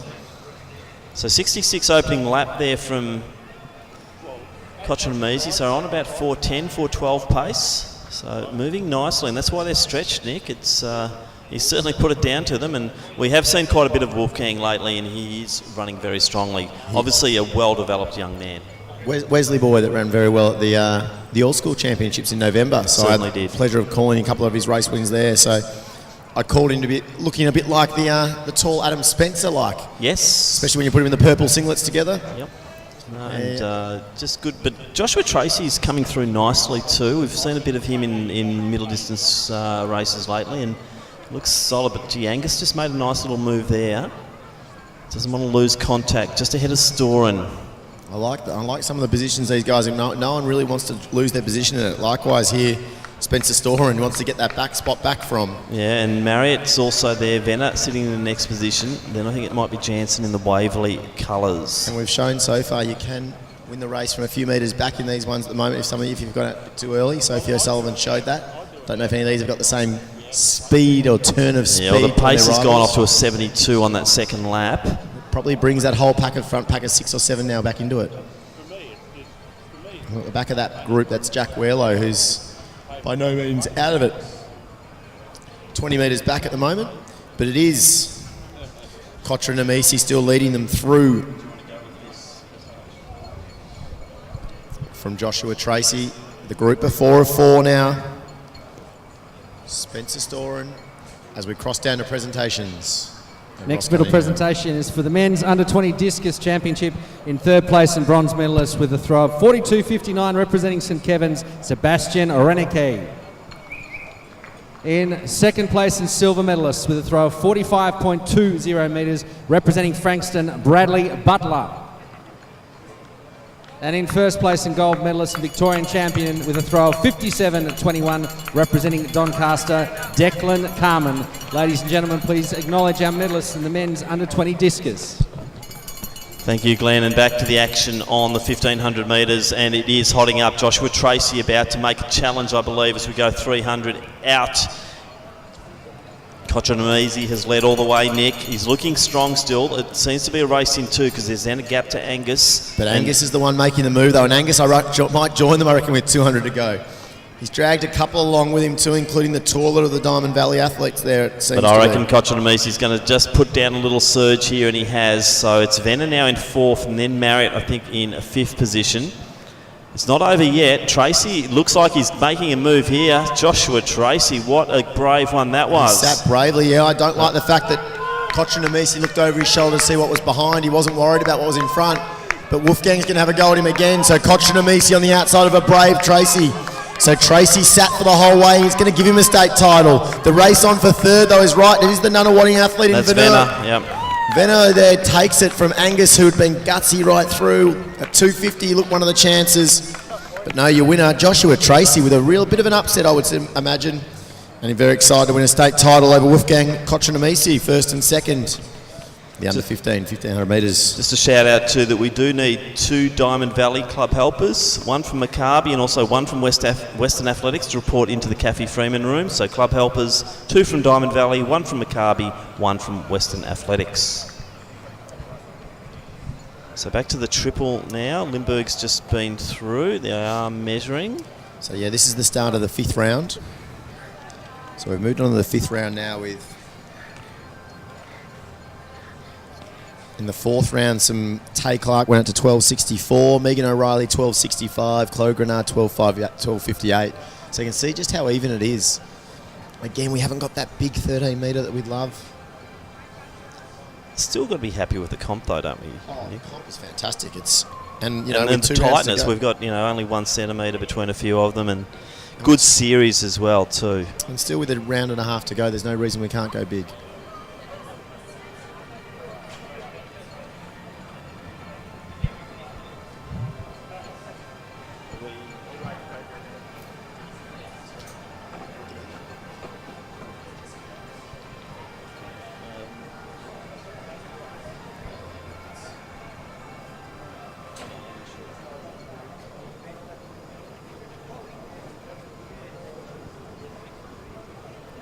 So on the runway. So, yeah, Limburg didn't get over 12 metres in that one, just dropped back to 11.82. Right. So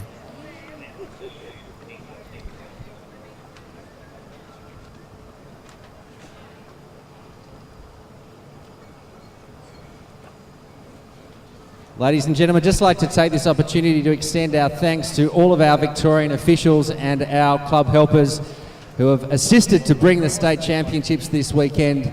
Big round of applause for our officials and club helpers, and a special welcome to Rachel and Karen Fisk, who have come across from South Australia to officiate with us this week, and of course Fiona Brown from Western Australia.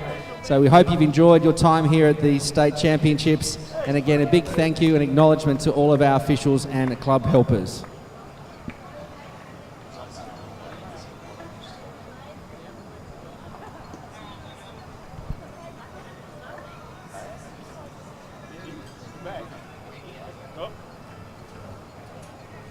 Go ahead, Mr. William.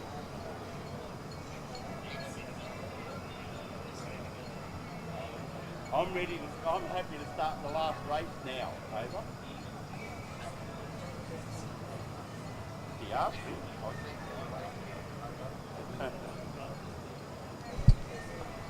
So O'Reilly on the runway at the moment.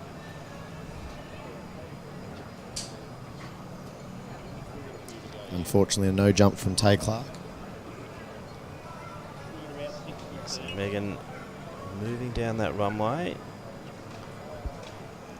Seemed to hit the board all right. Let's just wait. Looks and like an see. improvement. I think Red it might flag be. up though. Red Oh, was flag. it? Yeah, I think just a little bit too forward.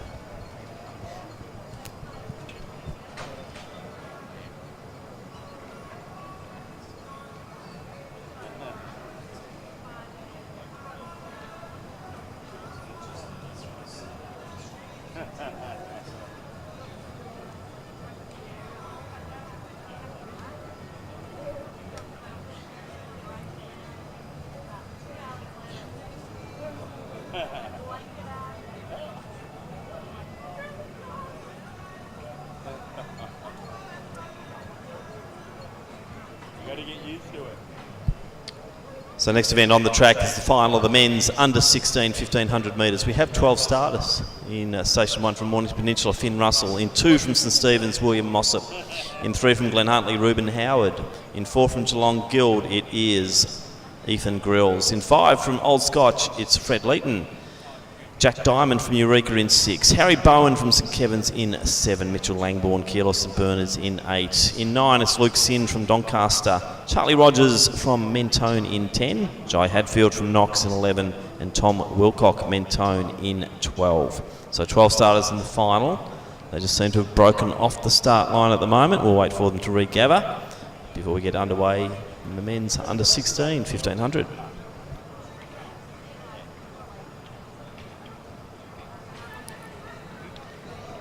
Just resetting photo finish up here, Tim, it looks like. A few knowns in this next race, though. Jai Hadfield, I've enjoyed calling him through the milers meets. Yeah, look, lots of names in here that we know. And they've also, a lot of these boys have already had a big program for the weekend. You look at Grills and also guys like Bowen, Langbourne as well. So a few probably coming in a little bit more fresh. Finn Russell potentially, Luke Sin, Harry Bowen. But yeah, some great names, these 14, 15-year-old kids. Or sorry, these are the 15-year-olds. They're great. Unfortunately, Leah Johnson there, as we cross back to the triple jump, a no jump there, didn't complete that one, so she's only got 1 round to go. So where's she currently sitting in the rankings? Still sitting second in the competition. Second? They haven't gone past her, it doesn't look like at the moment. So Alan's opening jump is still lead? It's still, yeah, the last jump of the first round is still holding the 12.97 from her. I don't think any, and no one else at this There's stage. Exum coming up next. Yeah, so actually I lie. So Exum now is in second. Yeah. So Exum's in second, sorry, because she went to 12.77 while Aaliyah's at 12.76. So that's the 1 centimetre.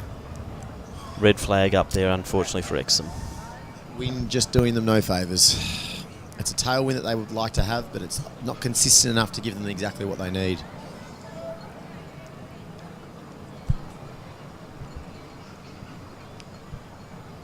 So Alan on the runway. This round 5, round 6. Last jump in round 5. And I believe, or am I right there? Maybe it is the end of competition. All right, but the boys are now on the line for the 15.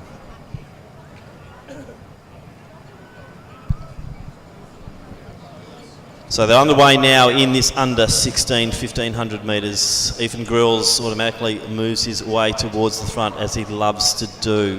So Grills on the inside in the green, the Geelong Guild uniform. To the outside of him, I think it's one of the St Kevin's runners. Try and pick him up as they come around. That'd be Harry Bowen.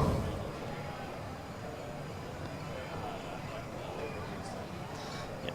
Sorry, it's the Mentone runner there, which is Charlie Rogers. So Grills, Rogers, tucked in.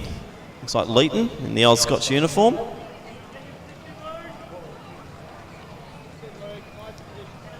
So that's Tom Wilcock, the one in second. Rogers in 4th.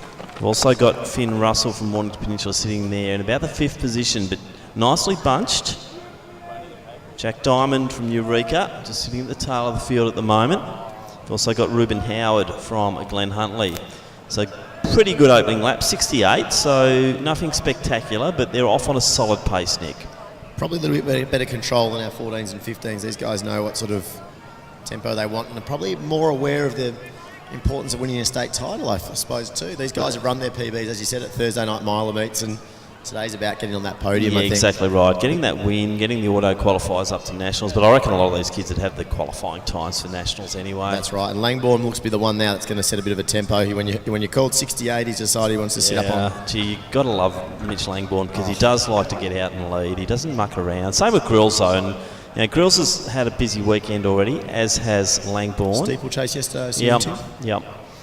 And Wilcox also, that's a name I'm not terribly familiar with, but he's going along quite nicely. I did see the two Mentone boys actually running a similar heat of I think it was the 3,000 at the last milers meet, because I remember calling them late at night and finding it quite hard to call the difference between Rogers and Wilcock in the uniform, not having sighted the boys myself before.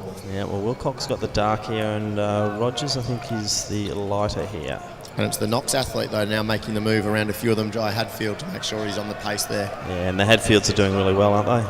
Absolutely. Yeah, we touched on it before. These guys are getting a lot of experience at milers meets, racing in open company and seated races. And Fred Leeton there has, I tell you what, he's had the best run so far. He hasn't had to move off the rail at all. Fred's just sitting in there beautifully and stands out well in that red uniform, and we've just given him a bit of a hurry up, and he's really moved beautifully in next to keep Hadfield out there. But Langbourne controlling the pace from Grills.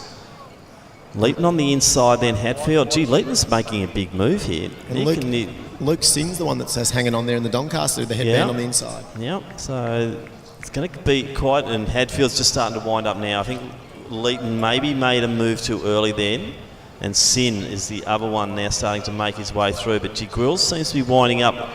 Yeah. This is two gutsy runners out front. These are strength runners, and we're going to see that. This will be a battle of wills, and I think it's now on between 1 and 2, Langbourne and also Grills. Grills really trying to work hard around that bend to get the lead. Langbourne just holding him out as they go through 300 to go. Gap then to Hadfield. Then we have Sin.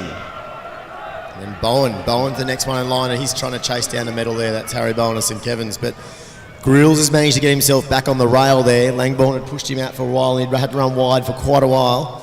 But at 200 to go, you got Grills. It's not over yet. And Langbourne right on his shoulder. This is on. As I said, these two have got massive hearts. But gee, Grills kicks again. What a good move that was. So Grills rounding the bend for the last time. I think it's over now because I can't see Mitch Langbourne getting back on. Hadfield clearly in third at the moment. Can he chase down Langbourne? A lot can happen in this last 100. Ethan just pokes his head over his shoulder, sees he's got a gap. He'll run his way through to another Victorian State Championship. So Ethan Grills, those famous collars from Geelong Guild, he'll take the win there, 4:12. Langbourne gutsy in second. Hadfield's the big improver in third. And then we have Bowen, Sin, then Russell.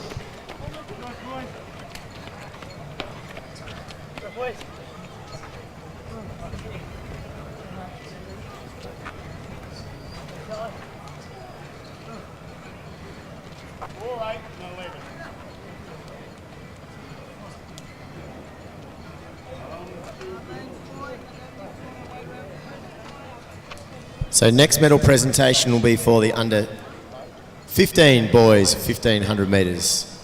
In third place, in a time of 4:21.17 from Athletics Nunawading, Matthew Venor.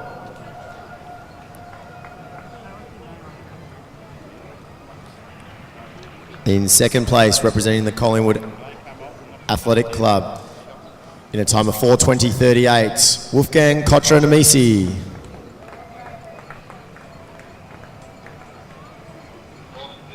And winning the gold in first place in a time of 4:19, excuse me, from Athletics Essendon, Joshua Tracy. Again, congratulations to our medalists in the under 15 men's 1,500 metres.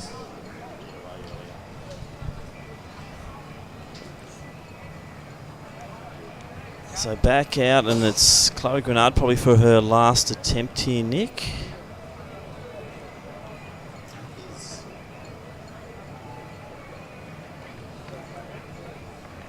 So 12:59, still her best. Would that be a PB, do you think, for Chloe? It's thereabouts. I certainly remember as in her under 18 and 20 years jumping just under that 12-metre mark to win some titles. She was her and Anna Bush. I remember jumping quite well. They were separated by 1 centimetre a few times in some comps. So the white flag's gone up on that. There will be a measure. Thus my interest in the triple jump. Let's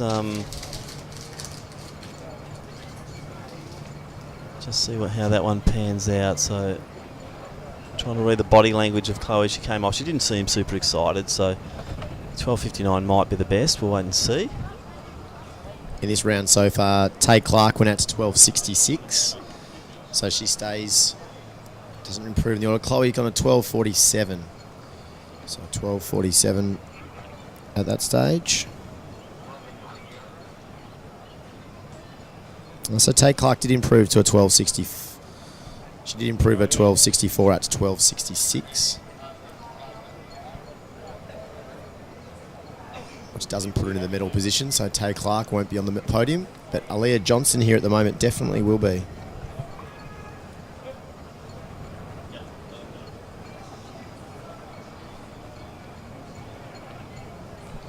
Megan O'Reilly, unfortunately, was a no jump in this round. So can Aaliyah Johnson improve on that? So underway now in the final of the men's under 17 1500 metres. We have 14 starters. In one from Knox, Darren Diol. Luca De Conza from St Kevin's in 2. Connor Ogilvie, Waxhill in 3. Josh Berry Deacon 4. Benjamin Sherman, Old Zaverians in 5. In 6, Zach Norton from Geelong Guild. Tom Worstling from Old Scotch in 7. Benjamin Collins Knox in 8. David Matthews, Keelis and Bernards in 9. Jack Armstrong, Box Hill in 10. In 11, Douglas Buckeridge from Box Hill. In 12, Hugh Ty from Keelis and Bernards. And we welcome in Tasmania, Edward Golding in 13. Reese Hadfield in 14 from Knox.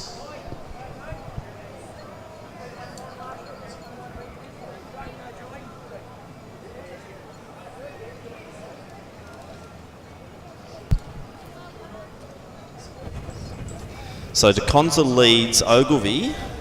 We've also got Armstrong up there at the moment. Diol's on the inside, the taller figure. So pace, yeah, not on. Not totally slow at the moment. Let's get the 400 as they go through. So you're looking at guys like Buckeridge, Ogilvie. Berry's a strong runner. Darren Diol, we saw him beautifully run the steeple. But goes up against some very quick guys in this race. You can see Buckeridge just well positioned midfield there, Nick. Knows how to run a good race, doesn't he? Really a promising junior. But we will cross down to the medal presentation for the previous one, Tim, while these under 17 boys are in action. That's the under 16 men's 1500 metres. And in third place, representing Knox Athletic Club in a time of 4:15.80, Jai Hadfield.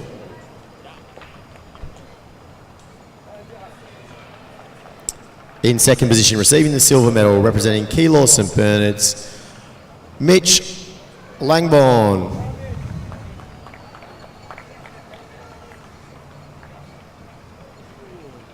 And in first place, taking the gold medal, representing Geelong Guild in a time of 4:13, Ethan Grills.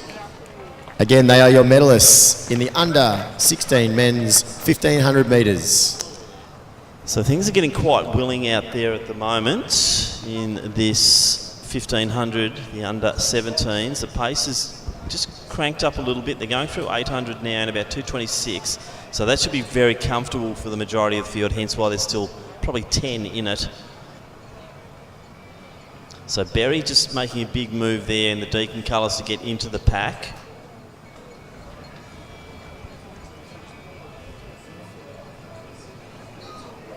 De Conza still leads. Ogilvie's been nicely tucked in there the majority of the journey and quite happy to be there too. Ben Sherman from Old Zaverians also in that lead bunch. Buckeridge just lurking. Diol on the rails the whole way, Nick. It's not a bad way to go as long as he's not boxed in. I tell you what, I do like the red and black colours out wide there of Sherman, but he has done a lot of work out in lane 2. We saw a big all-schools breakthrough performance from him a couple of years ago when he a gutsy win over the distance. But well, you've spurred him on here, and Benjamin Sherman now taking the lead as they got the bell. But Buckeridge just tracks him beautifully through. Yeah, Connor Ogilvie also there. Ogilvie knows how to win a race. We've seen that on many occasions. This is an interesting little pack you've got here. You've got Sherman in the Zavs colours. He's been working with Mark Hipworth, and you've got Buckeridge and Ogilvie, the two Steve Ellinghouse athletic squad athletes there from and Box Hill. Diol starting to wind it up as well, those long limbs of Darren Diol. But we're seeing, I think, the first of the surges there coming from Buckeridge. He looks to be in control here. He's really gone for it.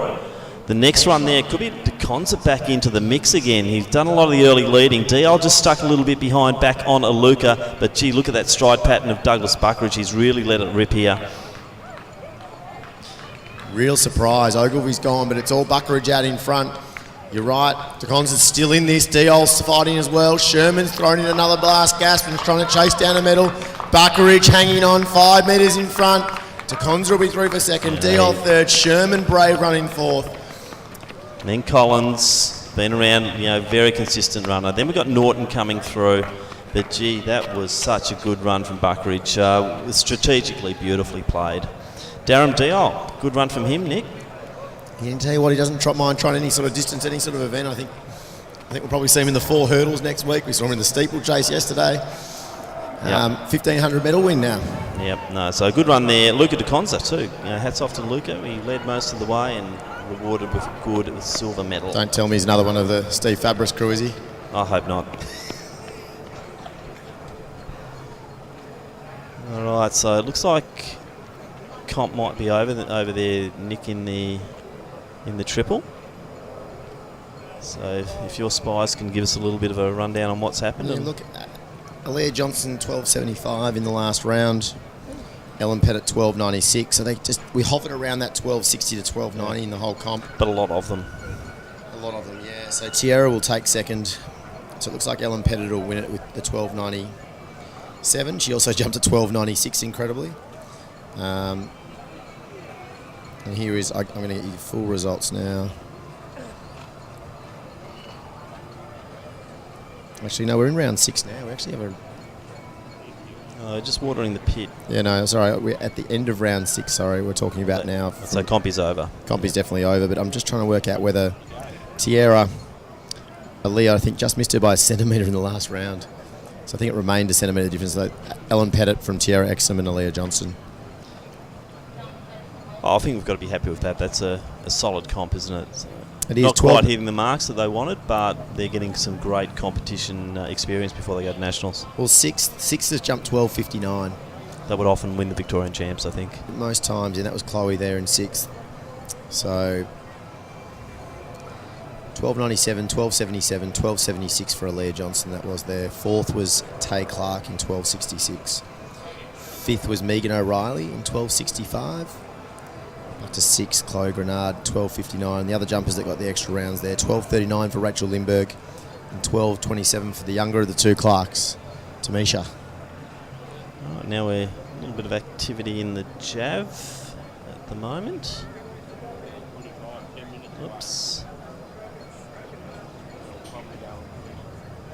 The next event on the track will be the men's under 18 1500. So it should be a really exciting one, this one. Yeah, so yet again some great names like Buntage, Georgievic, Ethan Sin, also Polkinghorn from the great Polkinghorn dynasty at Scotch, Angus Dalton, Zavarians.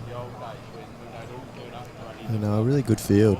It is a good field. Tom Hockley Salmon, we've seen him race plenty of times. Yeah. He's got a lot of range too, Tom. We've seen him going up as far as 10k in some of the road races. And once again, good to see Abdi Hassan, one of the Melbourne Uni boys off the program, the special program going there at Melbourne Uni at the moment. So into this final of the men's under 18. Great program that they're running. We saw a couple of guys at HVC recently run their first ever track race as part of that African refugee program. Yep, and we all had the same at Milers Club as well, so seeing them debuting over the 8s and the miles, predominantly the 800s, and we had some good performances too, so exciting. It's exciting to see Abdi Hassan there in that Melbourne University uniform just wandering into shot now.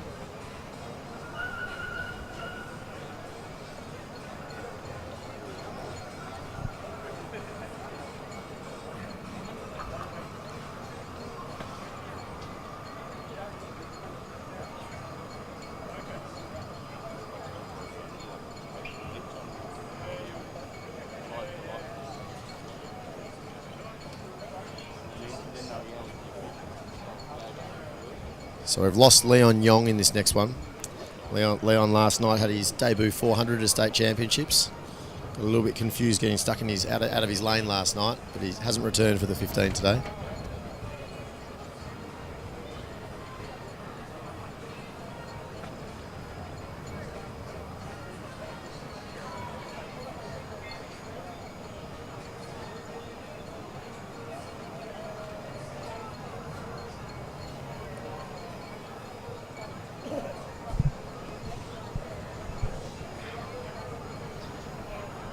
So the next presentation will be for the men's under 17, and in our bronze medal position in time of 4:18:41, representing Knox, Darren Diol.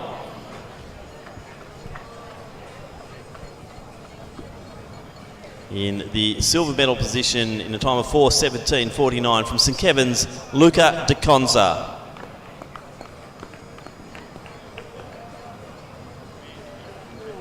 And our gold medalist, and the new Victorian champion, representing the Box Hill Club in a time of 4:16.88, Douglas Buckeridge.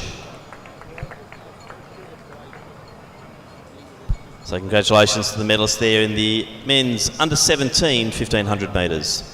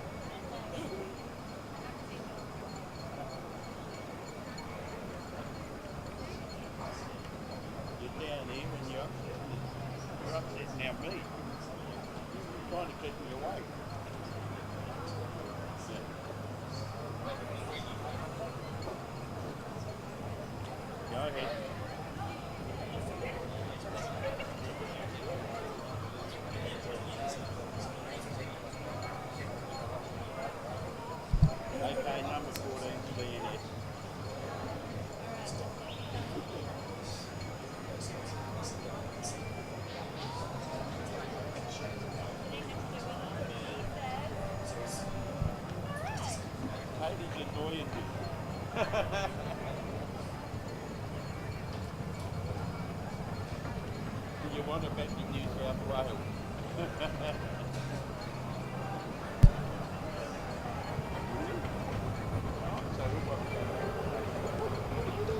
So on the line now for the men's under 18 1500. We will announce the field once they are underway.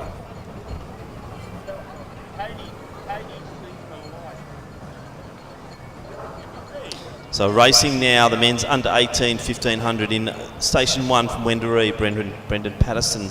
In 2 from Geelong Guild, Jonathan Peck. Jack Polkinghorn from Old Scotch in 3. Angus Dalton, Old Zaverians in 4. Raymond Nair from South Melbourne in 5. Ben Wells from Frankston in 6. Joshua Yates from Mornington Peninsula in 7. Tom Bowers, Old Scotch in 8. Nikolai Georgievic from Mentone in 9. Also from Mentone, Sam Bunnage in 10. Tom Hockley Salmon Chilwell in 11. Ethan Sin from Doncaster in 12. Abdi Hassan from Melbourne University in 13. And that is our field of 13 here in this men's under 18 1500 metres. And it's Hockley Salmon who's launched himself straight to the lead. Georgievic also up there. And Bunnage right with him. Then we've got the Old Zaverians runner in Dalton. So Hockley Salmon likes to get out hard. Good range on this young man. He's been running well right up to 10 kilometres, so he's certainly got an engine on him. And he's gone through probably about a 67 opening lap. The bunch deciding, it's a bit like the peloton at the moment, aren't they? They're just sort of sitting back, letting the breakaway go, and then be planning those moves. So the 2 Mentone runners, Georgievic and also Bunnage, they've been joined on the outside there by the Old Zaverians runner in Dalton. Raymond Nair in the South Melbourne colours also prominent in the pack. So the lead at the moment, I think it's stretched out to about 20 metres. So the breakaway is on here from Hockley Salmon.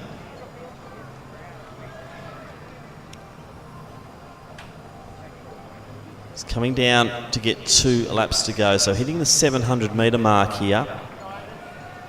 Hockley Salmon through in about 157.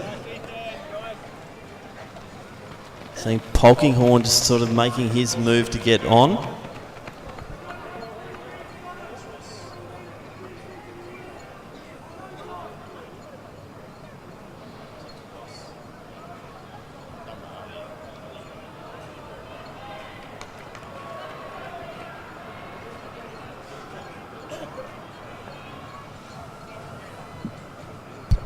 So the breakaway, look, they've got to start to move through now because that's extended now to 30 metres. So Hockley Salmon still looking quite good, but they are starting to wind it up, and it is led by the two Mentone boys there in Bunnick and Georgievic. So not much change in the lead pack. Now it's up to Hockley Salmon. He's going through in about 2:48 there in the 1K mark. So the pace is on here. He's now just got to sustain one more lap, and we'll throw down now to Ross Cunningham in presentations for the women's open triple jump. Thanks, Tim. Presentation now for the open women's triple jump. Receiving the bronze medal with a jump of 12 metres 65 from athletics Nana Waring, Megan O'Reilly.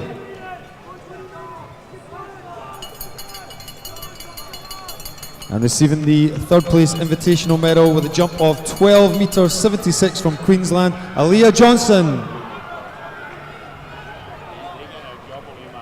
And receiving the Victorian silver medal with a jump of 12 metres 77 from athletics Essendon, Tierra Exum. And our gold medalist with a jump of 12 metres 97 from athletics Essendon, Ellen Pettit. So congratulations to Ellen, to Tierra, to Aaliyah and Megan in the open women's triple jump. Thank you, Ross, and we'll just go back to the 15 where we're seeing Georgievic just taking the lead, the early leader. He is fighting on bravely. Let's see if we can get him a medal, and that's Hockley Salmon. It's all happening now, but it's going to be Georgievic takes it out. Second there to Dalton. Our breakaway leader has been rewarded with a medal. Then it was Bunnage. An exciting race there, and it was like watching the Tour de France as they saw them coming at the early leader. The peloton wore him down, but he still came through to get a medal. So well done, Tom Hockley Salmon. But the champion there, Nikolai Georgievic from Mentone. Smart racing.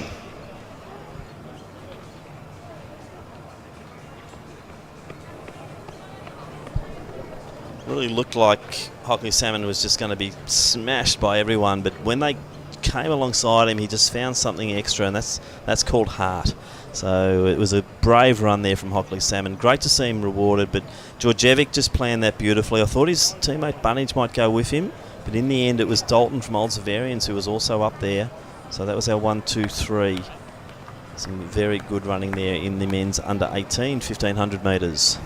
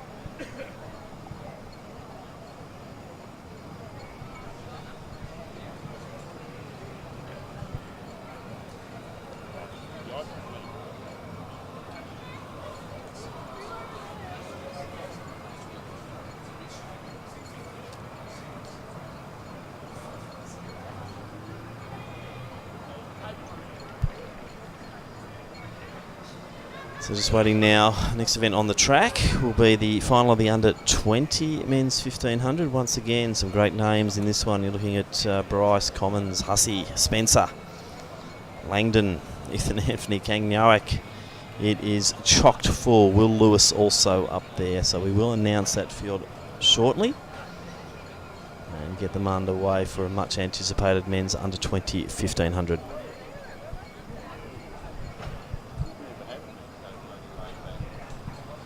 So we will now introduce the field in the men's under 20 1500 metres, and there are 12 starters. In Station 1 representing Knox, it's William Collins. In Station 2 from St Kevin's, William Lewis. In 3 from South Melbourne, it's Riley Bryce. In Station 4 from Old Zavarians, Lewis Commons. Station 5 from Western Athletics, Matthew Hussey. Station 6 from Glen Huntly, Adam Spencer.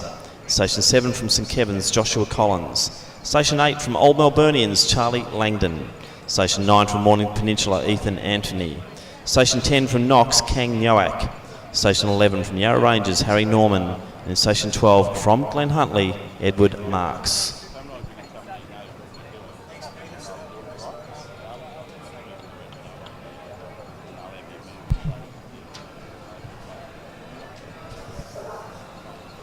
So a much anticipated race here. Lewis, one to watch out for. Commons is having a great year as well. You've got Hussey, a great tactician. Also Kang Nyoak, very, very fast over the 800 as well.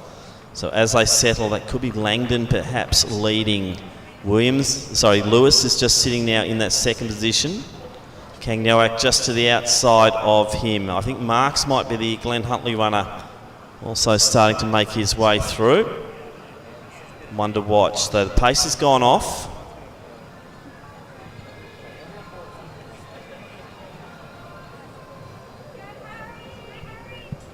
And Hussey decides to join in the action up there with Langdon. So it's Langdon, Hussey, Lewis. Marks on the inside, Commons to the outside, Kang Nyoak, then Ethan Anthony. On the outside of them, it's the St Kevin's runner there in Collins. So just tracking along nicely. This is a good championship race. You're going through the 466, so a decent opening lap. It's on about just under 4:10 pace. So Lewis is a sub 350 man. Hussey, with his run in that mile just last week, shows he's about a 353 man.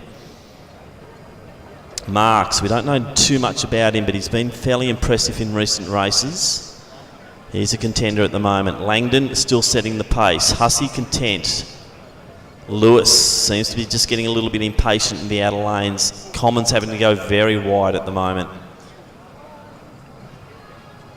We've also got William Collins from Knox, a factor. Spencer hanging back at the moment. Harry Norman from Yarra Rangers at the back of that pack. So Lewis now leads it. It's going to be interesting to see the kick down. It's a good bunch here. Riley Bryce just sitting around the back, just hovering at the moment. He's got good 800 metre speed.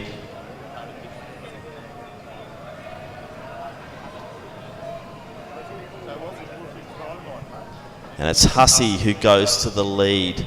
But we will now go to the presentations for the men's under 18 1500. And in third place, in time of 4:07.84 from Chilwell, it's Tom Hockley Salmon.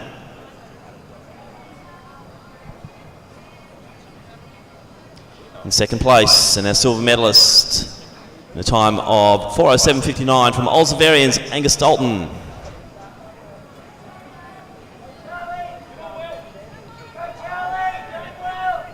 And the gold medalist in a time of 4:06.45 from Mentone, Nikolai Georgievic.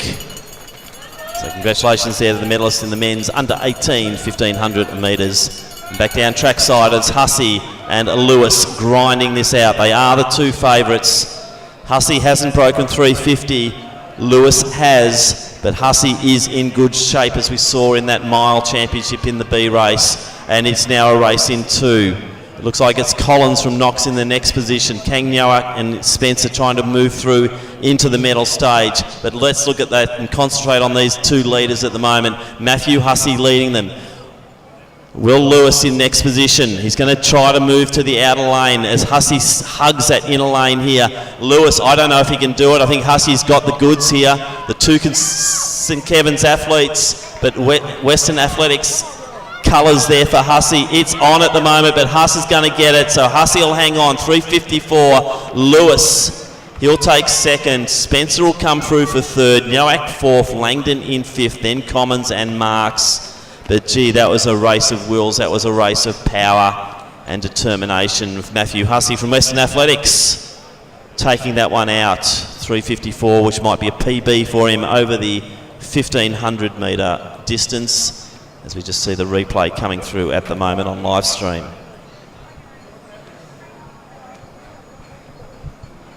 Looked like Lewis had the goods coming around the top bend, but gee, Hussey just exploded into that last 100 metres and was rewarded with a very strong win. Still, I'd say that's still a soft target for his 1500 metre PB. He'll go close, if not under 350 when he gets the right race. So Huss in good shape at the moment, and Lewis really serves it up to him. The two St Kevin's students. Hussey representing the Western Athletics Club at this championship.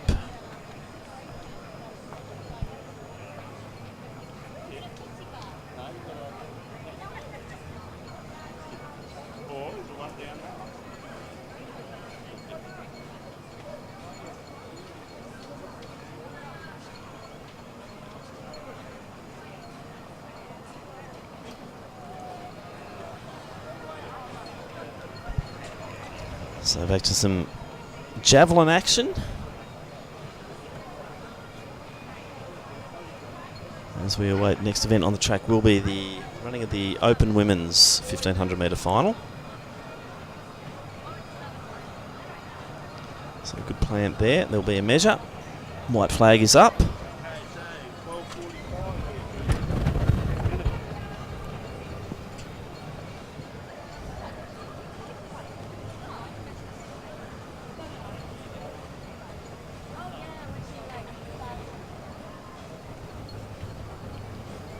So we've got an Eagle Hawk athlete on the runway. Next attempt there in the javelin. You can see the wind still really swirling here at Lakeside Stadium. Just what you'd term not a very pleasant day, unfortunately. The nighttime sessions here have been sensational. The winds have been dropping both Friday and Saturday night. Warm, balmy conditions, but no wind. But unfortunately, the daytime, the lakeside breeze has been up. So another clearance there, white flag up.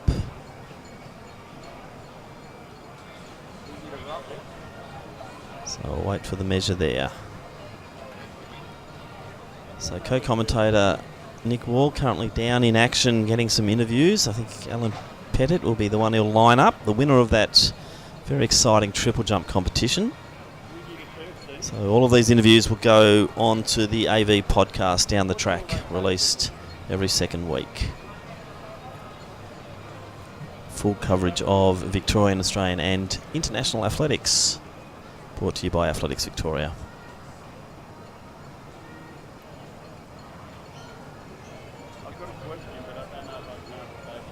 So we'll just wait for the men's under 20 results to come through. Too exciting race there. Hussey just too strong. The girls in the 1500 now starting to do their strides. As we see our Diamond Valley javelin thrower. White flag up for that one. That's out over the 40 metre mark.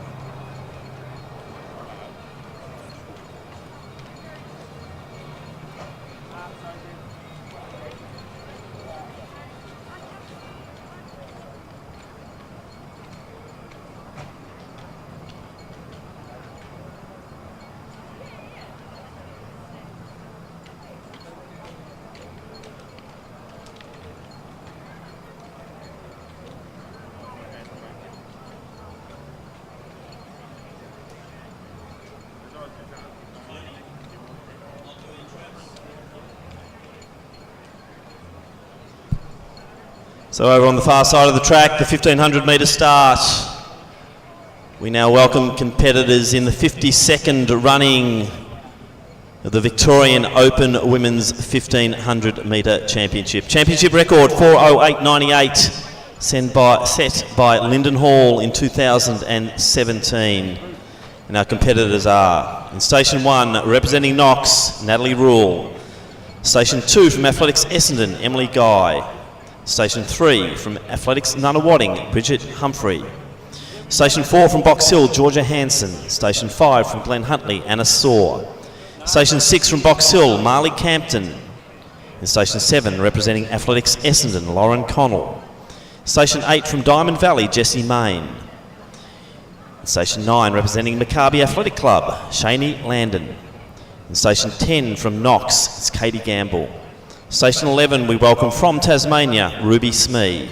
And in Station 12, from Athletics Essendon, Erin Rayner. 12 starters in the 52nd running of the Women's 1500 metre Open Championship of Victoria. Oh yeah, there's one. Number 11.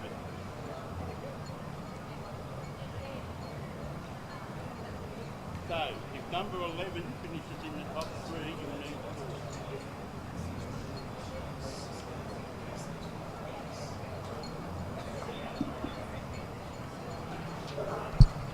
So they are racing now. We'll be looking for Natalie Rule, also Georgia Hansen to be some of the factors in this race. Katie Gamble, also another one to watch. Most wins ever, 4. Jenny Orr, Jackie Perkins, Ann Cross and Amanda Paulin all share that honour. Today we will have a new crowning of a Victorian champion over 1500. None of these girls have won this championship before. So Natalie Rule took out the mile championship not so long ago at the Melbourne University Rawlinson track. She'll be one to watch for. Georgia Hansen, as I said, who's moved away to the front, and they are the 1-2 at the moment. Smee, the interstater from Tasmania, she's decided she wants a bit of pace on here. She's here to get times. She's not running for a championship. So Ruby Smee it is who starts to put the pace down. Georgia Hansen goes with her. Shaney Landon in next spot there with the glasses, the Maccabi athlete, recently over from the United States. So Smee, Hansen, Landon, Rule just going outside, Campton with her. Pace reasonably good at the moment as we track them through the 400 metre mark, and they've gone through in 76. So a little bit slow. They are the wrong side of 440 pace, but this is a championship. And as we said, one of these girls will be crowned Victorian champion over 1500 for the first time. And it is Hansen who continues to do the leading now. Rule sitting back in 4th. Now moving alongside Landon. So Hansen doing a lot of the work out front. The interstater, the Tasmanian Smee, brave as well. As we see Campton going outside. Emily Guy just to the inside of her. You've then got the Knox runner there in Gamble. To the inside of her, it's Erin Rayner.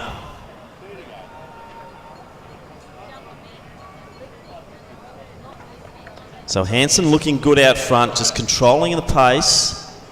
Rule also comfortable. Kicked away nicely in the mile championship. Will she do something similar here?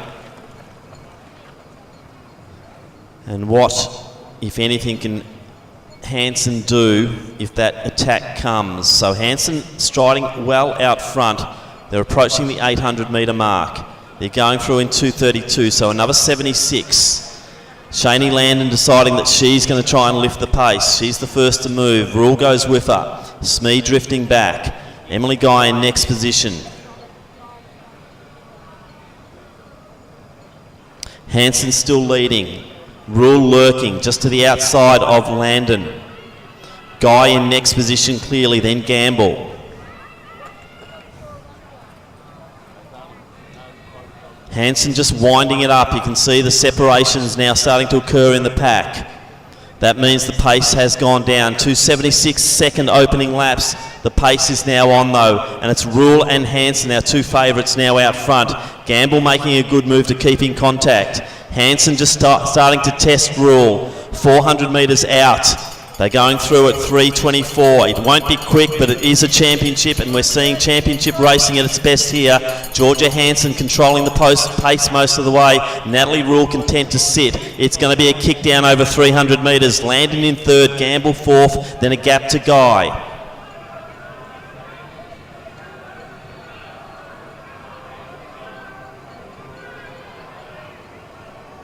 So it is on down the back straight, a race in 2 now. It's Hansen versus Rule, 200 metres out. Landon and Gamble battling for 3rd and 4th. Hansen's led all this way. She's changed the pace up and starting to get a little bit of a gap over Rule, but Rule's not done with yet. Hansen's coming around the bend the last time. I can't see Rule coming over the top unless there's a big fallback from Hansen. She's going to take this out. Brave front running here, Georgia Hansen. She'll be rewarded with the 52nd championship and her first Victorian Open championship over 1500. Great running, Georgia Hansen. She'll take gold. Silver to Natalie Rule. Third, Landon. Fourth, big run there from Gamble. She's arrived on the scene here. Erin Rayner will come through for the next position, just ahead of teammate Guy. Anna Saw battles on, and then we'll have Campton, Humphrey, Smee, and also Main. So Lauren Connell will round out this field. Nick, what do you think of that one? Well, there was a lot of conversation on the warm-up track just then about how that race might unfold, and I thought with Nat Rule sitting for a long way, she might be in the prime spot. She's won a lot of races this season already. But Georgia Hansen just coming into form at the right time of the season. Yeah, I think that superior 800 speed certainly paid in her favour, because Rule better over 5k, or good runner over 3k, 5k, and as we saw at Box Hill. But gee, Georgia Hansen, good run. I tell you what, the two Georges both doing really good things. At the right time of the year, as we said, that's when it matters. Nationals not far away. And we will now go to the presentation for the men's under 20, 1500 metres. And in third place, in a time of 3:59.41, representing Glen Huntly, Adam Spencer.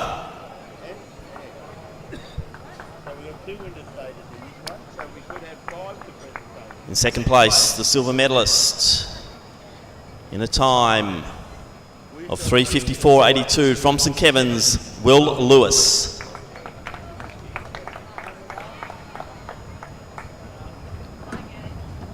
And our winner, in a time of 3:54.56, representing Western Athletics, Matthew Hussey. So congratulations to the medalists there in the men's under 20 1500 metres.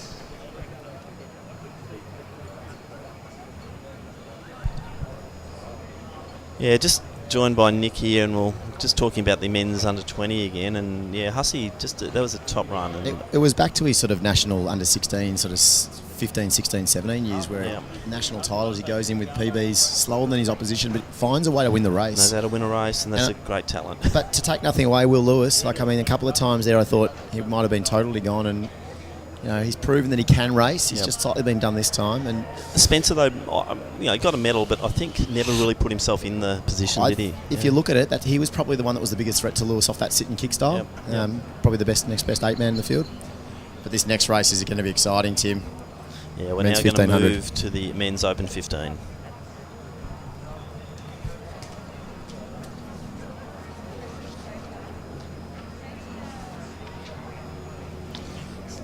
So next event on the track is the 69th running of the men's 1500 metres Victorian Open Championship.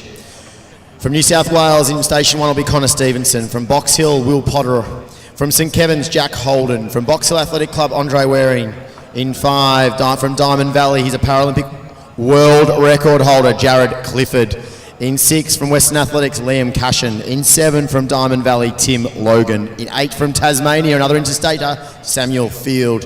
In 9, of Melbourne University, Riley Shaw. In 10, from Athletics Chilwell. From Scotland originally, Grant Muir. In 11, from St Stephen's, in great form over the steeple, also Ben Buckingham. And in 12, from Melbourne University, Isaac Hockey. Quality field at 12, men's 1500 open final.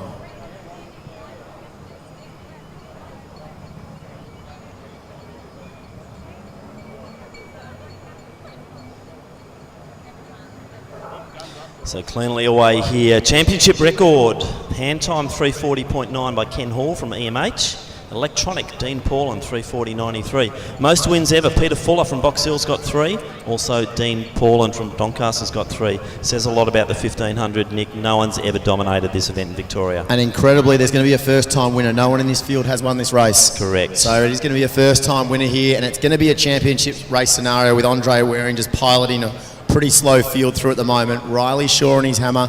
Ben Buckingham, we said he's a big 3,000 and 3,000 metre steep in the last fortnight.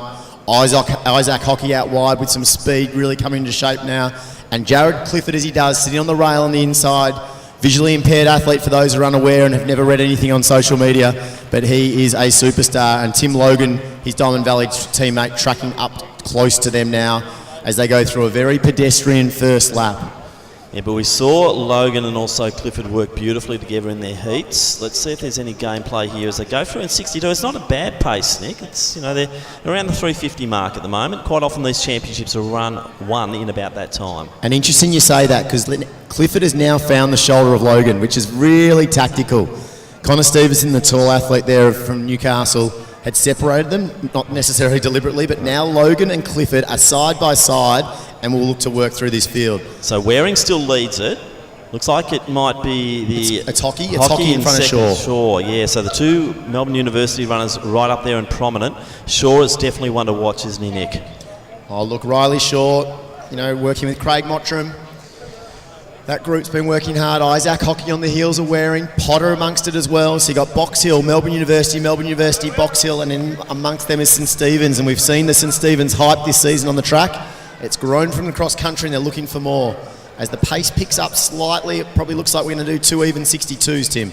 Looks like it's about the... No, I think they've picked up to a 61 there. So Waring leading this beautifully. Hockey in second position. We saw a great finish from Sam Field, and another one to watch out for potentially is Grant Muir. He's got legs over 800. He's a sub-150 man. And he's just tucked in at the moment behind the Diamond Valley pair, and also Liam Cashin. So Liam Cashin sitting about 6 back as well. He would have seen he's been inspired by Matt Hussey's Western A's teammate, and obviously one of Berkey's mob there in the previous race. And he looks terrific, just tracking on the outside there of Will Potter. But with 500 to go, Hockey's decided to get under the shoulder of Waring. Riley Shaw tracking them. Ben Buckingham, to me, is the big danger. The man in fourth in the St Stephen's colours has been in unbelievable form over the longer distance, and here he's going to try to run down Shaw, Waring, and also Hockey.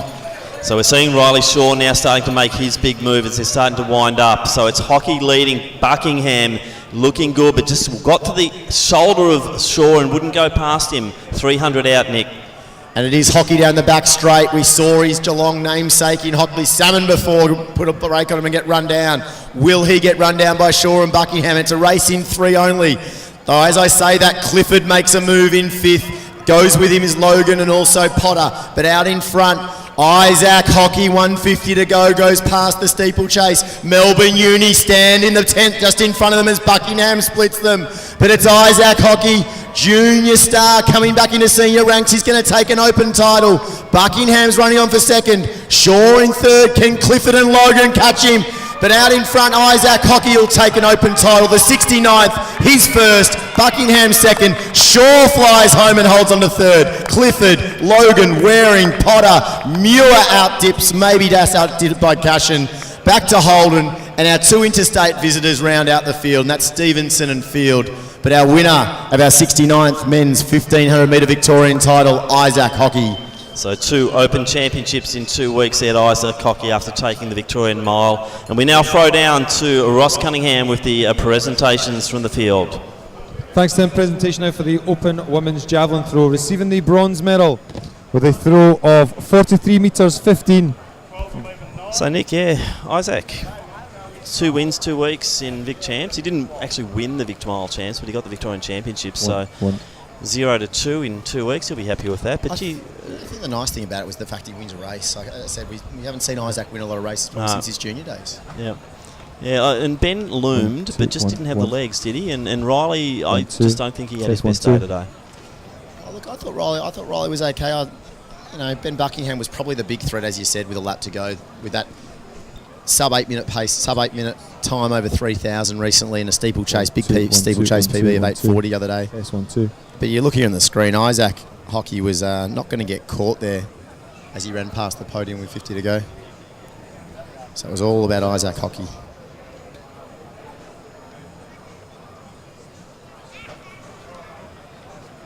Presentation now for the Open Women's Javelin Throw. Receiving the bronze medal with a throw of 43 metres 15 from Diamond Valley, Emma Butler. And receiving the silver medal with a throw of 43 metres 48 from Carayo, Mackenzie Milcharek. And our gold medalist with a throw of 44 metres 15 from Western Athletics, Brianna Large. So big congratulations to Brianna, to Mackenzie and Emma in the Open Women's Javelin Throw. Thank you, Ross. And could we please have Shaney Landon to presentations immediately? Shaney Landon from Maccabi, please report into presentations immediately. We'd like to get the women's open underway. So you're back to that 15, Nick. I just thought, it was an interesting race, but Isaac just ran brave.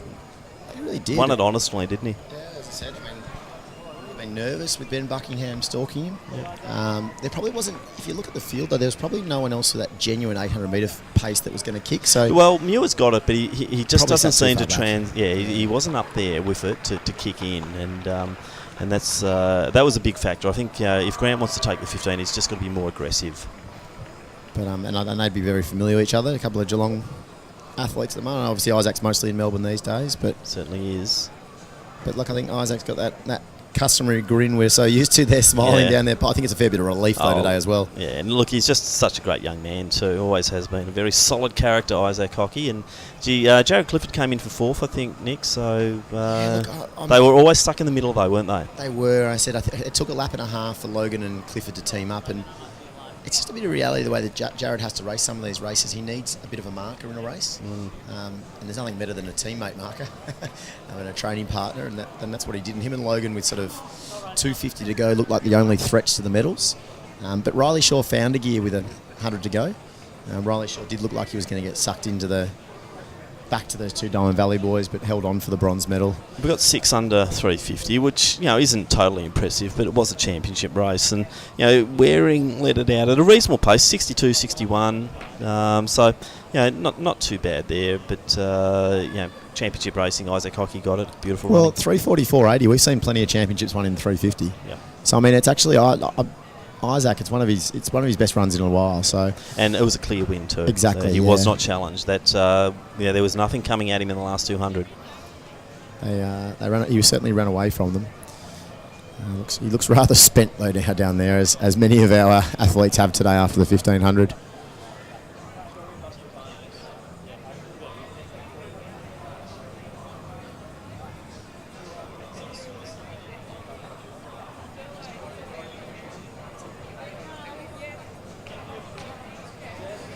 So our next medal presentation. Our next medal presentation will be the men's open 1500 metres. I see Isaac Hockey very keen to get across to the podium. So in third place, representing Melbourne University in a time of 3:48. Riley Shaw. In second place, winning the silver medal in a time of 3:47.75, representing St Stephen's Harriers, Ben Buckingham. And in first place, receiving the gold medal, making it a Melbourne University 1-3, in 3:44.80, Isaac Hockey. It's clearly Ben Buckingham and Riley Shaw are good dancers, or that podium is very hot in their bare feet. But again, congratulations to our gold, silver and bronze medalists in the men's open 1500 metres.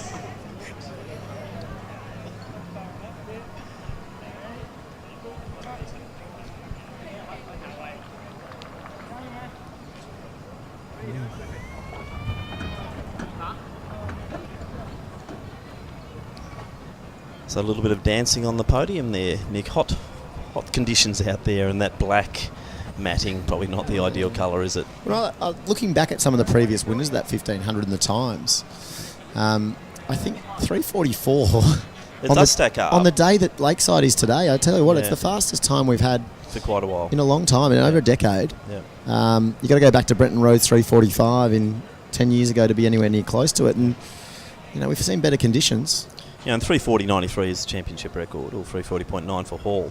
So good run, and yet again it's significant that this depth in middle distance running in Victoria is really starting to take hold, isn't it? I'm just still amazed at that stat of the fact that no one's won more than only three. I mean, when you think, I know that the likes of Jeff Risley didn't run every Victorian championships. Yep. But we've had some quality 1500 metre runners here in Melbourne, certainly Victoria. Well, when you go back to the golden era, and you look at your Clarks and those types, and they've not run one more than three. But then again, I suppose Clark retired at a fairly young age. But even your But Landy. Landy, yeah, didn't win a lot of them, and also your Trevor Vincents, those types. But when you look at, we've had so many in the mile that have won 5 or 6. I think Backhouse has got 6, and he got those in a row back in the 30s. But yeah, 3 being the most wins. Could that be something, guys, that Cocky Look at that. zeroes in on? Yeah, you look at that list, and I mean, you know, Daniel Clark managed to put 2 back-to-back, and so did Bretton Rowe at one stage there, and there's a few there that you thought might have been the next ones, but not quite to be.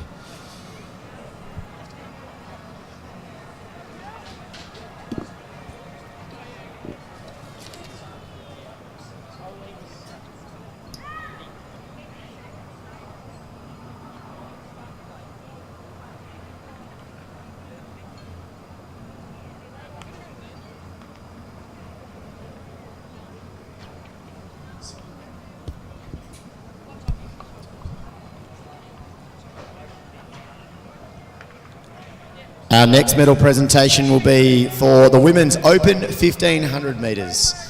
In third place, winning the bronze medal in a time of 4:33.06, personal best from Maccabi Athletics, is Shani Landon. Apologies, Shani Landon. In second, winning the silver medal in a time of 4:30.19 from Knox Athletic Club, Natalie Rule.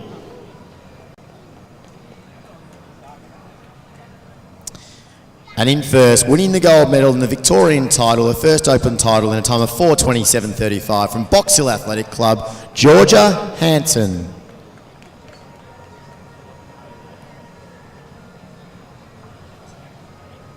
Ladies and gentlemen, again, congratulations to our gold, silver and bronze medalists in the Women's Open 1500 metres. Now, I'm just going to take the opportunity to go down and do some interviewing for the podcast, Nick, so I'll leave you here to entertain everyone. We've got a bit of a gap in the track program until we come out for the hundreds. A little bit of field action underway, and hopefully you can keep our viewers entertained for a little while. Maybe tell a few stories of the days when you had hair.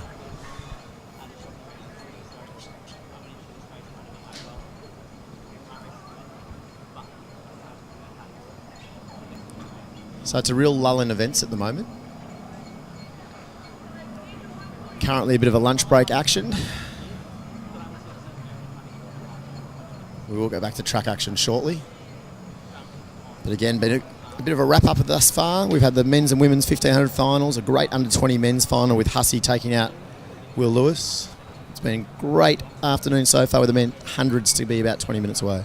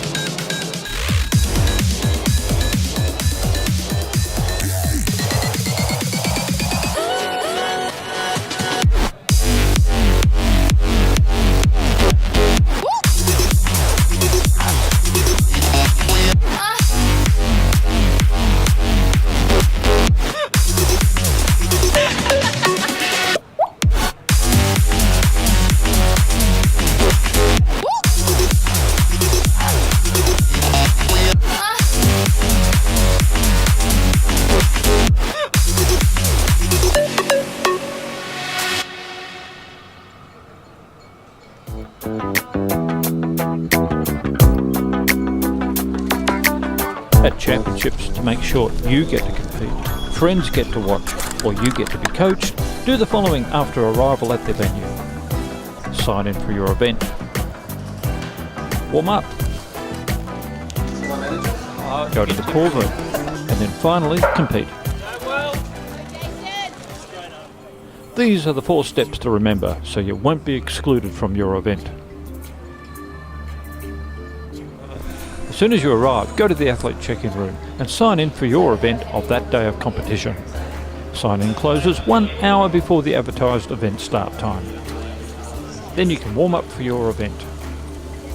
While you are warming up, the sign-in sheets are processed by administration to allocate heats and generate the paperwork for call room, photo finish, the announcer and all the officials at the event. Report to the call room by the required minutes before your event. Not all times are the same. At the call room you are checked for correct uniform and bib numbers. Hip numbers are distributed for circular events. And you must be correctly attired. Oh, you can't come in until you've got your top on. This is field of play. You must have your uniform on. So if you've got side piece, put it on. From the call room you are then taken to your event, where identity checks are made one last time.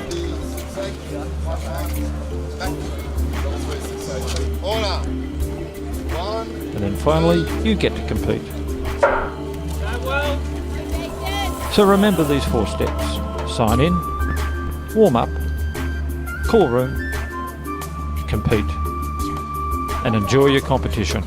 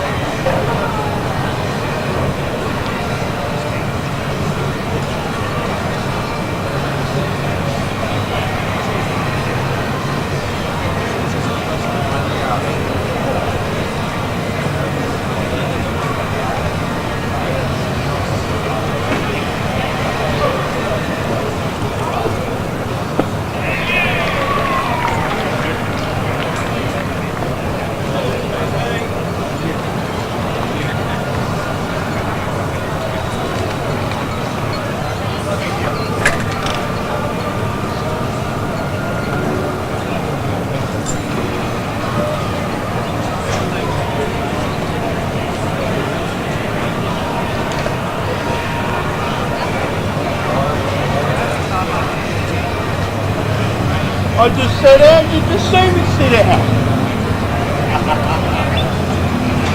How do I get your job?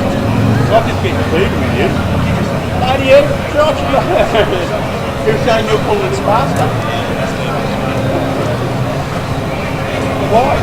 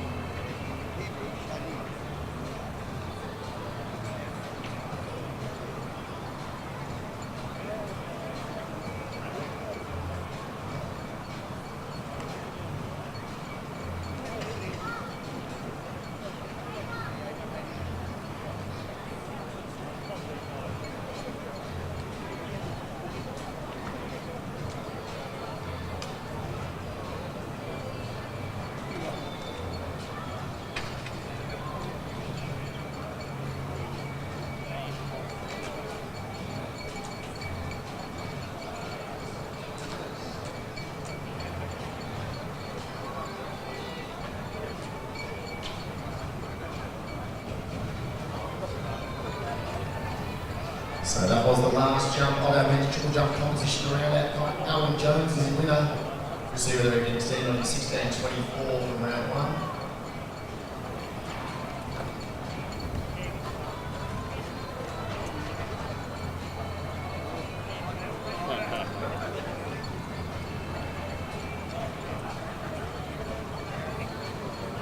So it doesn't, 15.75 around that, 15.79 around that is comp. So, Alan Jones will win another Victorian title. Alan will be in double figures yet for state titles. Second will go Maury there from Athletics Essendon around the podium. Also from Athletics Essendon, Nabucco.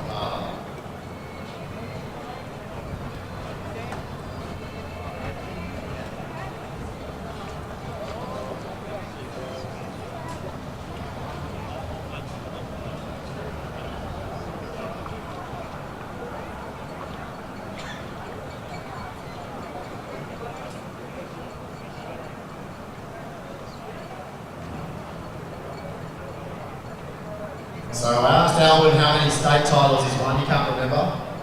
But he's going for his 10th national title this year, so not bad for Alvin Jones. Just won another Victorian title, but going to be looking at his 10th national title when we hit Sydney in 4 weeks' time. There's Alvin Jones, winner of the men's open triple jump, 16.29, chasing on that world champs qualifying. the 1670 odd, I believe it is, to make their way later in the year. Doha. A very late World Championships this year, not until September. Qualifications will be open for a long time. Give every athlete the best opportunity. That's why this year sent a few athletes to their season a little bit later. Some will try to win national titles and then chase their times throughout the European seasons. Move from the triple jump instead of men warming up on the front straight for our 100 metres finals. We saw some good racing, nothing super spectacularly quick yesterday in the heats.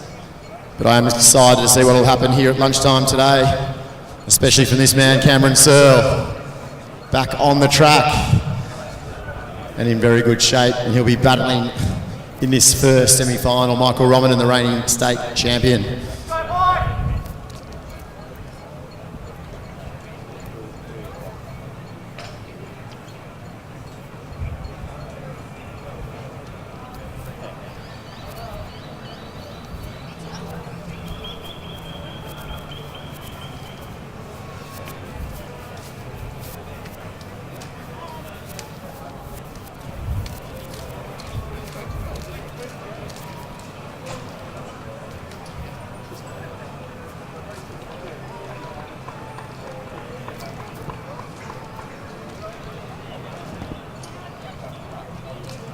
Presentation now for the men's under 15 discus throw. Receiving the bronze medal, the throw of 41 metres 34 from Carayo, Darcy Giddens.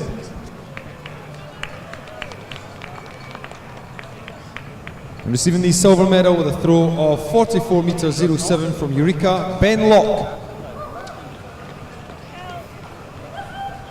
And our gold medalist with a throw of 49 metres 13 from Athletics Essendon, Kevin Healy.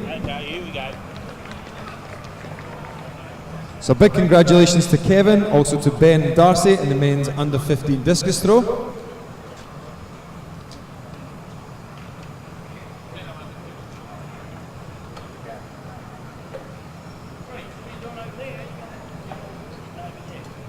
So next event on the track will be the men's open 100 metre semi-finals.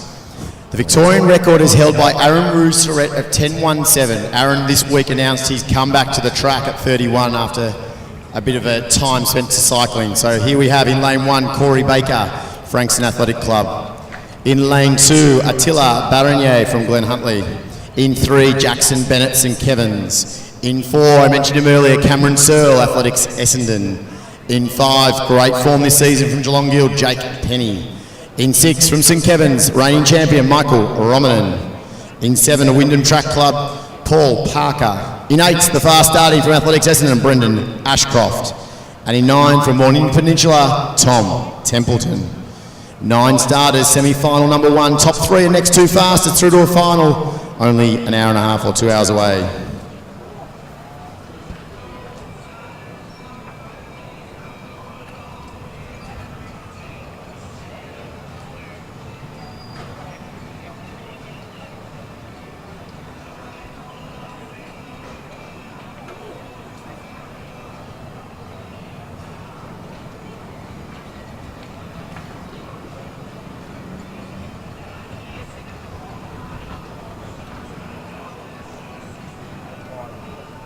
So yesterday we saw Romanen pretty slow and winning his semi-heat but got through comfortably.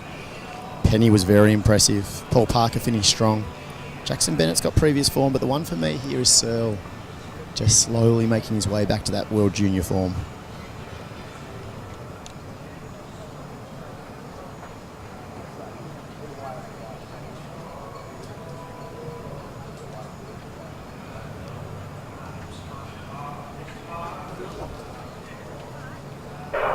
Good start, Penny in the middle lanes, Parker also on him, Romanen's got some work to do. Jake Penny at Geelong Guild, Cameron Searle to his shoulder and Romanen, it'll be Penny, Romanen, Searle comfortably, Ashcroft. He was the next across the line, Bennett, Parker, rounding out the top 5. But Romanen and Penny, they knew what they had to do to get through. Cameron Searle was very much in control, he knew he was in 3rd. That's your 1, 2 and 3 in semi-final number 1. 1061 with a plus 0.6 with the gentleman easing up. So we are in good shape here at Lakeside, and we cross down to presentations. Thanks, Nick. Presentation now for the men's under 16 discus throw. Receiving the bronze medal with a throw of 46 metres 55 from Mentone, Hadi El Shabagi. Receiving the silver medal with a throw of 50 metres 15 from Mentone Athletic Club, Vuna Offenhangawe. And our gold medalist with a throw of 52 metres 58 from Doncaster Athletic Club, Owen Rice. So well done to Owen, to Vuna.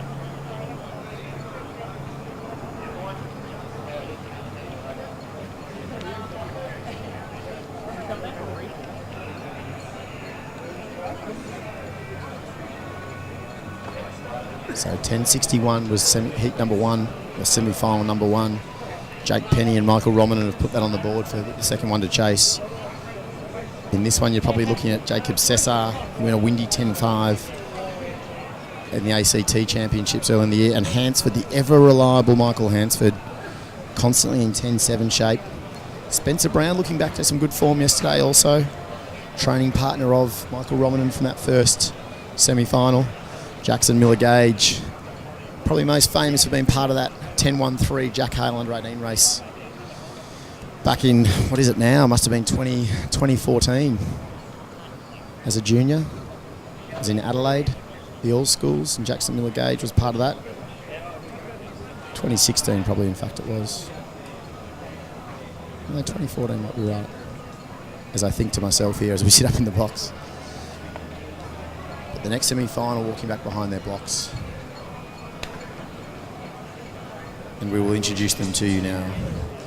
So we do have 2 scratchings here, but it is second semi-final of 2 again, top 3 in each heat, the next 2 best times.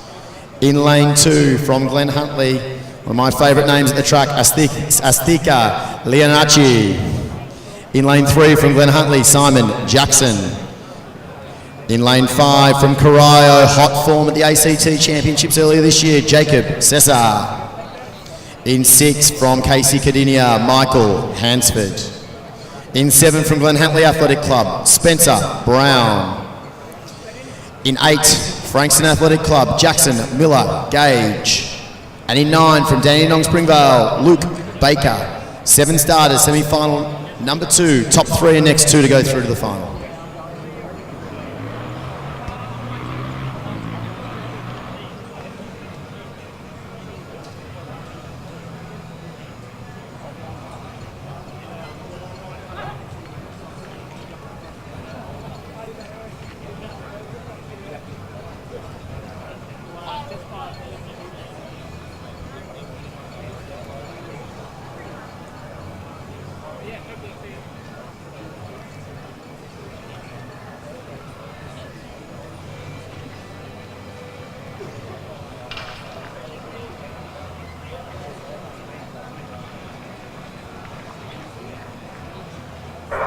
Away it was Hansford with a very good start.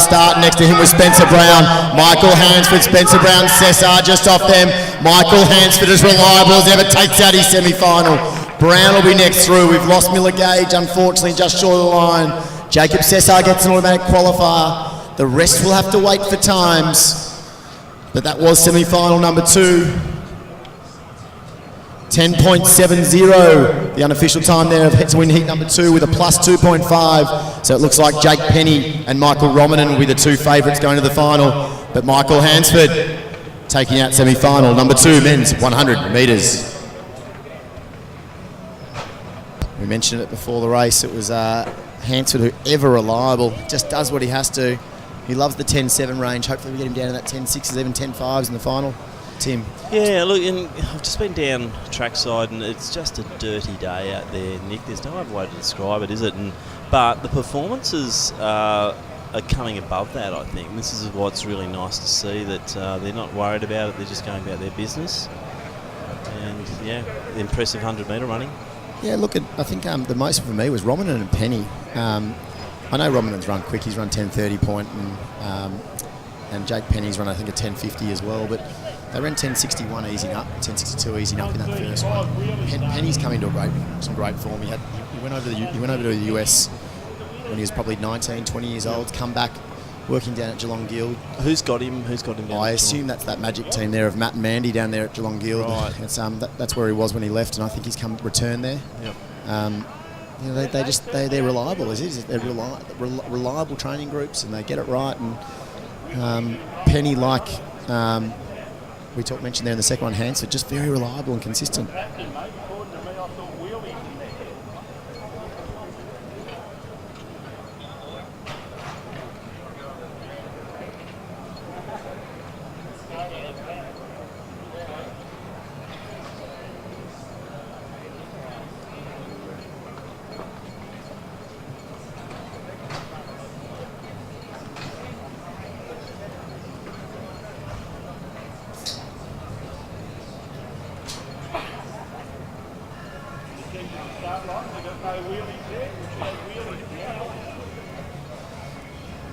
So, for those at home watching, we have our para athletes setting themselves up in the blocks here. This is a big field.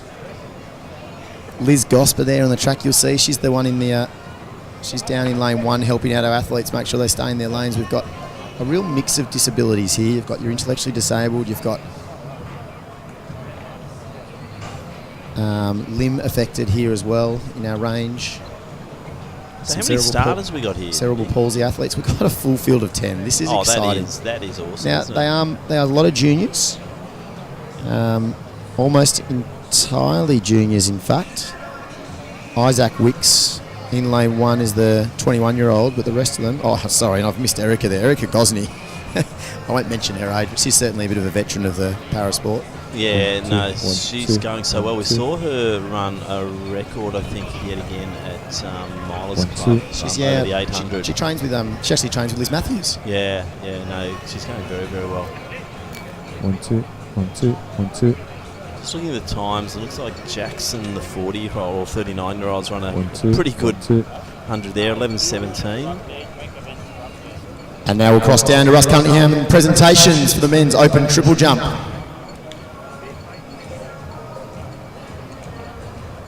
Receiving the bronze medal, the jump of 15 metres 25 from Athletics Essendon, Ibuka Okpala.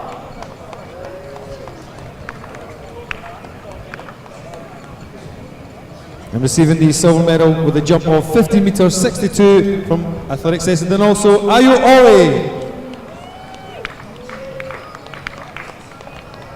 And a clean sweep for Athletics Essendon, gold medal performance with a result in jump of 60 metres 24, Alwyn Jones. So big congratulations to Alwyn, to Ayo and Ibuka, and also to Athletics Essendon in the open men's triple jump.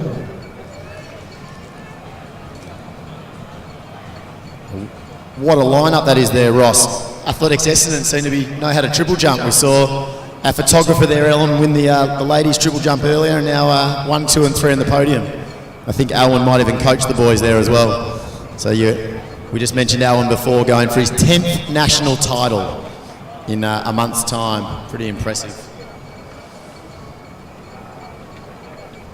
But we are just going back down the block. It does seem to be a sequencing issue here between our wheelchairs and our para-athletes, and we'll quickly get that sorted.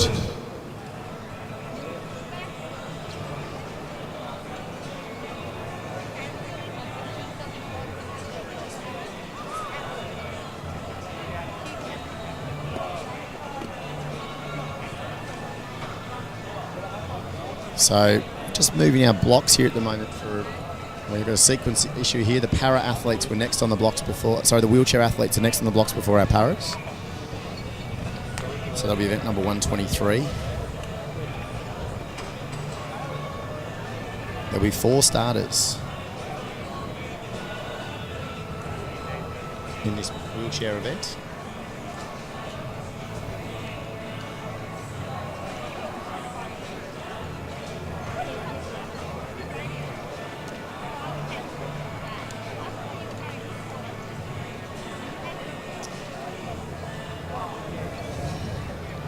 So a couple of Ballarat YCW athletes here, of course, Bellarine's Samuel Rizzo. You see Maya Dove there from Whittlesea having a roll down the track as well in warm-up. We've certainly come a long way in parasport to now see very inclusive championships. Pretty exciting at the Com Games this year.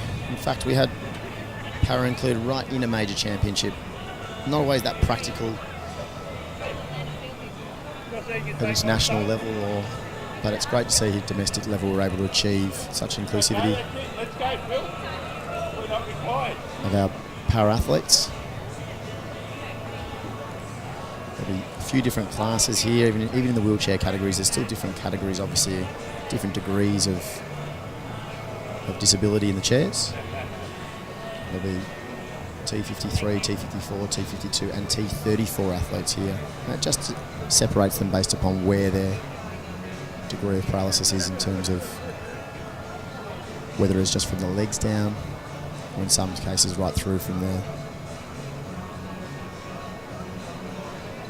shoulders right down for some, sorry, from just beneath the shoulders.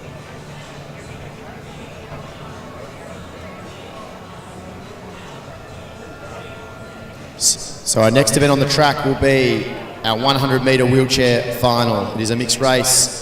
In lane 2, Maya Dove of Whittlesea. She's a T53 athlete. In lane 4, we saw him in the 1500 rolling around before solo. From Ballarat YCW, Australian representative Samuel Rizzo. In 6, from the Bellarine Athletic Club, T52 athlete Samuel McIntosh. And in lane 8, from Ballarat YCW, T34 Carla Severino. 4 athletes, mixed wheelchair 100 metre final.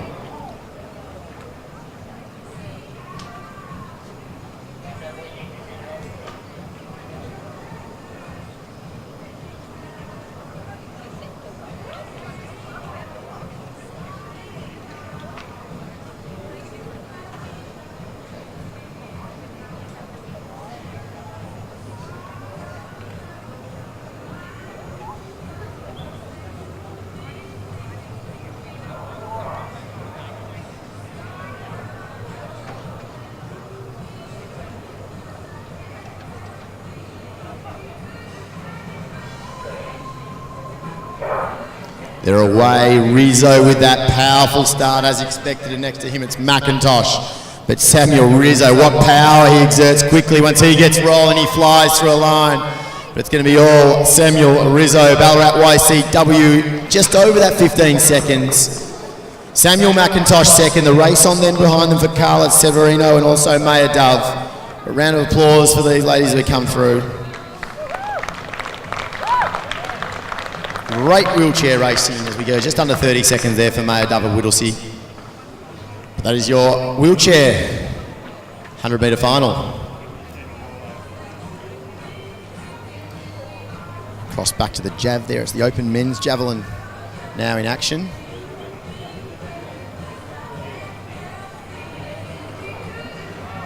We talk about inclusivity there, or inclusiveness.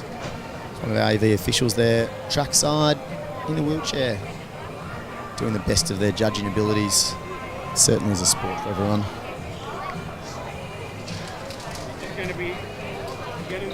Next on the runway, it's our Yarra Rangers competitor, the open jav.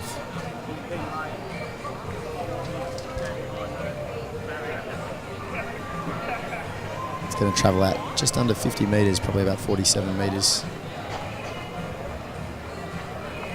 And he'll be followed on the runway by Harry Blackburn of Box Hill, multi-talented athlete, really decathlete.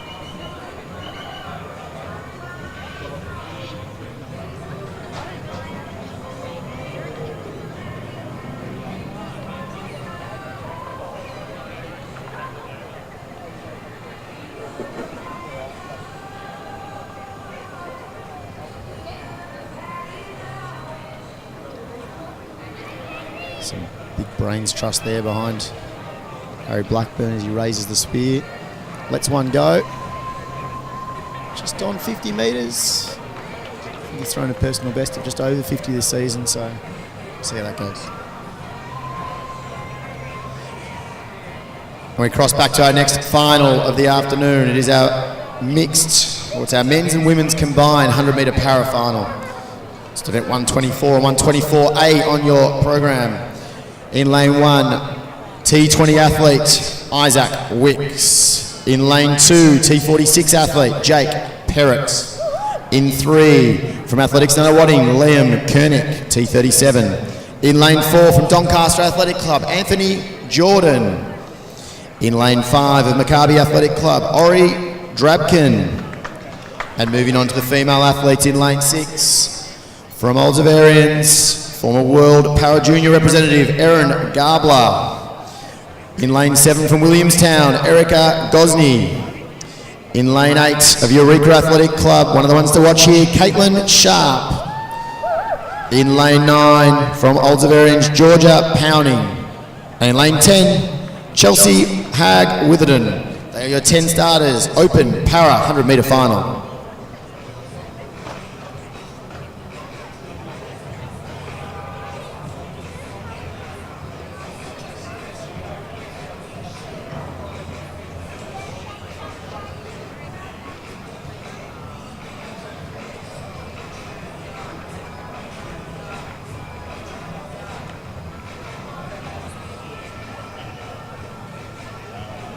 They're away, good start from the Doncaster athlete, that's Jordan, Anthony Jordan. Caitlin Sharp out wide as expected, the T20, but it's the junior Doncaster from Doncaster, Anthony Jordan, T47 athlete. He'll take victory over Athletics Nunawading. Caitlin Sharp next, right through then to Gosney. Gabler amongst the girls there. But we're going to have to wait and see what we get in terms of results. Again, these will be they'll be ranked against their own classification. Caitlin Sharp, the first female across the line. But the young junior there, Anthony Jordan, only 13 years old from Doncaster Athletic Club. A T47 athlete taking first across the line from Athletics Nunawading's Liam Kernick. Great to see such a range of para classifications represented in that final.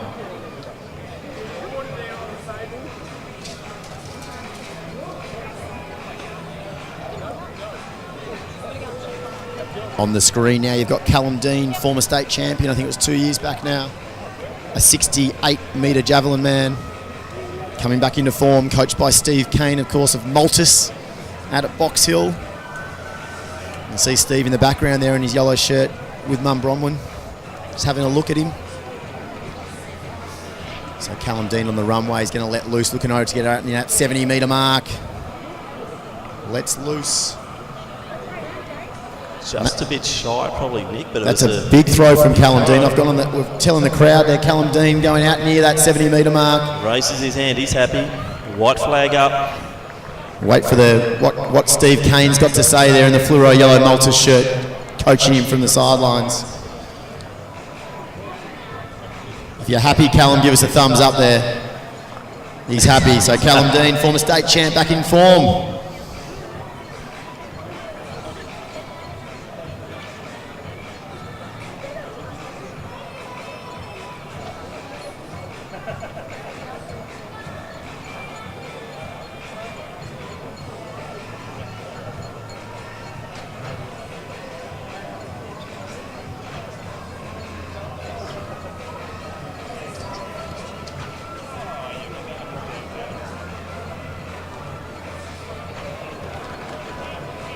So next event on the track is event 125. It is our women's under 14 100 metre final. Victorian record here of 12:16 is a 19-year-old record from Nicole Glavis. In lane 1 from Albury Athletics, Ashley Carty. In lane 2, one of the youngsters in the field from South Bendigo, Scarlett Southern. In lane 3, one of our other 12-year-olds in the field from Geelong Guild, Isabella Tarr. In lane 4 from Eagle Hawk Athletic Club, Georgia Morrison. In 5 from Ballarat Harriers, Grace Kelly. In 6 from Geelong Guild, Indy Elliott.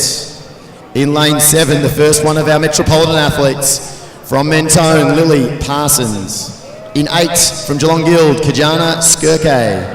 And in lane 9 from Mentone Athletic Club, Olamide Araba. That's your 9 starters, women's under 14 100 metre final.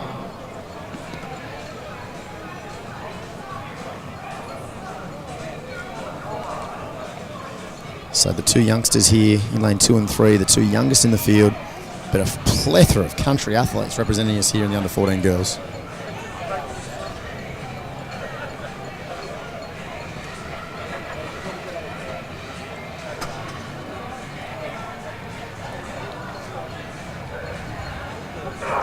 Good start in the middle lanes, though the one that caught my eye was Grace Kelly of Ballarat Harriers. So the Ballarat Harriers running there in the peak socks, clearing away. I wonder if she's one of the Dwyer stable, but it is her Grace Kelly comfortably out wide. It was Mentones, Olamide Araba, Geelong Guild. I missed which one it was. There was either Indy Elliott or also Kajana Skirke coming home for third. But Grace Kelly, Ballarat Harriers, we've been very familiar with those colours, dominating some sprint races in Victoria. And there's another win in the under 14 women's 100 metres.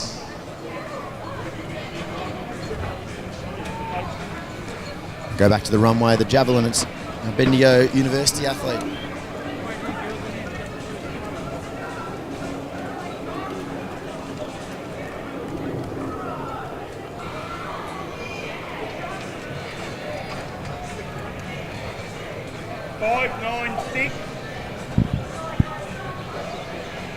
So 12.32 the winning time there, 12.32, so quick, swift running with a plus 3.5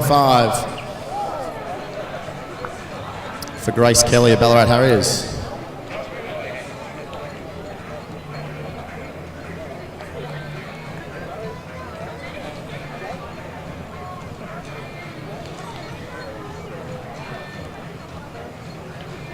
So the action's certainly starting to hot up now as the 100 finals continue. We move into the 1 laps, then after that the 400 finals. Hopefully the wind continues to die as it has been just a little bit to get some fast times.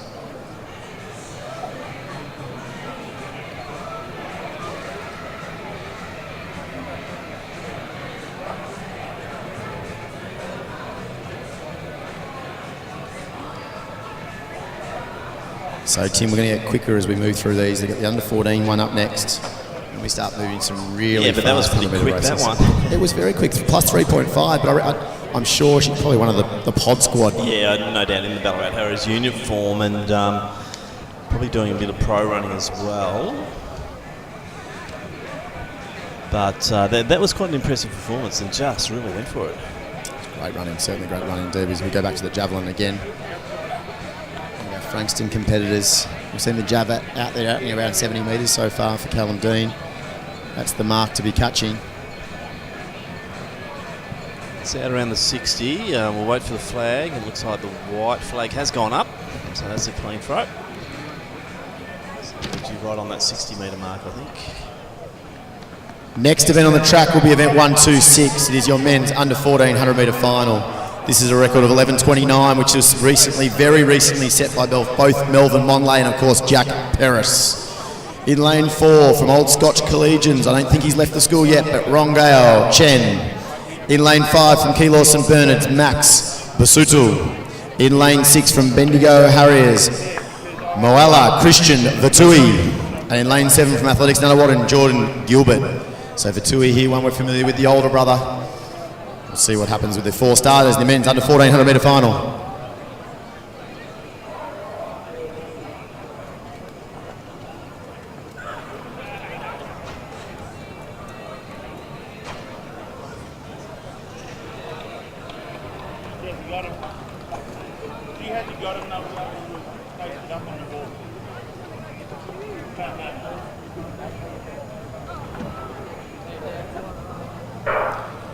So Bussertil, the best of the starters, and out wide also Gilbert. Vittori between them, but now it's Chen, the Old Scotch runner, taking it up to him.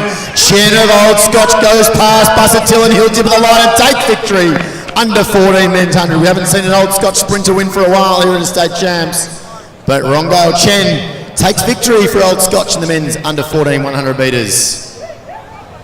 12.17, so 12.17 the winning time.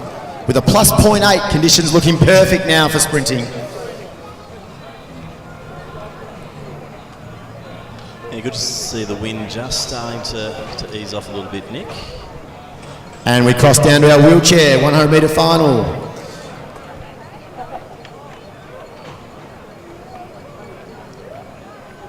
Apologies, it's our under 14 girls 100 metre final. And in third place, representing Geelong Guild in a time of 12.89 is Indy Elliott.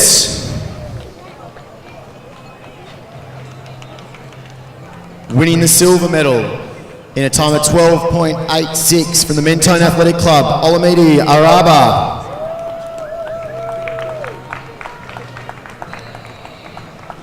And in first place, taking the gold medal with a most impressive win from Ballarat Harriers in a time of 12.32, Grace Kelly. Again, ladies and gentlemen, congratulations to our gold, silver, bronze medalists in the ladies under 14 100 metre final.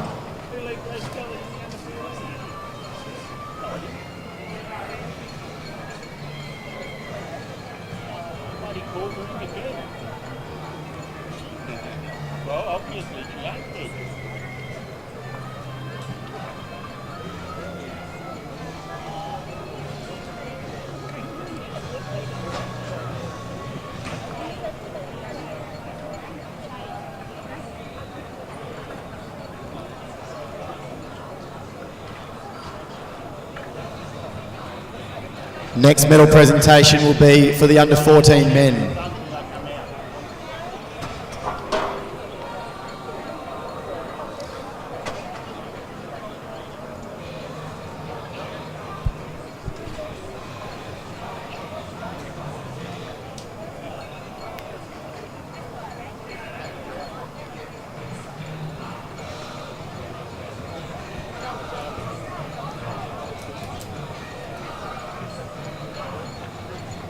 So we now proceed to the presentations. The men's under 14 100 metres. In third place in our bronze medalist in time of 12.67 seconds, representing Bendigo Harriers, Moala Vaitoe.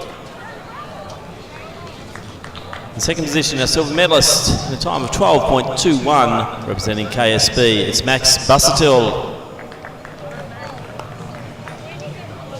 And our new Victorian champion in a time of 12.17 seconds, representing Old Scotch Collegians, Rongao Chen. So congratulations to the medalists there in the men's under 14 100 metres. And Glenn, as after that medal presentation, we now have our qualifiers for our men's 100 metre final later this afternoon. It'll be Jackson Bennett and Kevin's in 2, Cameron Searle of Athletics Essendon in 3, Michael Romanen, the reigning champion, St Kevin's in 4. Jake Penny next to him from Geelong Guild in 5. Michael Hansford, Casey Caninia in 6. Spencer Brown, Glenn Huntley in 7. Jacob Cesar Carayo in 8. And Brendan Ashcroft has made it through the final. Athletics Essendon in lane 9. They'll be your qualifiers to the men's 100 metre final. So again, Bennett, Searle, Romanen, Penny, Hansford, Brown, Cesar and Ashcroft.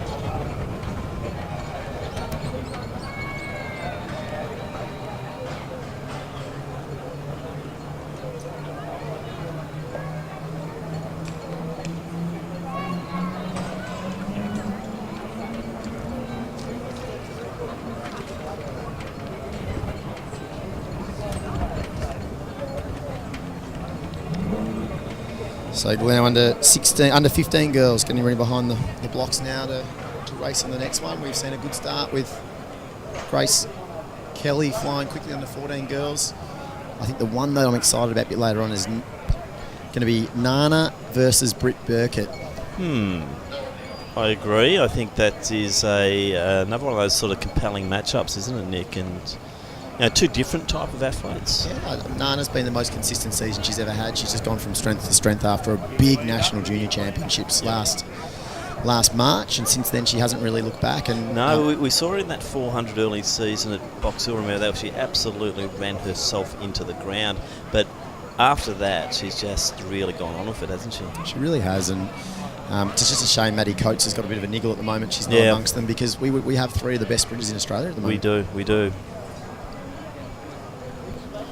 Next event on the track is event 127. It's the women's 100 metres under 15 final. Record held here by Hannah Bassick of Athletics Nunawading of 11.92. In lane 2 from Ballarat Harriers, Layla Watson.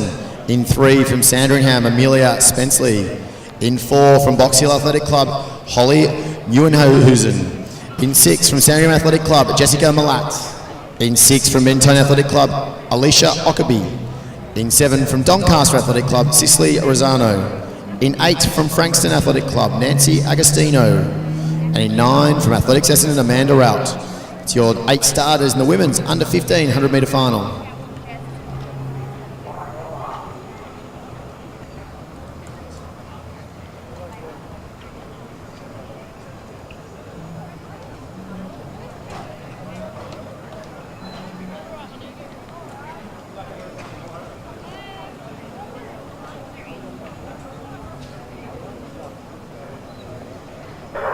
away.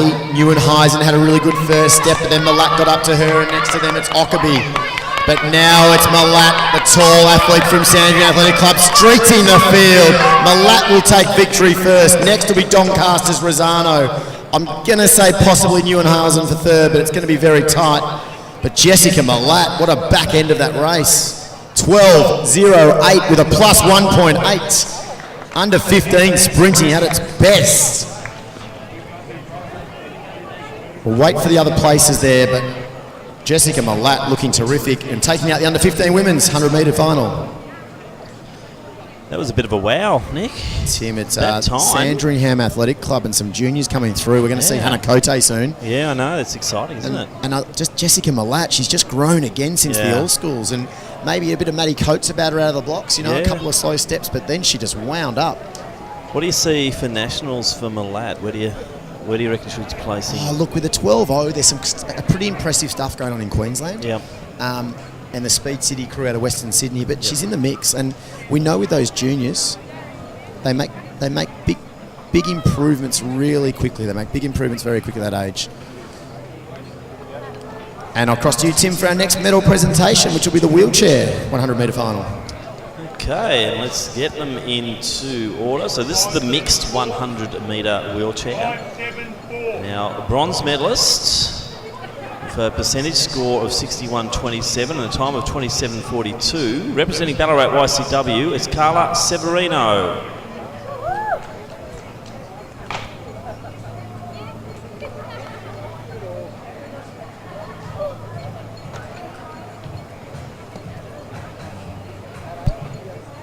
In second position, the silver medalist with the percentage points of 87.65. From Ballerine Athletics, it's Samuel McIntosh.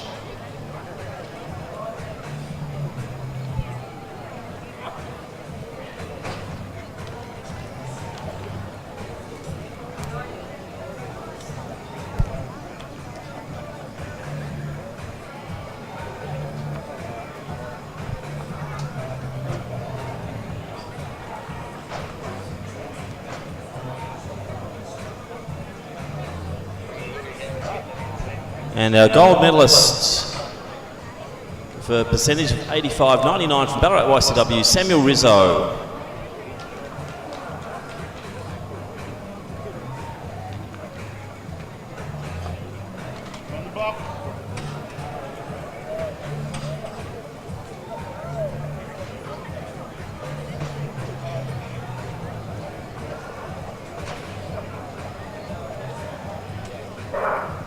So they got a bit excited there. The men's 100 jump without my introduction, but that's okay. Western Athletics, it's Franklin Niwa Jaffrey all out in front. He's not going to be headed, even though Patrick Poulter's given his best effort. But it is Franklin Niwa Jaffrey having another win. He was fantastic at the All Schools. Dan Snyder told me to watch him there, and he flew home. Patrick Poulter, after unfortunately a break earlier in the hurdles, second across the line. And Connor McDonald, I think, from Box Hill, rounding out that field. That was the men's under 1500 metre Victorian title. 11.47 for Franklin with a plus 2.1.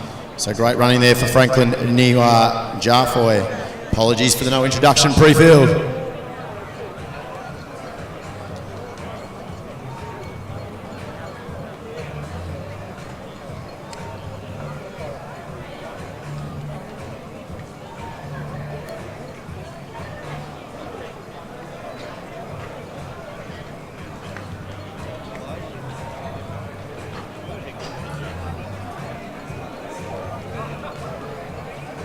So, Tim, we've just seen Franklin Niwa there. Dan Snyder's told me to look out for him. Dan Snyder's becoming a super sprint coach out at Western Athletics. It certainly is. So it's another good program, isn't it, out there? And we're seeing some good overall performances. Just good people coaching.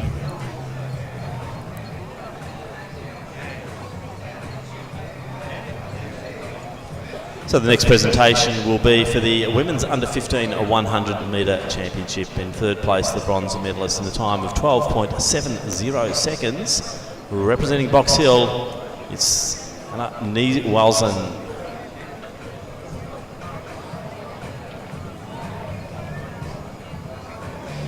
In second, in the silver medalist from Doncaster Athletics in a time of 12.68, it's Cicely Rosano.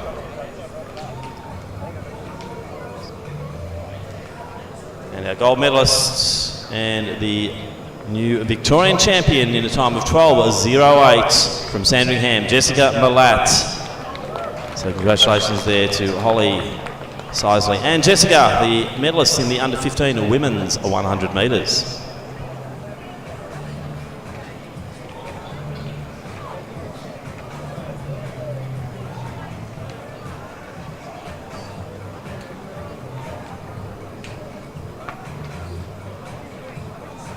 Presentation now for the Open Women's Pole Vault competition, and receiving the bronze medal, the jump of 3 meters 80 from Diamond Valley, Alicia Kensel.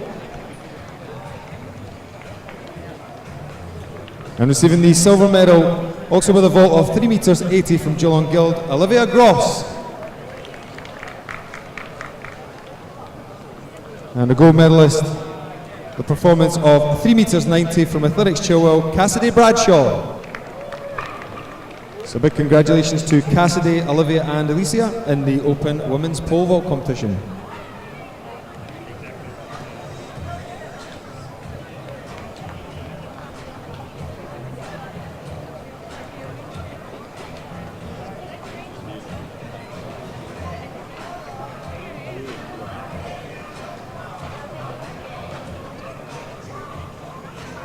So sticking with and our next presentation,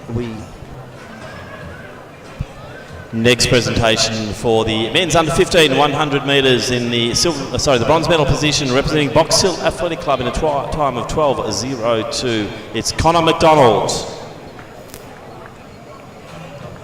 In second place, the silver medalist in a time of 11.60, representing Geelong Guild, Patrick Poulter. And the new Victorian champion representing the Western Athletics Club in a time of 11.47, Franklin Niwa Jarfoy. So congratulations there to the medalists in the men's under 15 100 metres. As we cross down to Russ Cunningham and the men's open javelin. Thanks, Nick. Receiving the bronze medal with a throw of 61 metres 71 from Sandringham Athletic Club, Michael Burian.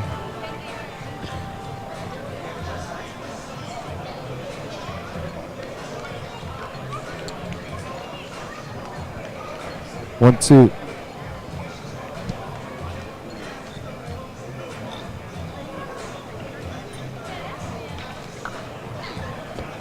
One. Apologies for that. So the Open Men's Javelin presentation, receiving the bronze medal with a throw of 61 metres 71 from Sandringham Athletic Club, Michael Burian.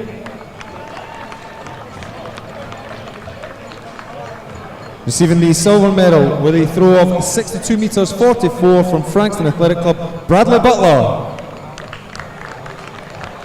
And a gold medalist with a throw of 63 metres 80 from Old Zavarians, Callum Dean. So congratulations to Callum, to Bradley and Michael in the Open Men's Javelin throw.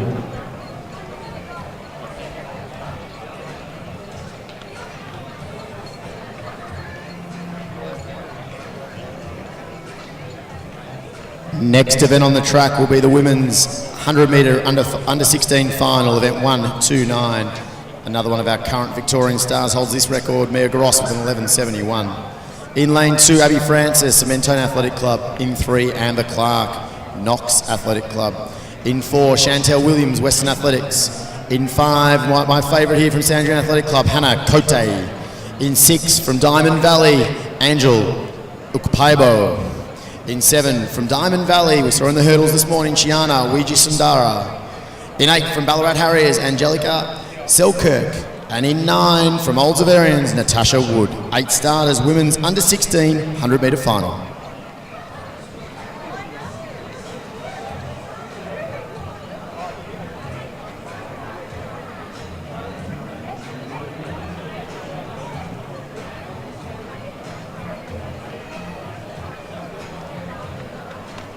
So we're ready to go here. Hannah Cote is going to be the one to watch. We saw how good Millat was from Sandringham, the tall athlete in the last one. Here I expect it to be a battle between Ukpaibo, the powerful athlete from Diamond Valley, and Cote. It was all class. Beautiful mover from Sandringham.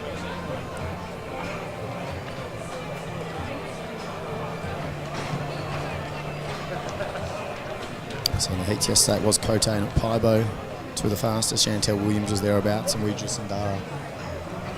Natasha Wood might be one of those ones dashing home late. Very raw, new talent.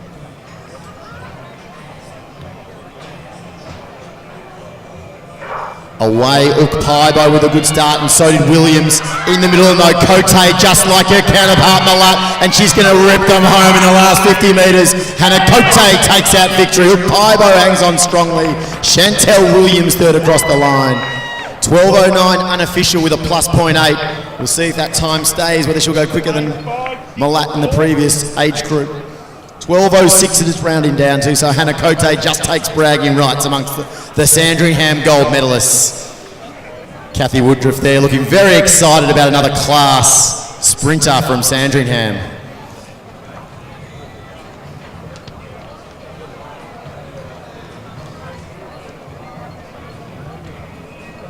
For those on the live stream watching, we don't round down. Of course, 12.06 is just the correct reading. I'd like to round down sometimes when we miss out on those World Championship qualifiers. I've stepped into the photo finish booth here, and I can tell you that they're not making this up as they go along.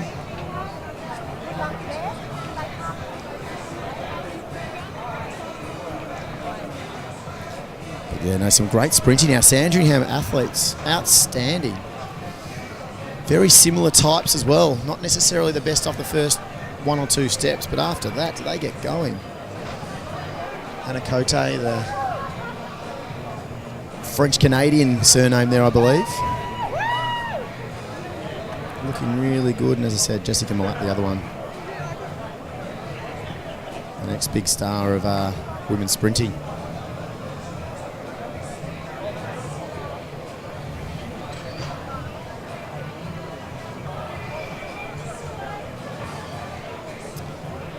See, walking back to our blocks now, it's the men's under 16 finalists. Some interesting athletes here. Jack Bolton, one for me that I'm really excited to watch. He's the Albury athlete. Dominated the country championships. Ran very well also at the ACT championships. So next event on the track is event 130. It's the men's under 16 100 metre final. Victorian record here of 10.60 from Craig Elliott. In lane 2, from Frankston Athletic Club, Lachlan Sutherland. In lane 3, from Western Athletics, Bikram Sani. In lane 4, from Casey Cadinia, Jack Schneiderett. In lane 5, the silver medalist last year in the under-15s, but then in great form in both Canberra and Melbourne, and the country championships from Albury Athletics, Jack Bolton. In lane 6, the fast-starting Williamstown athlete, Matthew Payne. In 7 from Sandringham Athletic Club, Ben Horsey. In 8, the under-15 champion from last year from St Kevin's Athletic Club, Gus Simpfendorfer. And in 9 of Western Athletics, Ryan Braithwaite. They're your stars, the men's under 16 100 metre final.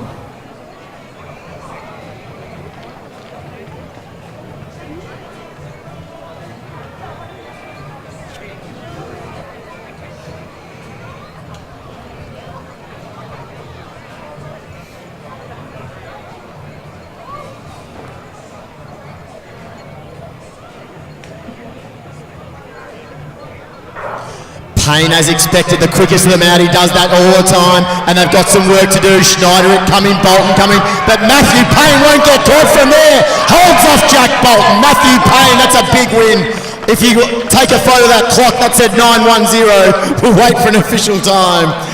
But Matthew Payne takes the under-16 men's 100 metres, a plus 3.4. Jack Bolton wound up late, but couldn't get him. Schneiderett thereabouts.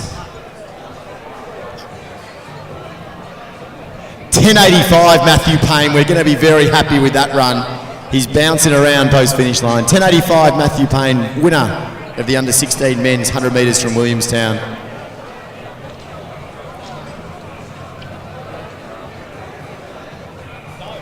Jack Bolton goes 10.98 for second. So our first two under 16s, sub 11 seconds, setting the standard for the older age groups. Matthew Payne with his quick start. Jack Bolton though, what's he going to do over 200 and 400? He got going very late there and looks the man to beat over the longer distance. And Schneider at third from Casey Cadinia. Plus 3.4, but 10.85, Matthew Payne, Williamstown. So wow, I said Payne in the warm-up, in the lead-up there would be the fast starter, but he hung on most importantly. Best run I've seen from him. I'm pretty sure he's one of the Maribyrnong boys. I think one of the ones who went to the Simplot Games overseas. There you see him, hugging mum, I imagine. Very big grin on the face.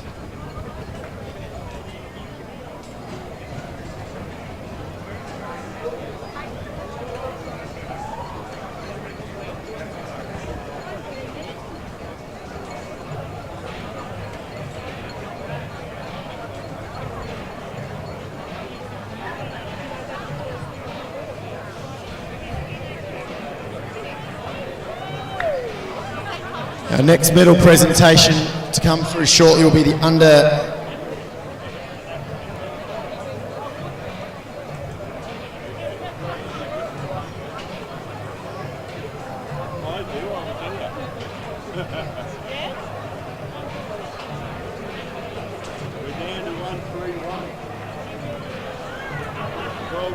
It'll be the under 16 women's 100 metres.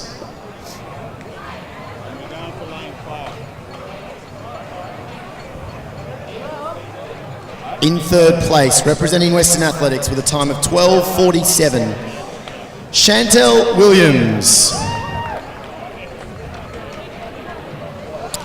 In second place, representing Diamond Valley, winning the silver medal with a time of 12.26, Angel Ukpaibo. And winning the gold medal in a time of 12.06 from Sandringham Athletic Club, Hannah Cote. Ladies and gentlemen, please congratulate your medalists in women's under 16 100 metres.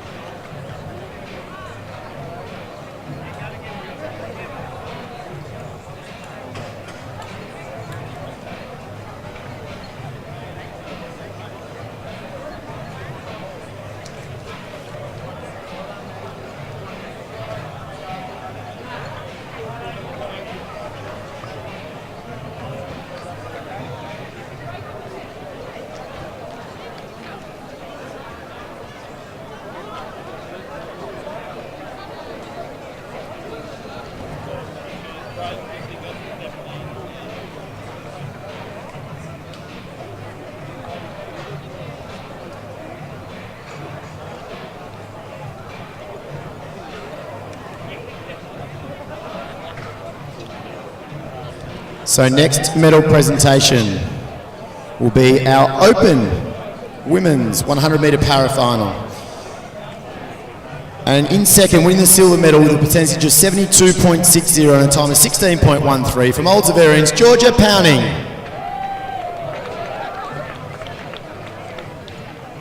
And winning the gold medal in a time of, a percentage of 89.87 and a time of 15.46 from Williamstown, Erica Gosney. Ladies and gentlemen, please congratulate your medalists in the Open Women's 100 metre para final.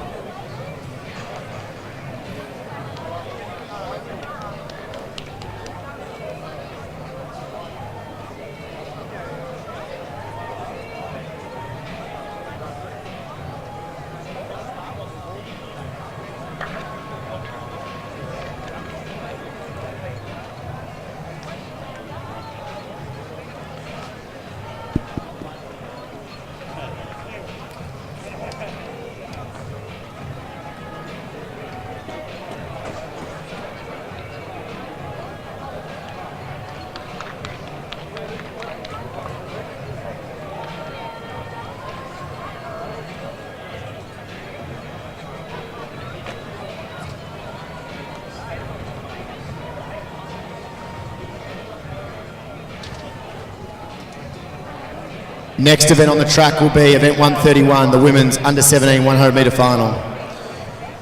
In lane 2, Katrina McMaster of Mentone. In lane 3 from Diamond Valley, Alicia Kenchol. In 4 from Keilor St Bernard's, Rebecca Bain. In 5 from Collingwood, Chiara Santilia. In 6 from Sandringham Athletic Club, Kiana Sidnor. In 7 from Mentone, Millie Webster. In 8 from Corio, Bianca Cesar. And in 9 from Geelong Guild, Abby Cripple, the 8 finalists in the under 17 women's 100 metre final.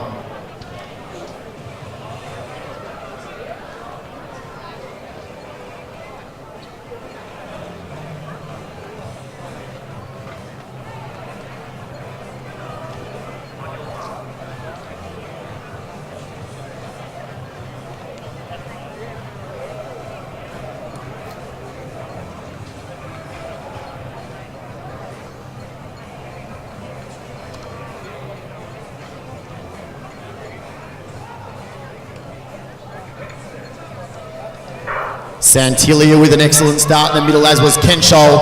Kenchol and Santilia winding them up now is Sidnor. Sidnor going to Santilia. Santilia will hold on and win again. Santilia takes it. Sidnor next. Rebecca Bain with an excellent run takes the bronze and she's happy about it. But your winner of the under 17 women's 100 metres, Chiara Santilia of Collingwood. 5-6-4. Plus 3 metres and 12.00. Great running, Chiara Santilia. So just a call out for Logan Sandland and Mate Hayunga from Essendon and Albury, respectively, for the men's discus presentation. So they can report in, Logan and Mate, to the presentation area immediately. We now move to the presentations for the women's under 20 ambulatory 100 metres. And in third place, the bronze medalist from Old Zavarians with a percentage of 70.05. It's Haag Wivenden. Sorry, Chelsea Haag Wivenden. In second place, silver medalist from Eureka, Caitlin Sharp. And the gold medalist with a percentage rate of 100.06 in the time of 16.33 from Old Zavarians, Erin Gabler.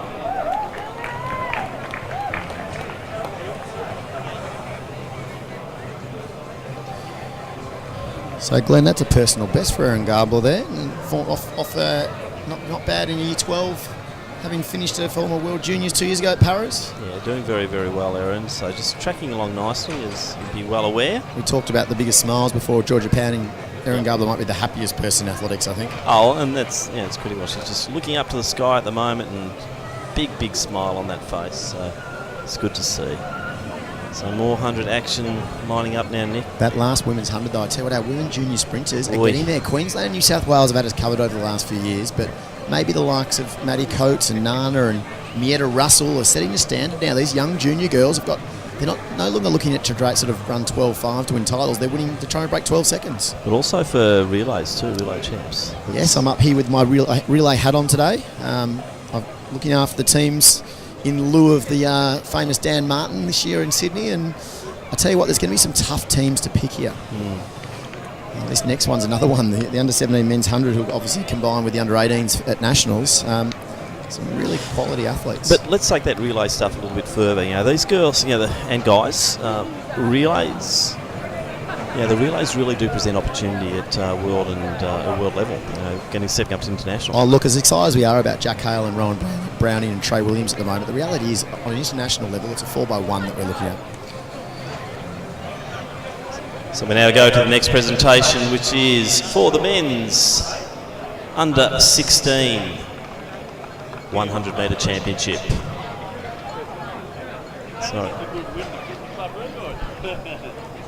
In third place, in the time of 11.12, representing Casey Cadinia, Jack Schneiderite.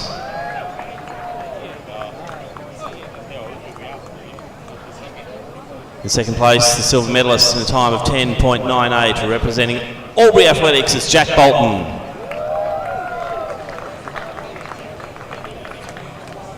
And our new Victorian champion in the time of 10.85, representing Williamstown. Fantastic run by Matthew Payne.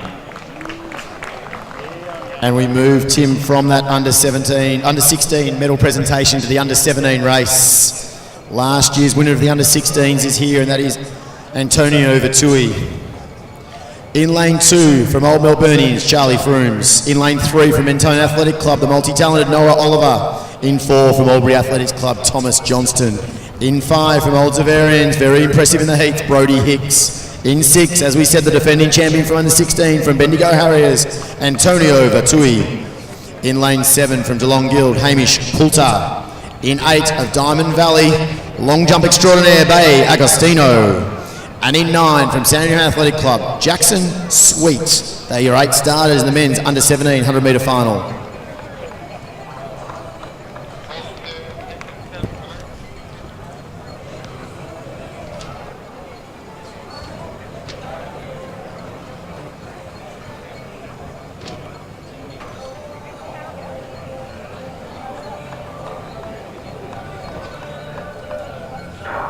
Hicks got a good start, but so did Vittori, the power of Vittori, and also the Albury athlete in Johnston.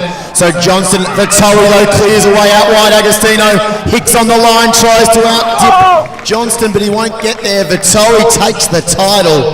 Antonio Vittori, Bay Agostino out wide. Thomas Johnston third, Brody Hicks fourth. That's your 1, 2, 3, 4 in the men's under 17 100 metre final. A plus 2.8. And a 10.74 for Antonio Vittori.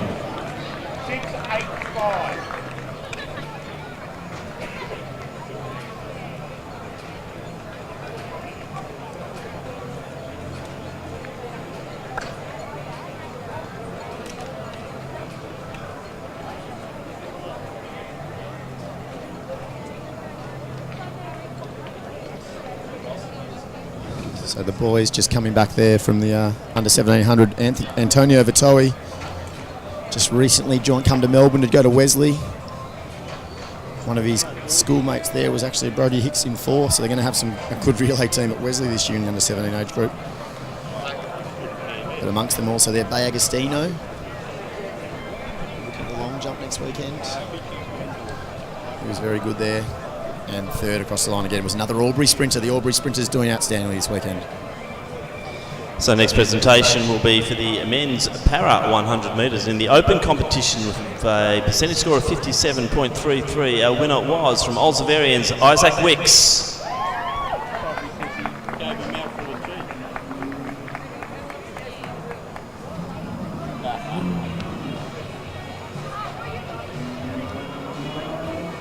Congratulations there to Isaac. In our under 20 competition, with a percentage score of a 100.39% and time of 12.88 from Athletics Nunawading is Liam Kernick.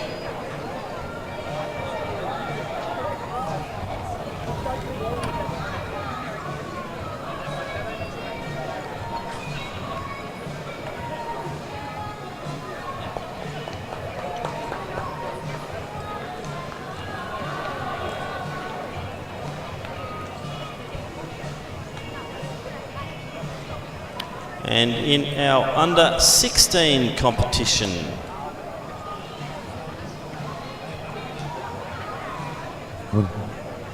athletes just making their way to the podium. Presentation for the men's under 14 discus throw, receiving the bronze medal with a throw of 31 metres 25 from Athletics Essendon, Mackenzie Leith. And receiving the silver medal with a throw of 34 metres 30 from Albury, Logan Sandlin. And receiving the gold medal with a throw of 36 metres 73 from Athletics Essendon, Matai Huanga. So congratulations to Matai, to Logan and to Mackenzie in the under 14 men's discus throw. Thanks, Ross. And now in the under 16s for the 100 metre para event, in third place with a percentage of 77.93 and a time of 14.91 from the Wellington Athletic Club, Jake Perrott. In second place with a percentage of 91.21, a time of 12.74, representing Doncaster, Anthony Jordan. And our winner and gold medalist, Victorian champion, with a percentage of 95.70 and a time of 16.27. Representing Maccabi, it's Ori Drabkin. So congratulations there. We'll now throw to Nick for the next of our 100-metre finals. And it's event 133 in your program, which is the women's under 18 100-metre final. Victorian record here, one that won't be touched today, the famous Raylene Boyle, 11.20. In lane 2 from Casey Cadinia, Alyssa Neal. In 3 from Western Athletics, Kilara Ratu. In 4 from Geelong Guild, Alexandra Tarr. In 5 from Western Athletics, Adora Arch. In 6 from Diamond Valley, already won the hurdles today in the same age group, Keely Boyne. In 7 from Diamond Valley, Georgia Gilson. In 8 from Frankston Athletic Club, Georgia Mills. And in 9 from Geelong Guild, Keely Reid. 8 starters, women's under 18 100-metre final.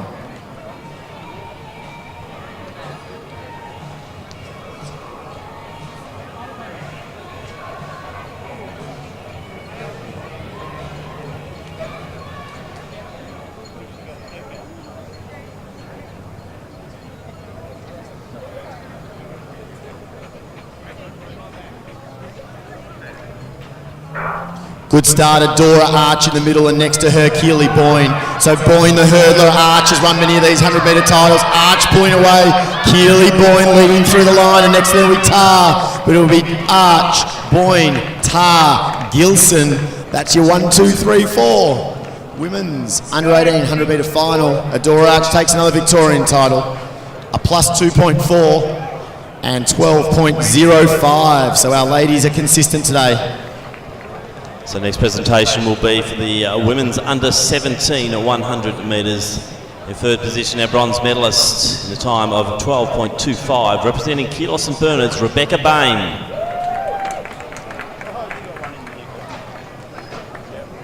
In second place, our silver medalist in the time of 12.14, representing Sandringham, Kiana Sidnor.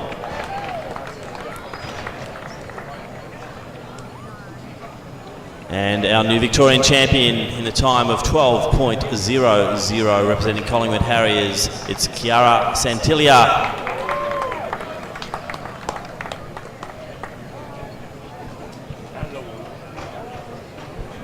So congratulations to the place getters there in the women's under 17 100 metres.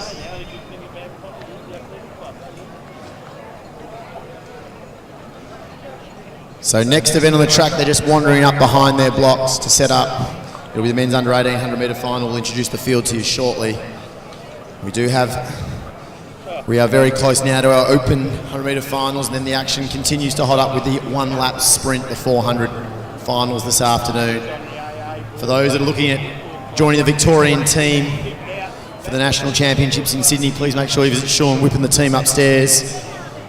And there's also the Coaches Lounge up there this weekend. Make sure you come up there and have a visit and collaborate with some of our amazing Victorian coaches that worked so well this weekend. You can see the strength of our junior programs shining through this weekend. And our open athletes, likewise, starring on the track. One of my favourite ones to come this afternoon will be those 400 finals for men and women.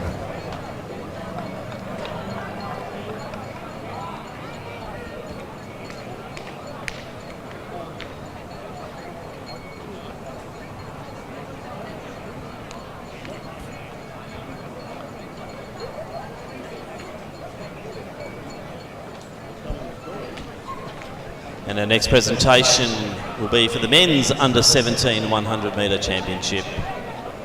In third place, the bronze medalist in the time of 11.02, representing Albury Athletics, Thomas Johnson.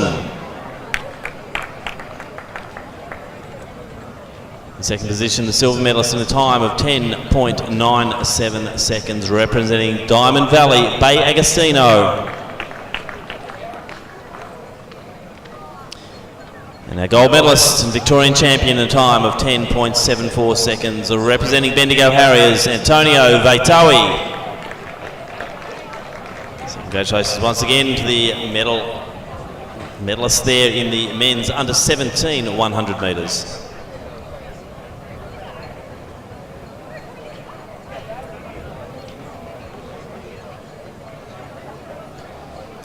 And the next event behind their blocks is the men's under 18 100-metre final. Victorian record here of 10:46 from Phil Kyoto in 1991, now coaching at Xavier. In lane 2 from South Melbourne, Kyle Haddad. In lane 3 from Maccabi Athletic Club, David Bleacher. In 4 from Western Athletics, Braden Portelli. In 5 from Athletics Essendon, he's the under-16 state record holder, Melvin Monlay. In 6 from Diamond Valley, Andrew Howe. In 7 from Bendigo Harriers, James Miller. In 8 from Sandringham Athletic Club, Christopher Valkanis.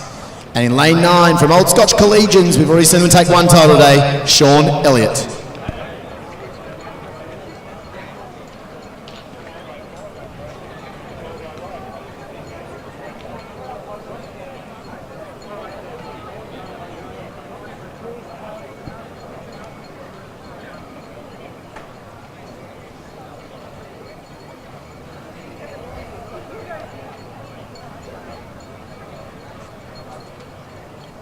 Stand up. We'll take a second go at it in a second. Melvin Monlay, for those who might have been watching the grand final sprint last year, was the man who came second. Very talented footballer also.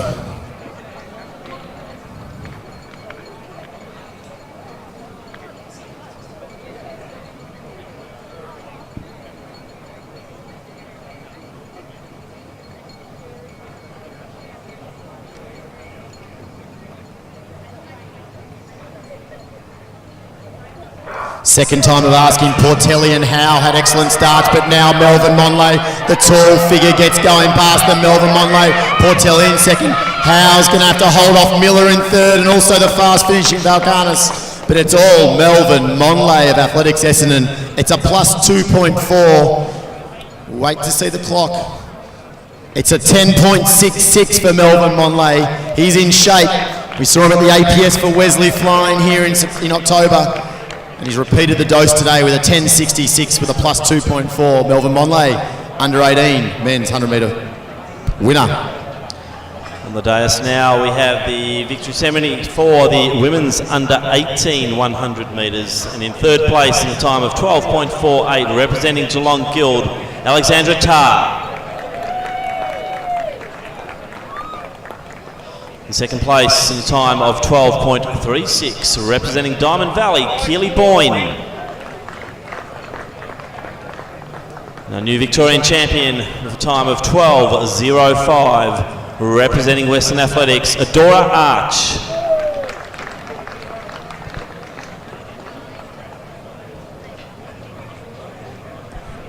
So congratulations to the three girls there in the women's under 18 or 100 metres.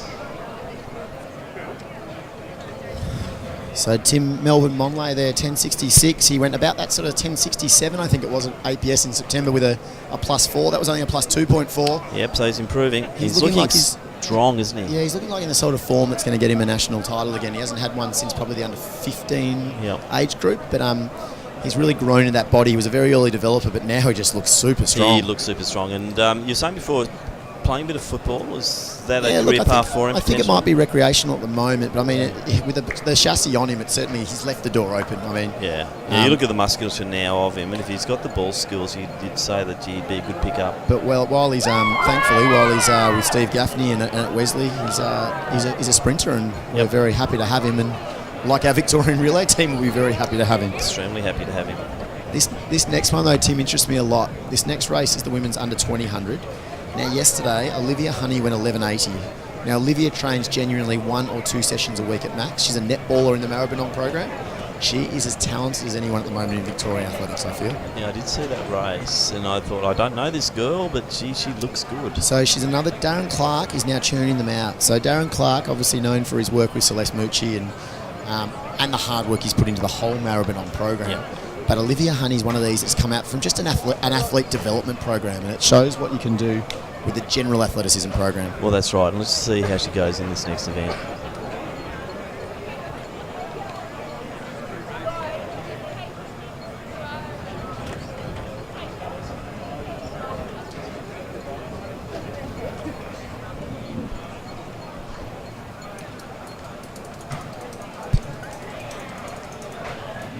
So the next medal presentation is That's the race we've just seen come through. It's that under 18 men's 100 metres. And in third place, in a time of 11.14 from Diamond Valley, it's Andrew Howe.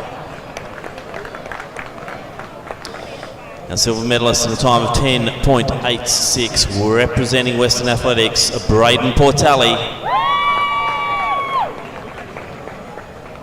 And our gold medalist, Victorian champion in a time of 10.66, representing Athletics Essendon, Melvin Monlay. So congratulations to Andrew Braden and Melvin there, taking the medals in the under 18 100 metre championship of Victoria.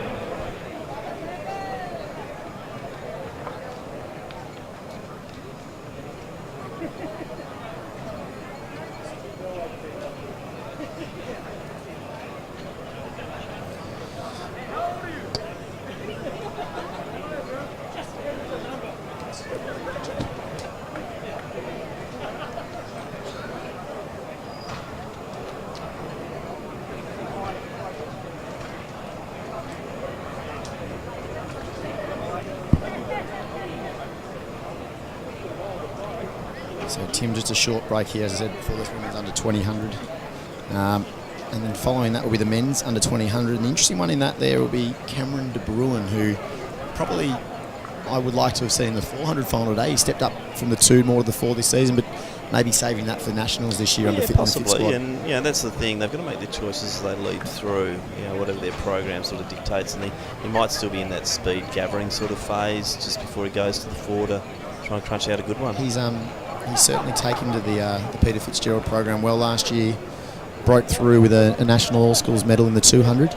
Had some great racing here last year with Dilly De Silva and Finlay Kersop Cole, those sort of lads. Yeah, it's a good bunch, isn't it? But we're talking programs, we're talking coaches, and Fitzy's got a nice little squad really developing. Look, it really is. He returned to coaching about 4 or 5 years ago. Will Johns has probably been the flagship of the program. Did some great work, of course, with Morgan Mitchell. Yep.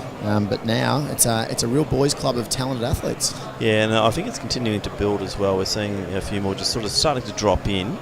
And that's exciting, I think, getting them under Fitzy's wing and getting that group going, because I know there's a good group dynamic too. And the collaborative coaching. The Kathy Hayden's group join them occasionally. Yes. That's Lawson Power is obviously the key member of that. And I have seen them in here in the past with even Rob Stevens' group. So you sort of, we've talked about this before. It happens in middle distance a lot, coaching, but we don't do it in sprint coaching enough, and that's coaches working together. But what we're seeing now is it's coming out onto the track here, and we're seeing the good performances. And so, it is nice to see that collaboration starting to happen, and it's to the benefit of the sport in general. So this is going to be a real head-to-head now, Mia Gross and Olivia Honey. We know all about Mia Gross and what she's been able to do in the past, but Olivia Honey, she is as raw as they come, and we'll see what she does. Yeah, let's just see, because you'd think Gross will be fast out too. Not always their fastest aspect, but we'll see. So she's obviously running the 400 later today as well in that final. Yeah.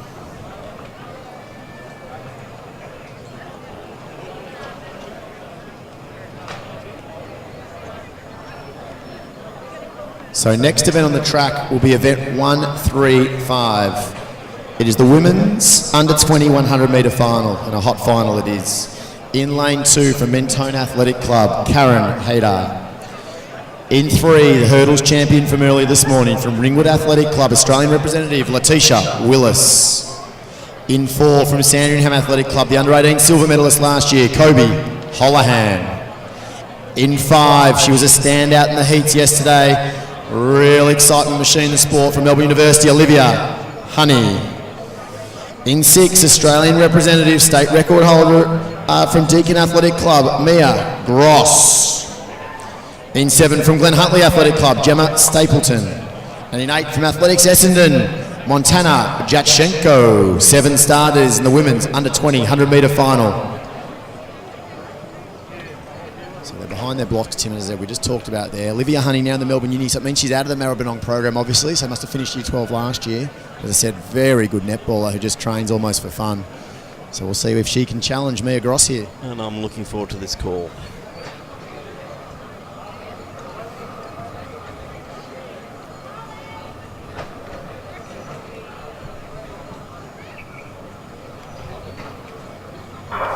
The Fast starting Holohan and Willis on the inside look good, and in between them it's Honey. Gross has got work to do. Can she get past Honey? And she does. Turns it on Mia Gross. Olivia Honey will come second. Willis and Holohan dip close for third. Mia Gross though shows the class and a little bit more experience on Olivia Honey. Takes the win 11.56. 11.56 with a plus 3.6. Olivia Honey has really pushed her there, but Mia Gross back into the shape that saw her so strong over the last 18 months. Takes victory from Olivia Honey of Melbourne University. 11.76 unofficial for Olivia Honey in second. So she's getting faster race by race. And I'm going to let photo finish decide on that bronze medal, because there is absolutely nothing in it between Letitia Willis and Kobe Holohan. But Mia Gross, welcome back to great form. Doing good things with that Jess Gooley stable down in Geelong. So Tim, it was the race we wanted. We see Mia on screen having a big wave. I don't think she's still in the perfect shape she wants to be, but yeah, 11.56, windy really or not. Wound that one up, didn't she? But look, Honey was there early, but just didn't have the oomph over the last 30. Absolutely. Look, she really worked hard trying to chase. And had to work hard to chase. It was probably the right race for her to do really well. I like the battle too for bronze there. Kobe Holohan and Letitia Willis, gutsy athletes. Great to see some under 20 fast sprinting. Still one of my favourite races to call ever here was an under 20 final. I think it was 2014. We had Burkett, Roman and Bassick separated by 0.02 of a second. And that wasn't quite as close, but the class is there again. We've still got this absolute class. And we will see Britt Burkett a bit later on, returning to where she was so good as a junior here. Yeah, Burkett's had a really good season too. So we're watching her, through the AV stuff, but also in a bit of pro work too. Look, Britt and Rob Stevens, it's a combination. It's worked. She's one of those athletes that tried to change distance after World Juniors. We tried to go up to the 400, realised it wasn't for her. Gone back to what she loves, the 100, and she's doing a great job of it. It'll be the men's next though on the track, and that's what we're going to introduce very shortly, and it'll be the under 20 men.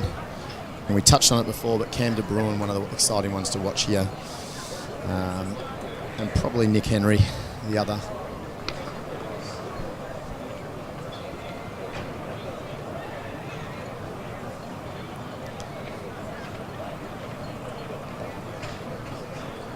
So next event on the track is event 136. It's the men's under 20 100 metre final. This is a Jared Keating record of 10.33. Jared doing great things at the moment, coaching up in northern New South Wales. In lane 2 from St Kevin's, he's been a busy man today, the multi-eventer Sebastian Reneke. In lane 3 from Dandenong Springvale, Nilesh Avasian.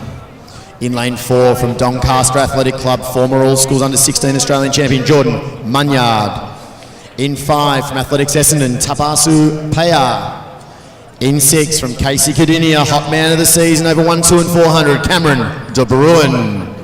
In 7 from Athletics Chilwell, from the Anula Costa stable, Nicholas Henry. In 8 from St Kevin's, Nick Jones. And in 9 from Ringwood Athletic Club, the fast starting Ethan Lamb. 8 starters, men's under 20 100 metres.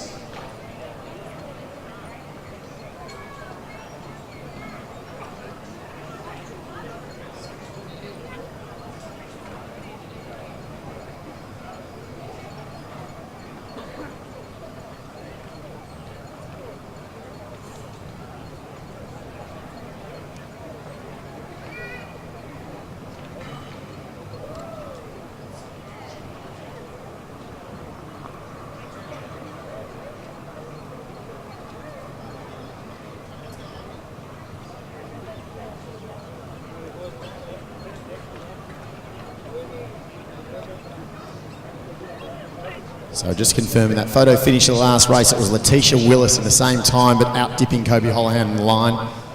That's why we're just finishing that, finalising that result. Apologies. And now we're ready to go in the men's under 20 final.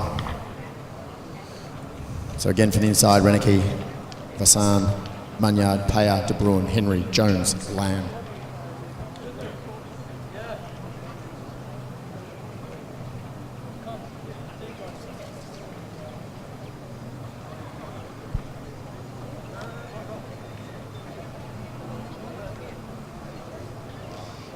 Just a few block issues there for Nilesh.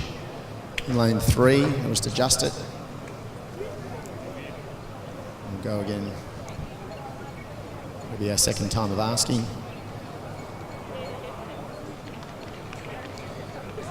We've seen the under 18 boys go 10.66. How quick can we go on the under 20 men?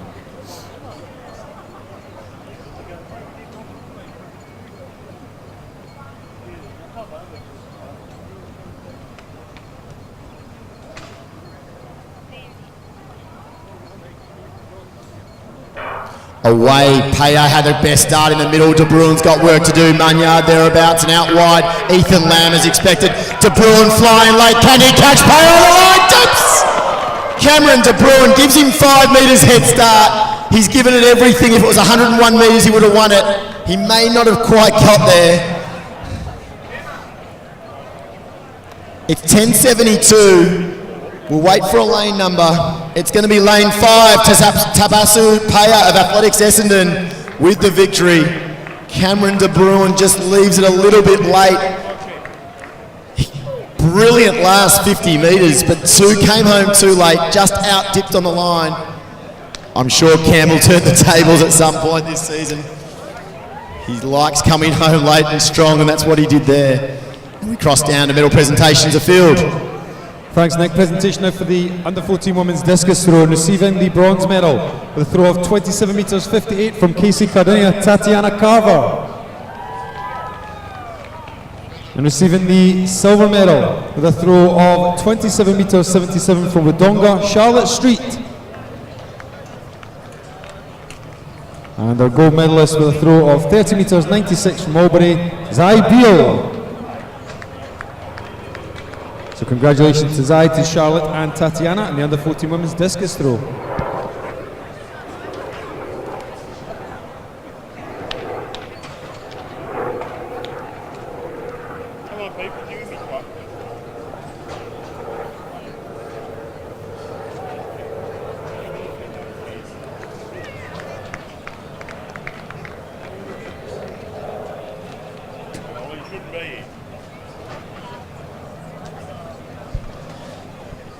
So presentation now for that very exciting women's under 20 100 metres, and the bronze medalist in a time of 11.96 on judges' decision from the Ringwood Athletic Club, Letitia Willis.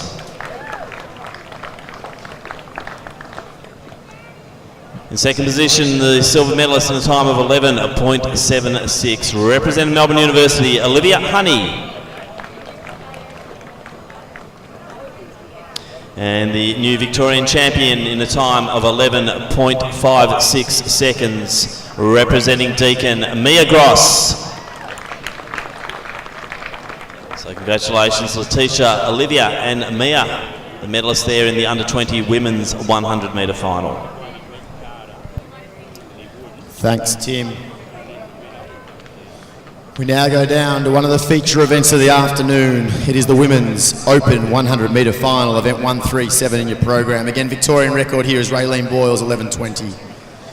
In lane 2 from Melbourne University, Cassandra Wang Lecoutier. In lane 3 from Frankston Athletic Club, she's having a fantastic season, the VAL, Ebony Lane. In 4 in the new Old Melburnian colours, bronze medalist at Nationals, Brittany Burkett. In lane 5 from Box Hill Athletic Club, going from strength to strength this season, Nana Adomu Awusu Afriye. In lane 6 from Diamond Valley, but a Sri Lankan national representative, Amasha De Silva. In lane 7, continuing the international trend from Rosie Elliott. In lane 8, our open hurdles gold medalist today from Ringwood Athletic Club, Danielle Shaw. And in lane 9 from Athletics Essendon, Alana Grandine. They are your 8 starters in the women's open 100 metre final.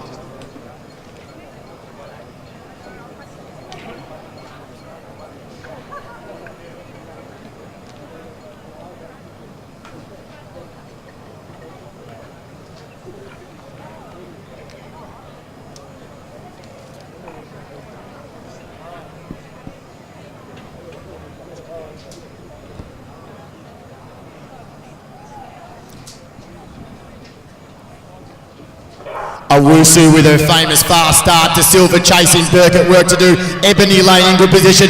Burkett gets to the podium. Can she go past Burkett, Owusu? And Brittany Burkett takes the title to silver in third. They knock off the Sri Lankan representative. Nana Owusu set up the race to be very fast. Brittany Burkett takes her first Victorian title. 11:58, Britt Burkett, new personal best with a plus 1.8. Be excited, Britt. Nana Owusu comes second.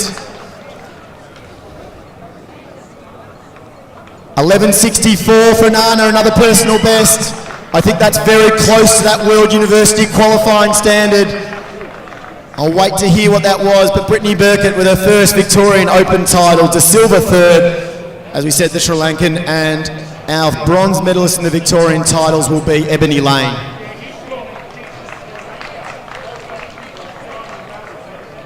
Apologies for that, it was de silver is registered. So next presentation down in the... I'm just trying to find out what's happening. One of the girls down at Diamond Valley, but they're saying... So we'll now go to Ross Cunningham for a presentation in the field.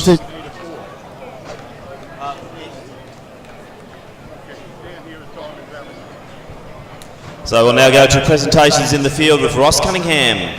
Thanks, Tim. Presentation now for the men's under 14 javelin throw.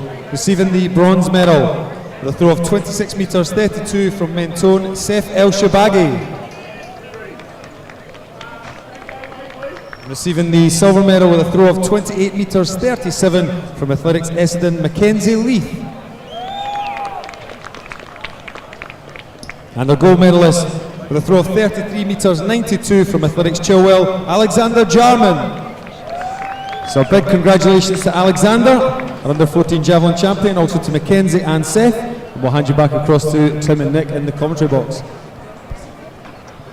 Thank you, Ross. And our next presentation will be for the men's under 20 100 metres. In third place in the bronze medalist in time of 10.90 from Doncaster Athletic Club is Jordan Munyard.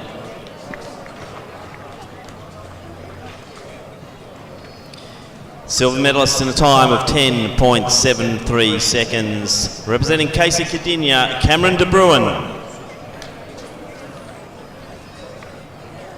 And with only 1/100th separating their gold medalist and Victorian champion representing Athletics Essendon is Tapasu Paya. So congratulations to the three medalists there in the men's under 20 100 metres.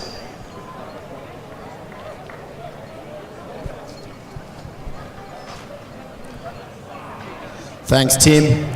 So the women's 100 was exciting. What are the men going to do next? It's event 138. As we said, your Vic record is 10.17. Aaron Rousseret, who hopefully we'll see back on the track next year. In lane 2 from St Kevin's, Jackson Bennett. In 3 from Athletics Essendon, a man coming to good shape, Cameron Searle. In 4, your defending champion from St Kevin's Athletic Club, Michael Romanen. In 5 from Geelong Guild, one of the ones to beat here, Jake Penny. In 6 from Casey Cadinia Athletics Club, we called him reliable before. Can he have the big breakthrough win? Michael Hansford. In 7 from Glen Huntly Athletic Club, Spencer Brown. In 8 from Corio Athletic Club, Jacob Cesar. And in 9 of Athletics Essendon, Brendan Ashcroft. 8 starters, men's 100 metre final.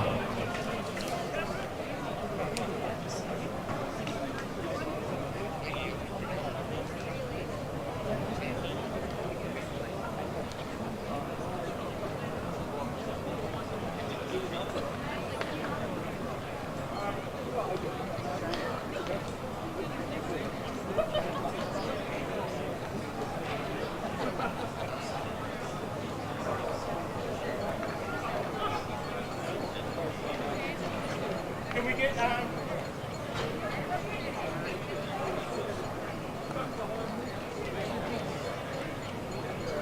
sorry, I should have known you couldn't get put round, man.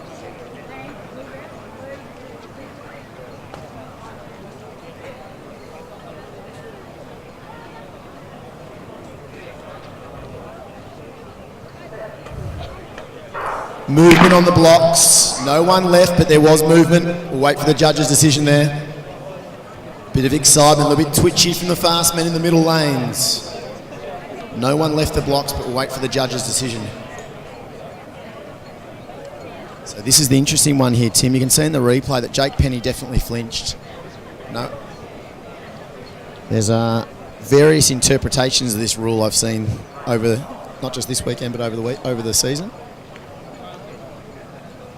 I'm hoping that we keep Jake Penny in this final. We want the fastest possible team. He's got a flag of some sort. Not sure what he was presented with there. Might have been an unsteady. Oh, no, as he walked away. The official came over to Jake Penny, but I think he's been given a warning. So we keep our fastest men in the field, thank goodness.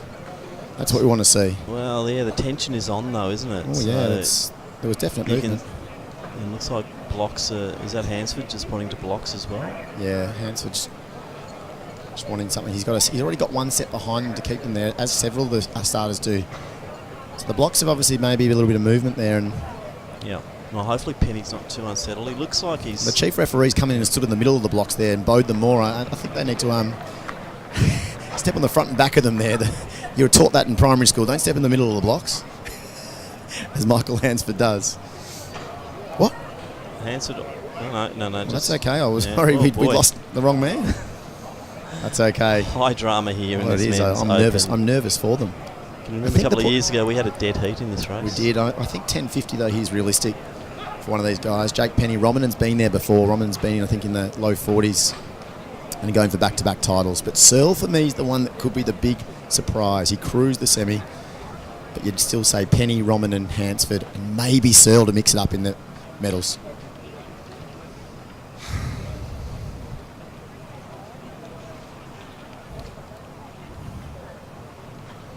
Clean at the second time of asking. No, it's not. I take it back. Looked good to me. Ashcroft off to another flyer out wide. It was a strong start, but I'm watching the replay. There was nothing happen there. The replay looks great to me, so we'll wait to see the judges' decision again. They are the experts. I'm just a fan.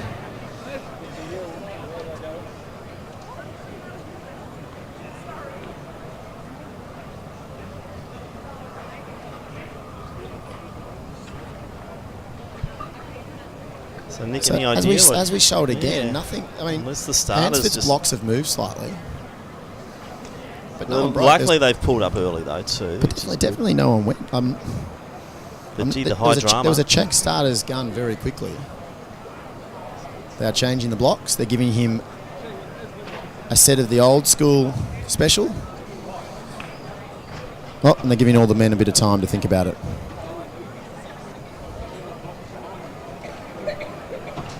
So we've just reverted back to some old school blocks there for Michael Hansford.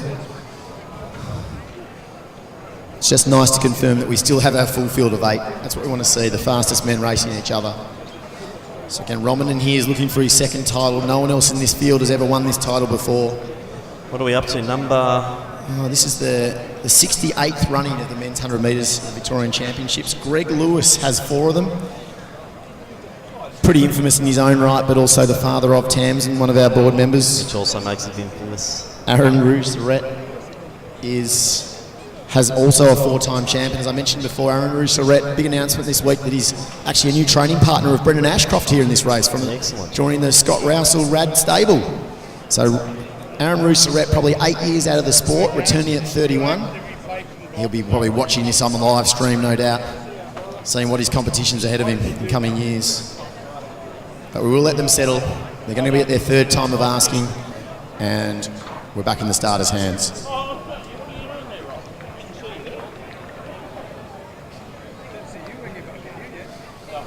So yeah, Tim, it's nervous here. Yeah, just the drama continues, Nick. So let's see. Hopefully we get a clean a couple of interesting ones. You've got teammates clubmates in Bennett, Rominen. You've got training partners in Brown and Rominen. This is an intriguing race. I said Ashcroft might be the one to jump early here. Starts very well, the Australian Frisbee or ultimate Frisbee star.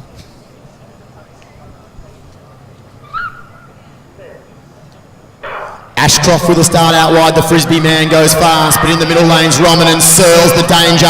Jake Penny, but Michael Roman will go back to back for Victorian titles. Jake Penny dips on the line but won't get there. Cameron Searle gets himself into his first open medal, just ahead of Michael Hansford. Michael Romanen with a plus 1.3, 10.48. 10.48, Michael Romanen back into some good shape. Takes victory in the 68th running of the men's 100-metre title. Goes back-to-back titles. Next year he'll come back to try and chase 3 and run down those Bruce Charette and Greg Lewis 3 all-time titles. Second. So 10.48 with a plus 1.3 for Michael Romanen. And I tipped it there, Tim. I thought Cameron Searle will be amongst it, and he's very excited there with a big hug for Nana Adomo Owusu after the finish line. And that's the medal presentation we'll now cross to. So we now will be presenting the Women's 100-metre Open Championship of Victoria. And our medalists are the third in the Victorian Championship in time of 12.06, representing Frankston, Ebony Lane.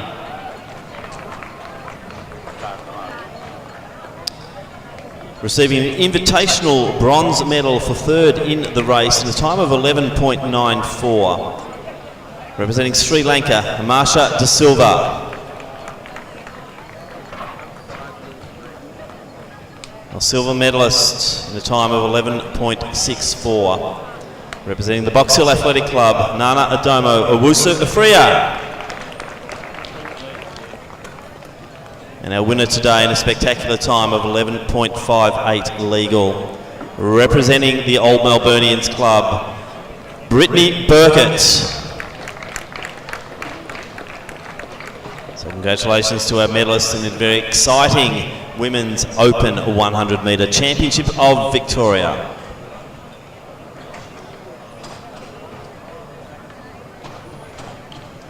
Yeah, Tim, that was really exciting, both men's and women's. And for the first time in a while, we've got times that rank well nationally.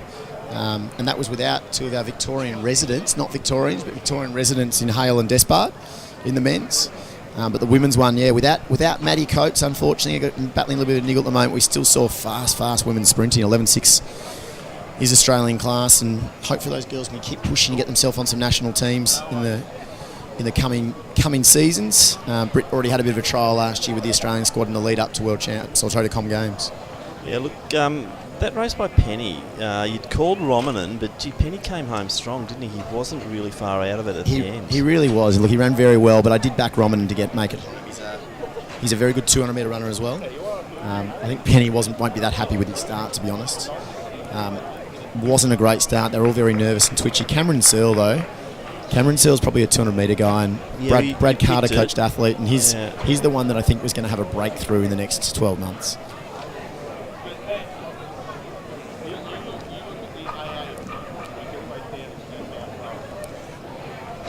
I did call Brendan Ashcroft in there, the Frisbee man. He's the Australian representative for the Dingoes in Ultimate Frisbee. One of those unusual mixes of representative sports. And we'll go to you, Glenn, and the next medal presentation, looks like. Tim even.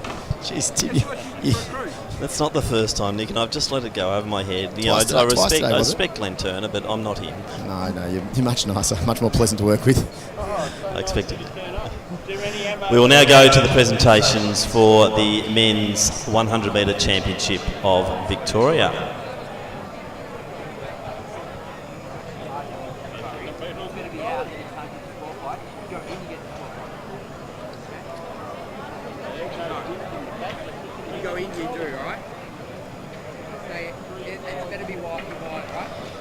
In third place, the time of 10.64 seconds. Representing Athletics Essendon, the bronze medalist Cameron Searle.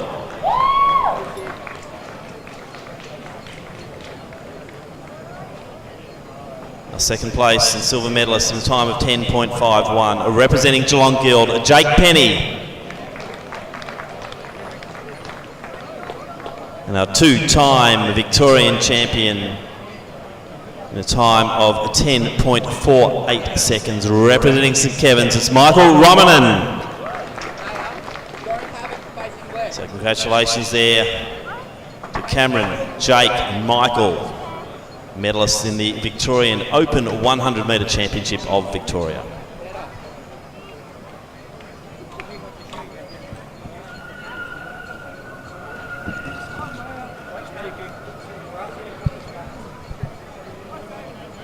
So we're moving now to the 400 metre action, and the wheelies are getting out on the track. That'll be the first of our events, the mixed 400 metres. Geez, some great 100 metre running here this afternoon at Lakeside Stadium. Look, the conditions not fantastic, wind swirling all over the place. Still some relatively ambient heat. It's clouding over, so no direct sunlight. But we've been treated to some really good running today. It started with the 1500s, I think, despite the conditions. Both the men's and women's were spectacular races. Then it just continued through the junior hundreds and into those open hundreds, and the under 20s as well. Some fantastic racing. So it's good to get excited here at Lakeside, and hopefully everyone's following on at home as we move into the one-lappers. So I know Glenn Turner will be texting me excitedly about all the action coming through into the 400 metre action, the one-lapper, as we do start to look at that program. And we've got a 3 p.m. start, so running a little bit late due to some of the technical difficulties in those 100 metres, particularly the excitement-filled men's, where we had those 3 attempts at the start.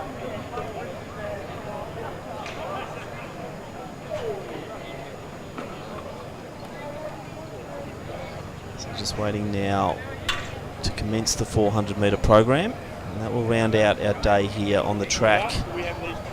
Day 3, week 1, the Coles Victorian Open and Junior Track and Field Championships.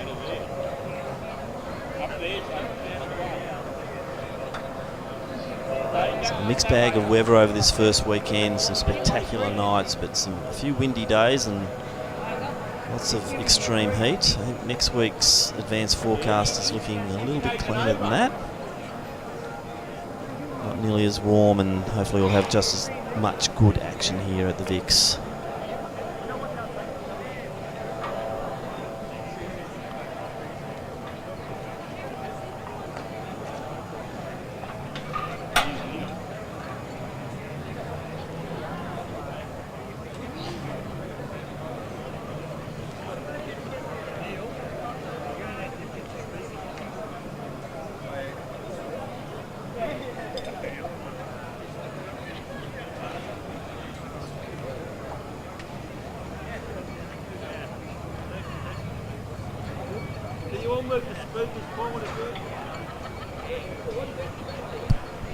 So just waiting for the starter to get all wired up here for the commencement of the 400s.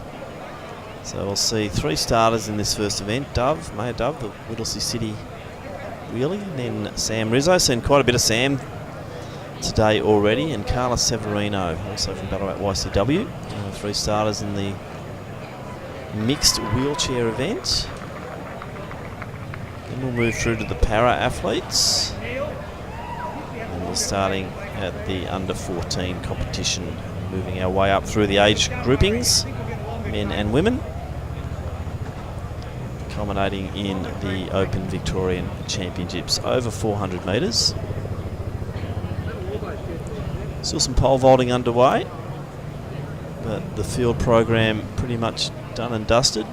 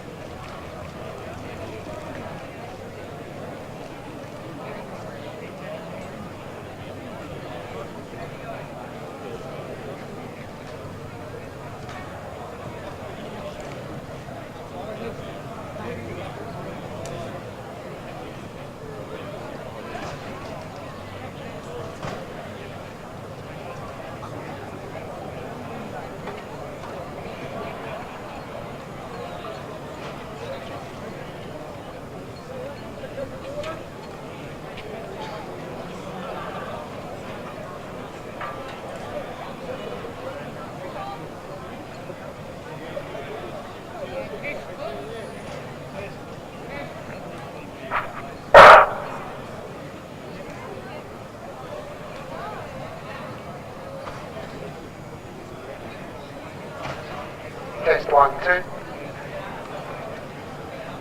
Sorry.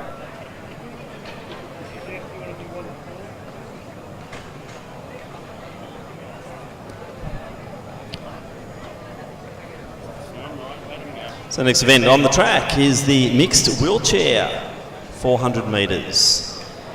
Lane 3 representing Whittlesea City, it's Maya Dove. In lane 5 from Ballarat YCW, Samuel Rizzo. And in lane 7, also from Ballarat YCW, it's Carla Severino.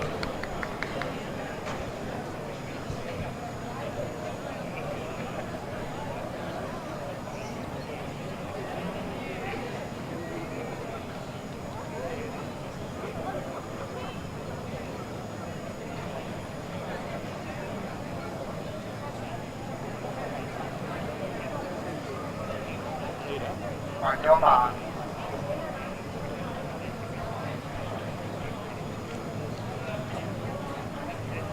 Set. So cleanly away our 3 starters here in this mixed 400s. There's also already Rizzo. We saw him earlier doing that 3:42 for the 1500 metres. And he's off to a great start. The inner lanes there, it's Maya Dove from Whittlesea. And in 7, Severino from Ballarat YCW. But Rizzo just streaming down the back straight, totally in control. Saw him winding up to do around, he's sitting on just under 60 seconds per lap in that 1500, and he's really going nicely here. So into the home straight now. And Samuel Rizzo, time check, just going on to 48 now. So he's going to be well under that 60-second mark. So he's going to stop the clock here. It's going to be approximately 56 seconds. It's not bad off the standing start there for Samuel Rizzo. So looking further down the track, it looks like it might be Severino in that next position. So she's a TF34. And Dove is a TF53. That's their relative classifications. So Severino, Carla's coming around now and straightening up to come into the home straight. So 56:13 the official time there for Sam Rizzo in the 400 wheelchair. Time check now, it's coming up to about 1 minute 40 for Severino. So moving nicely down the home straight as we look up the track, and Maya Dove's into the home straight now. And Carla Severino, she'll stop the clock, approximately 1:48. And Dove now just correcting herself, coming into the home straight, getting straight, getting steady. And yet the young athlete there from Whittlesea City, Maya Dove. Let's get behind Mayo, she comes in. Looking great. The yellow wheelchair, that's beautiful colours of the Whittlesea City uniform. And Maya Dove, she's going to cross the line. And it's going to be about a 2:22 there for Dove. So great efforts there. That rounds out the mixed 400 metre wheelchair. So once again, good to see the inclusion. Sam Rizzo is just moving beautifully at the moment. Great 1500 earlier. And he just really clears out. You can see Richard Coleman now in screen. So Richard, the godfather of wheelchair competitors, looking after the athletes. You can just see he's got the drinks there for Maya. Just moving his way over.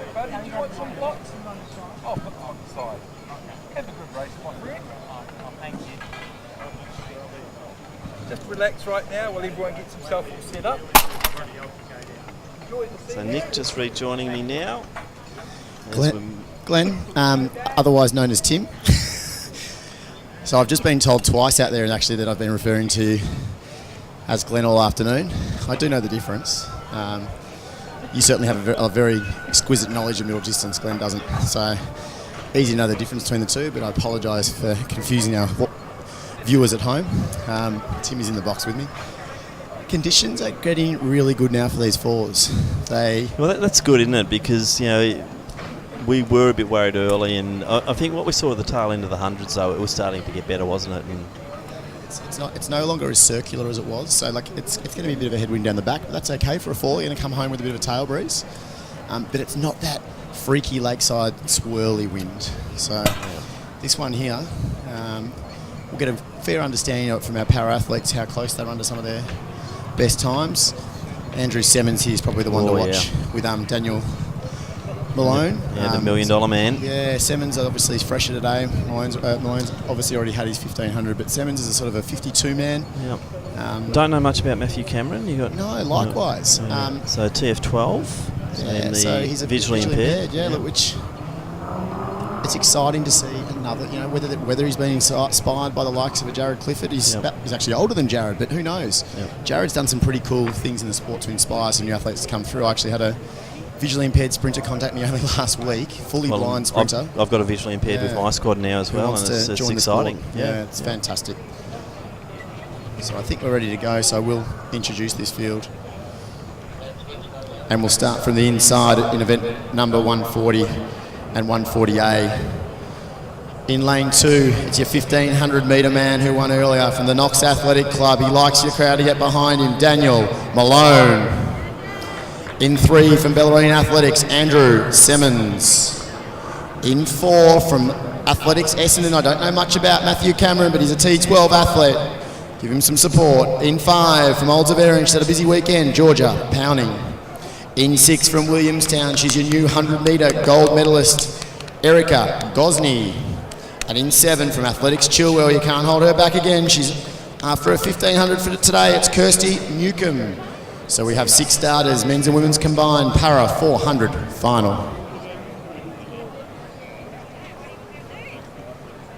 On your marks.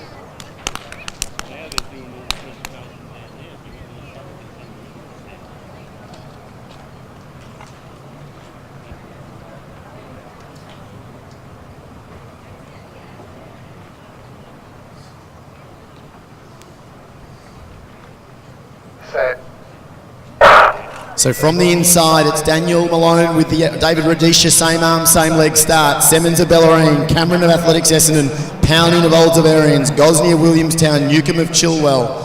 As expected, it's the 3 men on the inside, most aggressively out. Matthew Cameron is a visually impaired athlete there of Essendon. He's the one leading through Andrew Semmens. Semmens has a PB, I think, in the 52s. We saw him at HVC recently go very close to that. And Malone would expect to come home late. But as they go past the 150, out in front it's still Semmens, a Bellarine. Malone trying to round up and catch Matthew Cameron. Back behind them, it's a good battle between Newcomb and Gosney. But out in front, it's your Bellarine athlete, Andrew Semmens. We're trying to see how close you can go to that 52 point. Andrew Semmens, Bellarine. Very strong run through the line. It will be just on 53 seconds. Second will be Cameron of Essendon. Third will be Daniel Malone. Gosney and Newcomb having a good battle here. Erica Gosney at T38, so her and Kirsty are going head-to-head in the same category, so this is genuine head-to-head racing, and it will be Gosney who'll take it in just on 70 seconds. Very good for that classification. Newcomb next across the line. Georgia Pounding of Olds of Arians. That's your 1, 2, 3, 4, 5, 6. We'll wait for that classification to see the medal order later on the podium for the men's and women's para 400 metres.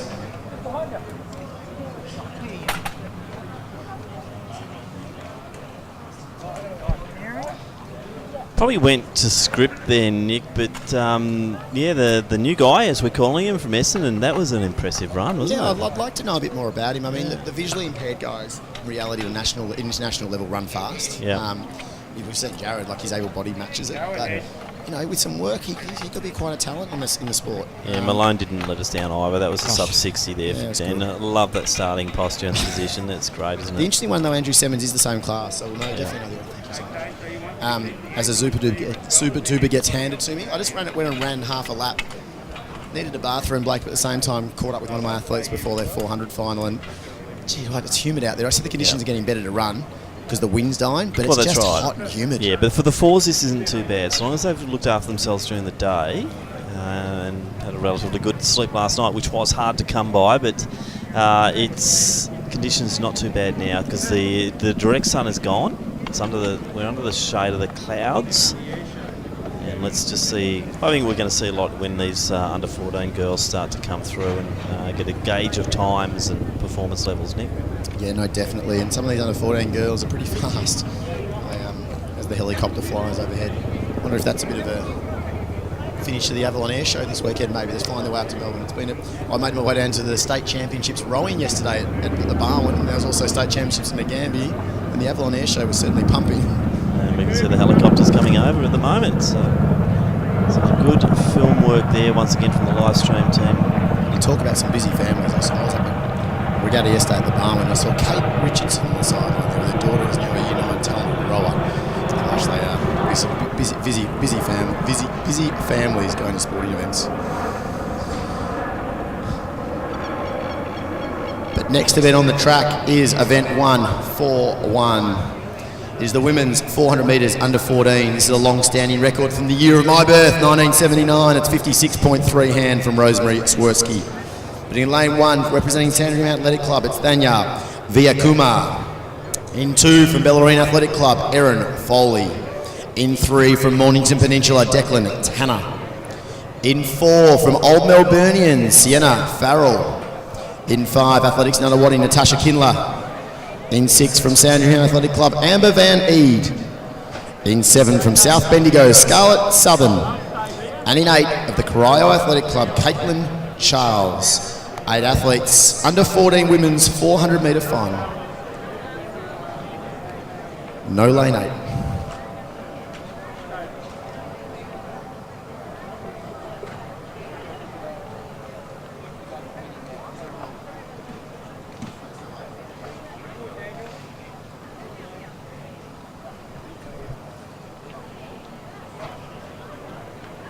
On your marks. So Glenn, I haven't seen much of these girls. Sienna Farrell, I believe, popped down, did a little bit of stuff with Dan Martin. So another girl joining the APS clubs.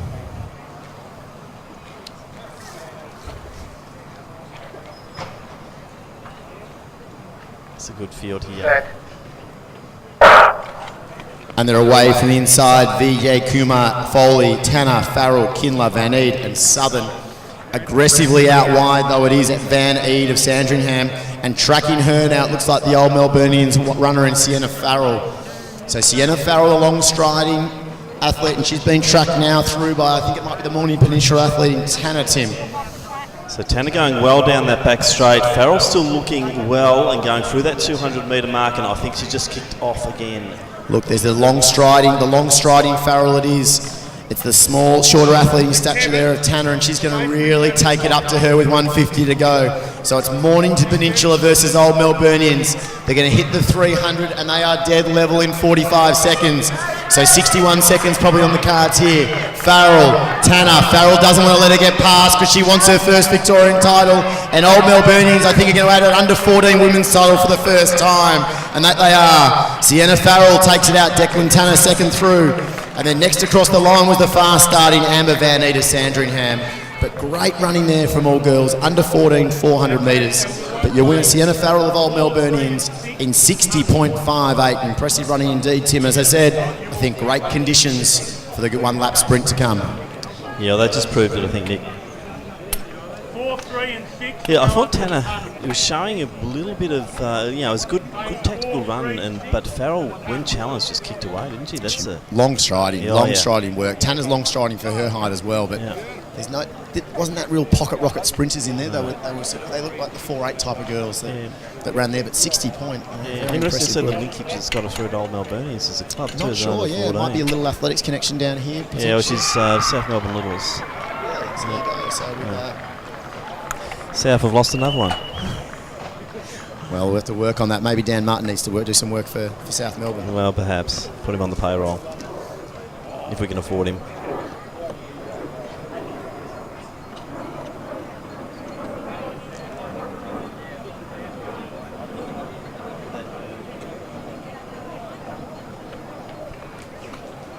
So we now go to the presentation for the men's 400 metre for the wheelchairs. And first in the open was Samuel Rizzo with a percentage of 77.43 and a time of 56.13, representing Ballarat YCW.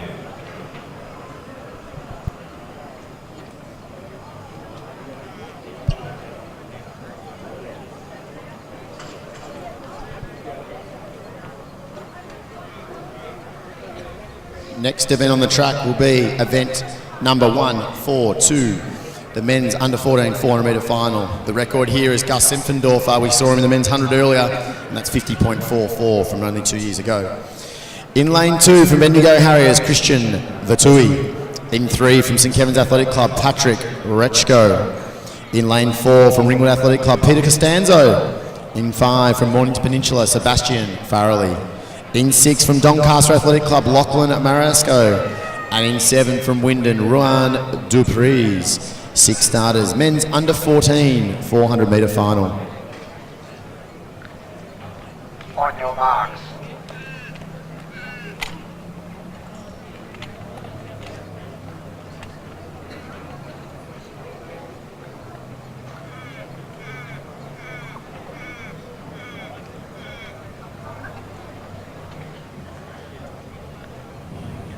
Set. So from the inside, Vatui, Rechko, Costanzo, Farrelly, Marasco, Dupreez.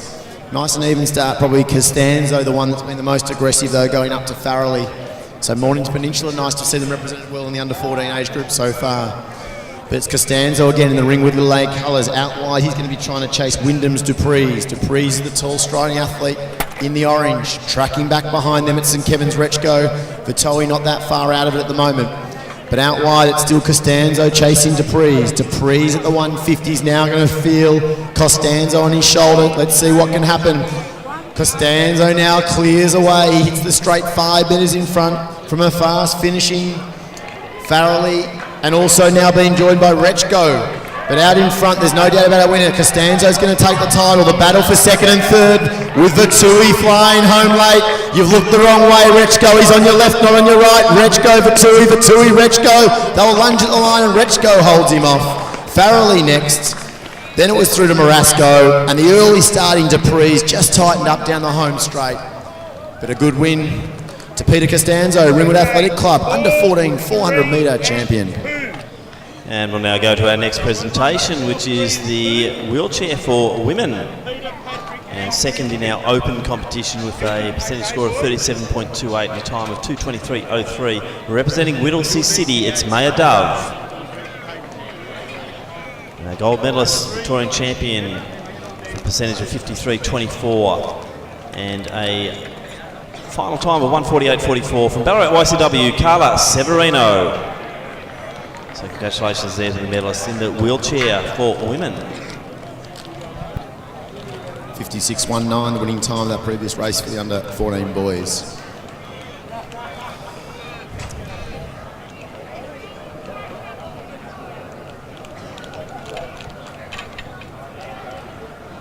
So we see the replay here again there. Costanzo had a look around, but there was nothing really to worry about. He was flying away from the field. Vatui flew late, pretty raw and talented athlete. Saw his brother do well in the 100 before. Next event on the track is event 143, the women's under 15 400 metre final. Victorian record here, held by one of our live stream viewers at the moment, and that is Victorian AV board member Tamsin Lewis, and that's 54.84. In lane 1 from Athletics Chilwell, Tanner Brady. In 2 from Geelong Guild, Sienna Wrench. In 3 from Box Hill Athletic Club, that's Chavella Tanabrata. In 4 from Sandringham Athletic Club. So we're going to see her on many events over these 2 weekends, and that's Mia Skerry. In 5 from Yarra Rangers, that's Kiara Flavel. In 6 from Sandringham Athletic Club, Zoe Billsborough. In 7 from Mentone Athletic Club, Hannah Wilcock. And in lane 8 from Casey Cadinia, that's Maya Nimmo. 8 starters, under 15 girls, 400 metre final. So Mia Skerry here, national long jump and high jump, all schools champion, I believe. Over the 400, she's been very good. She's got a multitude of coaches as she tries to take on her multi-events. Lives in Sandy. I've seen her training at Doncaster and seen her at Lakeside. Seen her with a whole lot of crews as she tries to get proficient in all of her technical events. But here, don't be surprised if the young 13, turning 14-year-old goes 57, 56 maybe even seconds. So they're away from the inside. Brady, Wrench, Tanabarata, Scary, Flavel, Billsborough, Wilcock, Nimmo. Scary, as not unexpectedly, goes out most aggressively of them. Real talented athlete over every distance from 100 up to 800, and she's going to lead them down the back straight. She's on the inside of Flavel, who's a bit strong, who's one of the stronger athletes in the field, and Wilcox, the Mentone athlete in the bright socks, who's the one they're all chasing. But it's Scary through 200, and she's through 227 seconds, so she's flying. Flavel's going to have to work really hard to wind her up. Wilcox still thereabouts, and Billsborough's the threat to the medals. But with 100 to go, Mia Scary, she's not going to get headed from there, but how quick can she run? I said 56 in the live stream, is it feasible? Mia Scary a long way in front. Flavel is flying home, but I don't think she'll get there. Billsborough with a late surge will steal bronze, but it's Mia Scary. That's an impressive 14-year-old run, 57.35. Flavel second, Billsborough with an excellent run third. Wilcock, Wrench, Tanabarata, Nimmo, and also Brady. But Mia Scary adds to the impressive collection of Victorian titles at both state and all schools championships. National high jump champ and long jump champ, I believe, and now she's taken a Victorian 400 metre junior title. So Tim called that one there. I said 56 high maybe. She went 57.3, Mia Scary. I'm intrigued to see whether she will become a heptathlete, because she's got a lot of ability, and you see here, look at the strength of that as she finishes off. Flavel, though, very strong in finishing. Yeah, no, great run there, and we will now go to another presentation. So I'm going to go to the presentations now. We'll start with the under 14 400 for women, if we can get them out into the middle, please, Ross.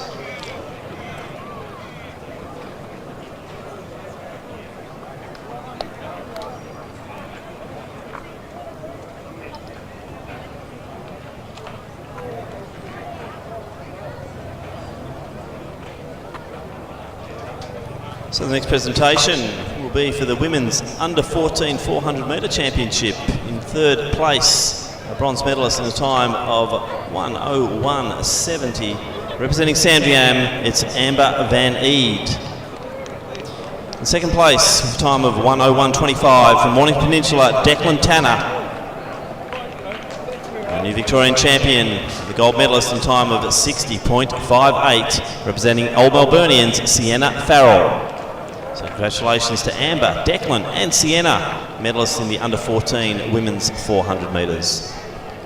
As we move from that medal presentation, we go to event 144 behind their blocks, which is the under 15 men's 400 metre final. Victorian record here is Parker Lawrence of Athletics Chilwell, 49.53. In lane 1, Mornington Peninsula's Ethan Godding.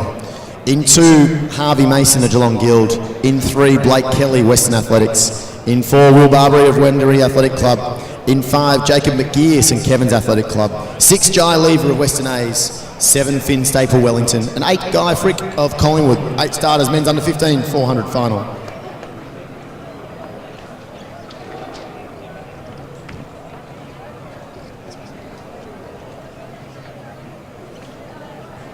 So Tim, I think here On your marks. inside lanes here, Barbary I like and McGeer. Yeah, we saw McGeer run a good one in the heats. Mornington Peninsula, though, they've now been represented in every 400 final, and they're really growing as a club. It's fantastic to see. Those senior standards now set with Matt Carter's crew. This is really exciting. So Godding, Mason, Kelly, Barbary, one of my favourites. McGeer also, Lever, Staple, Frick. Out wide, though, it's Finn Staple of Wellington. He's the one that said, come and chase me if you can. And Wendoree's Will Barbary's going to have every attempt at trying to do so. So through 150 metres, it's Finn Staple in the customary Wellington colours. From Wendouree, it's Will Barbary. So we've seen them from all over Victoria represented in this one. Splitting them as St Kevin's Jacob McGeer. And he's now the major threat to the medals, with Western A's Jai Lever amongst them. At the steeplechase tells you it's 150 to go. It's Ballarat's or Wendoree's Will Barbary. Barbary goes past Staple, early leader, but St Kevin's the main threat, and McGeer. McGeer trying to wind up. St Kevin's are looking for another win here. Can they get it? Not though if Will Barbary has his way. Barbary looks like he's going to be too strong. The race on for third's hot though. McGeer will take second. Western Athletics Lever though will get home for third. Staple, the fast starter, takes fourth. Mason of Geelong Guild And then back to also Blake Kelly, Ethan Godding and Guy Frick. But a great win for Wendourie's Will Barbary there. The big boy though in that under-15s, and he was strong and found it too hard to match. The rest of them found it too hard to match in the under-15 boys 400 final. So next presentation down on the track is for the men's under 14 400 metres. In third place, the bronze medalist in a time of 59.02 from Bendigo Harriers, Moala Vaitawi. In second place, and the silver medalist in a time of 59.00 from St Kevin's, Patrick Rechko. And the gold medalist, a great run there in a time of 56.89 from Ringwood Athletics Club, Peter Costanzo. So congratulations to the medalist there in the men's under 14 400 metres, and we'll now throw down to the next presentation, which is the men's para event. So first in the open competition with a percentage of 89.44 and a time of 54.25, it's from Athletics Essendon, Matthew Cameron. And second there, sorry, wrong order. Second is Andrew Simmons, representing Ballerine, 88.71 and a time of 53.23. So congratulations there to Matthew and also Andrew. Thanks, Tim. Event 145 behind their blocks. Under 16 women's 400 metre final. Another Tamsin Lewis record here, 52.90 from 1994. In lane 1 from Geelong Guild, Jazz Skirky. In 2 from Casey Gidding, Josie Lawton. In 3 from Western Athletics, a good PB last night in the heats, Ella Tobin. In 4 from Glen Huntly Athletic Club, Sophia Hanlon. In 5 from Geelong Guild, one of the former athletes and juniors of the season, Nia Brown. In 6 from Box Hill Athletic Club, one of the threats here, Charlie Power. In 7 from Box Hill, also Eve Parry. And in 8 from Bendigo Harriers, Gretel Holmes. That's 8 starters, women's 400 under 16 final. On your mark.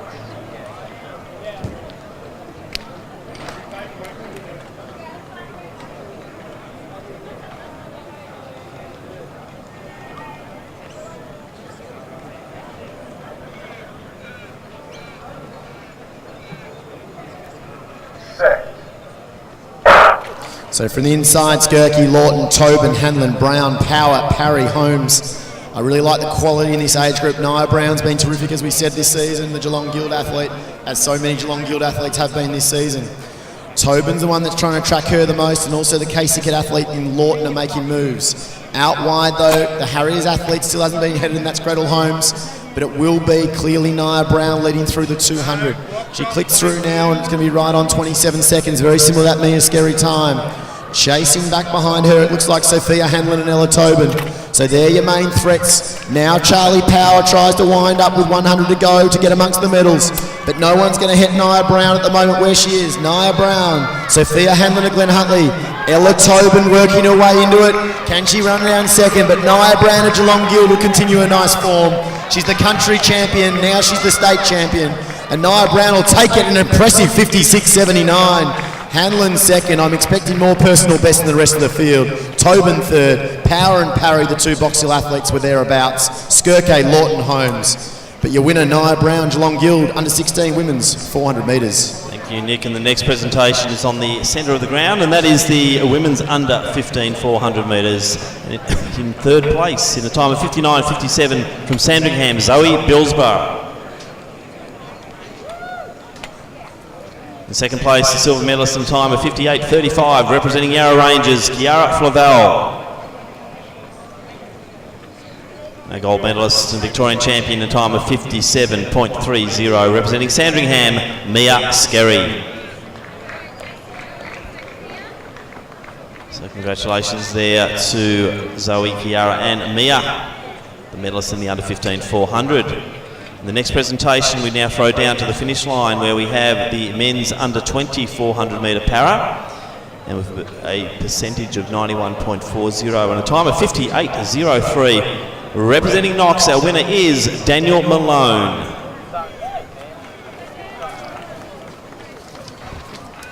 So congratulations, Daniel. Another gold medal here at the Coles Victorian Open and Junior Track and Field Championships for 2018-19.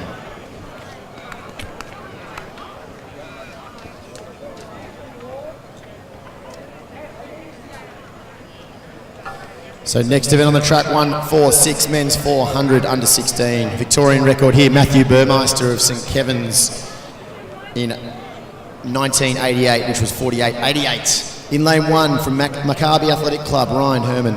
In 2 from Ballarat Harriers, Jake Ashmore. In 3 from Eagle Hawk, James Bentley. In 4 from Western Athletics, Ryan Braithwaite. In 5, your new 100 metre state champion from Williamstown, Matthew Payne. In 6 from St Kevin's Athletic Club, looking to follow in the footsteps of Burmeister, Gus Simpfendorfer. In 7 from Mentone Athletic Club, Tom Wilcock. And in 8 from Sandringham Athletic Club, Ben Horsey. 8 starters in the men's 400 metre under 16 final. On your mark.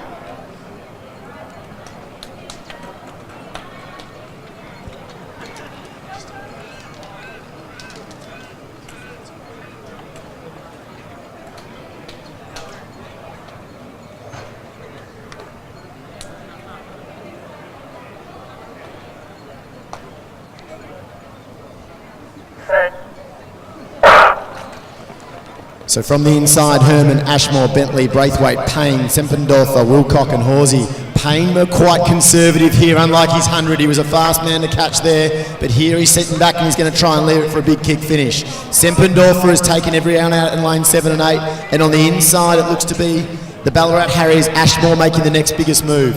So through 200 metres in 23 seconds.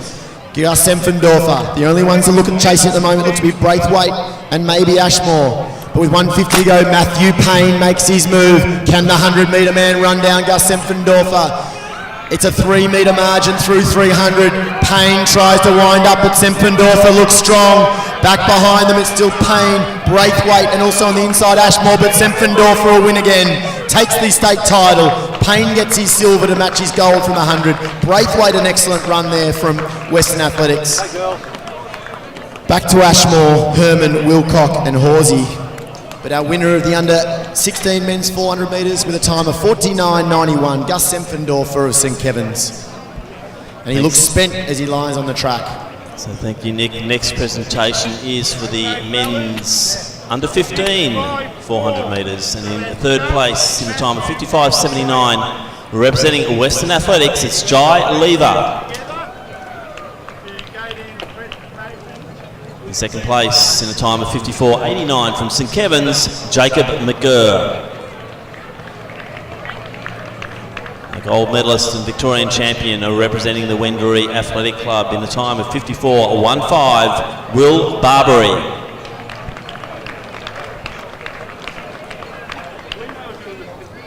Thanks, Tim. We're certainly flying through these 400 finals now. It's just an action-packed afternoon. The next one on the track will be event 147. It is the under 17 400. It's that same Tamsin Lewis record of 52.90, which she ran in her Commonwealth Games here as a 15-year-old. So in lane 1 it'll be Old Scotch's Murray Campbell. In 2 it'll be Carla Dreyer of Box Hill Athletic Club. In 3 from Chilwell, Sky Ellis. In 4 from Frankston will be Shard Mohammed. In 5 from Athletics, Chilwell, Cassidy Bradshaw, fresh from the pole vault. In 6 from Williamstown, Zoe Woods. In 7, Casey Ganini's Brianna Sherry. And in lane 8 from Frankston Athletic Club, Paige Elvey. They're your 8 finalists in the women's under 17 400 metres.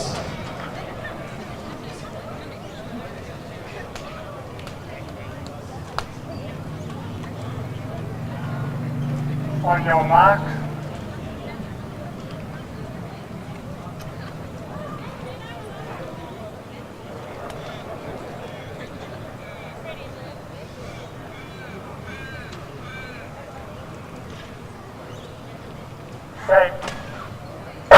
So this time I'll go from the outside, and it's Elvie, Sherry, Woods, Bradshaw, Mohammed, Ellis, Dreyer and Campbell.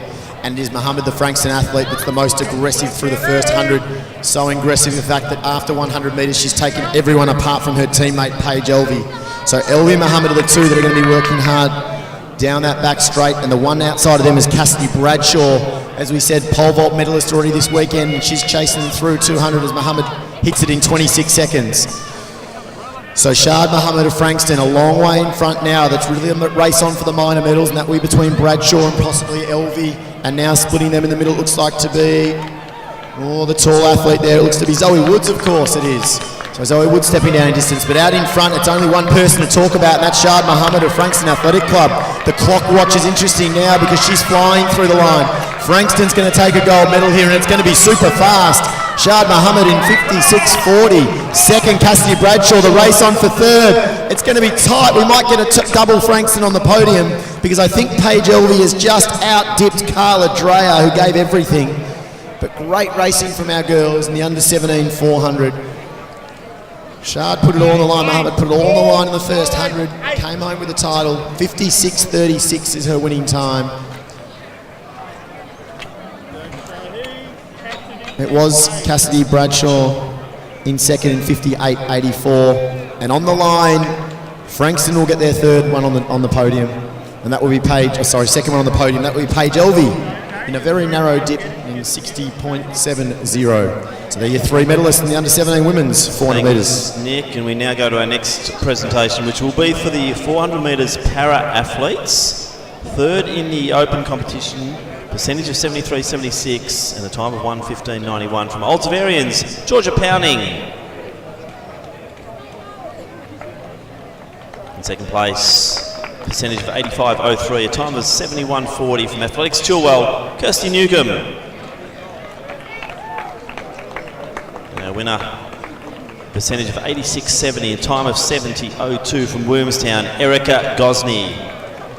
So congratulations there in the women's para 400 metres. We'll now throw to the women's under 16 presentations. And in third place from Western Athletics with a time of 58.42, Ella Tobin. Second place, the silver medal goes to Sophia Hanlon from Glen Huntly in a time of 57.65. And our winner from Geelong Guild with a time of 56.75, Nia Brown. So congratulations there, Ella, Sophia and Nia, medalists in the under 16 women's 400 metres. Nick, back to you. Thanks, Tim. So it is event number 148, the men's 400 metre under 17 final. We're looking for some sub-50 type of shape here from the boys. In lane 1 will be Caden Howden of Frankston Athletic Club. In 2 from Benjamin Lang from Wellington. In 3, Jack Clark, Diamond Valley. In 4 of Old Zavarians, we saw him in the 100 final earlier, Brody Hicks. In 5 of Ringwood Athletic Club, Ethan Harris. In 6 of Athletics Chilwell, Nicholas O'Brien. In 7 of Box Hill Athletic Club, Matthew Dugan. And in 8 of Albury Athletics Club, Thomas Johnston.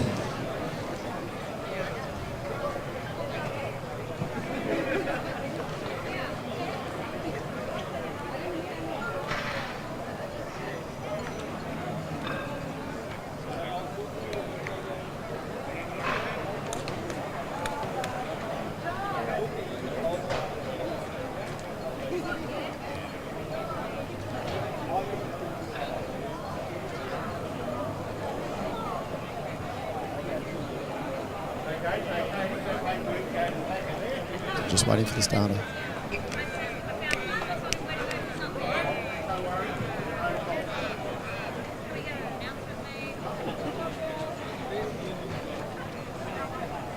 So, ready to go now, back in the starter's hands.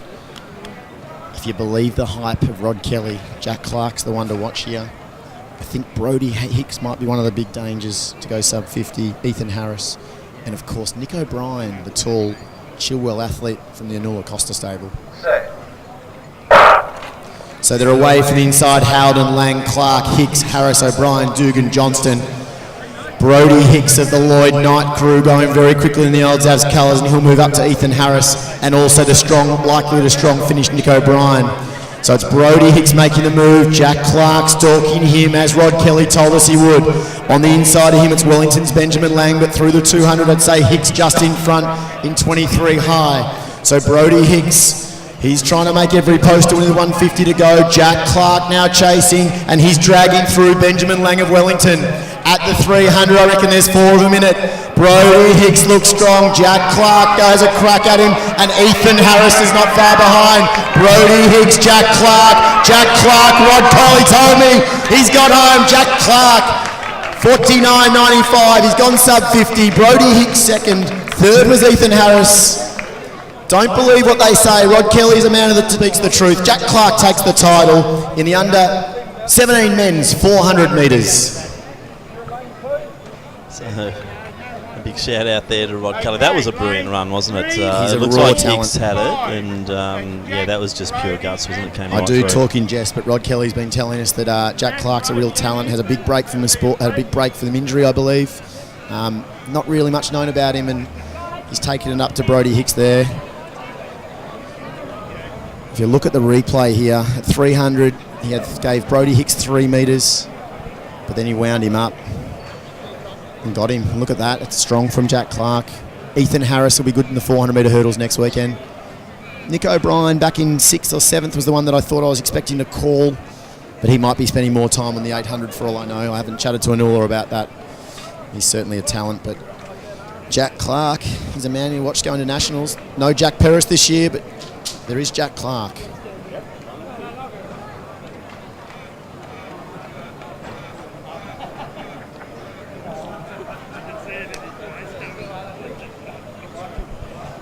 So just a call out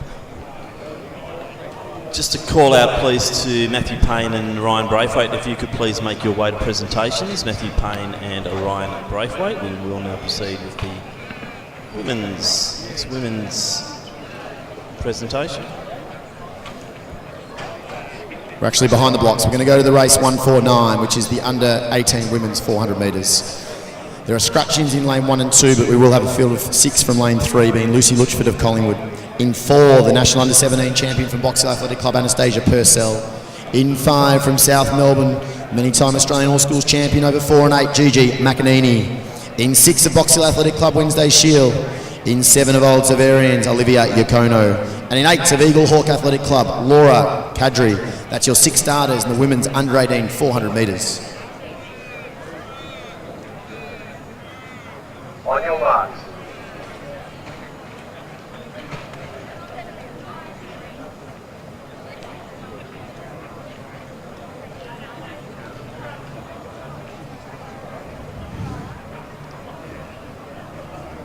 Set. So Luchford, Purcell, McEnany, Shield, Yacono and Kadri. You've got the speed of Purcell here versus the strength of McEnany. It's going to be an interesting battle. McEnany down the back straight though, showing her own turn of foot. And she keeps the margin on Purcell as she takes all those outside runners in Shield, Yacono and Kadri. Back behind them, Luchford will come home strong, another 800 metre runner. But McEnany holds the stagger through 200 in 25 seconds, or 25 high it looks like on Purcell. Purcell tracking her, ready to stalk. Can she make contact and get to her shoulder at 300? McEnany's not going to let her if she has her own way. McEnany through 300 now in 40 seconds. So McEnany flying. Purcell gets to her. She stays tall and upright. These girls are beautiful movers. Who's going to hang on with the best form? McEnany, Purcell. McEnany's led for 398 metres. Purcell dips on the line. I'll wait for the photo finish. Luchford was next. Wow, that Shield was behind them, Yacono and Kadri. Right up until that last stride before Gigi had it, but that dip, that could be the difference. We'll wait and see the photo of that one. We're going to have to go to the second camera, Tim. You can't tell from the outside one that dead level. Right. Well, let's just put a cap on the excitement, and we will go to a presentation. The girls are lined up there for the under 17 400. So in the bronze medal position, 3rd place, in a time of 60.70 from Frankston Athletic Club, Paige Alvey. Second position, a reigning women's open pole vault champion, now multitasking to the 400 in time of 58.84, representing Athletics Chilwell, Cassidy Bradshaw. And our gold medalist in a time of 56.36, representing Frankston Athletic Club, Shad Mohammed. So congratulations there, and we will be waiting nervously there, hovering around that photo finish just to see what came from the camera number 2 on the inside. Glenn Turner will be excited to know that we're using that inside camera.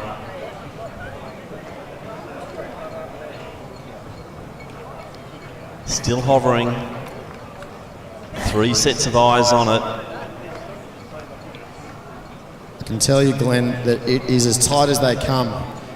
I'm watching the replay here, and McEnany led for 399.5 metres. I reckon 0.9 metres. Yep.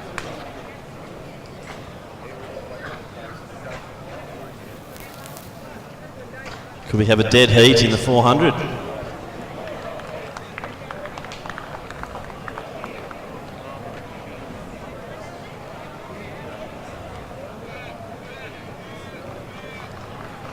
I think we have a decision, Nick. Anastasia Purcell has thrown on the line to take the under 18 title. It's come from nowhere to win. Gigi McEnany stayed upright and gave everything she could, but Anastasia Purcell has stolen it on the line in 56.54. So great run there as we move down now to the under 18 men's 400 final. Hopefully it is just as exciting. In lane 1 it'll be Lucas Wright of Sandringham Athletic Club. In 2, Will Gray, Geelong Guild. In 3, Max Holmes with a big personal best last night of Old Melburnians. In 4, the fast starting and Victorian All Schools champion of Glen Huntly Athletic Club, Cooper Smith. In 5, Athletics Nunawading, Mr. Personality, Jacob Pearson. In lane 6 of Old Zabarians, Oscar Hunter. In lane 7 from Geelong Guild, Oscar Mazaraki. In lane 8 of Old Scotch, Sean Elliott. 8 starters, men's under 18 400 metre final.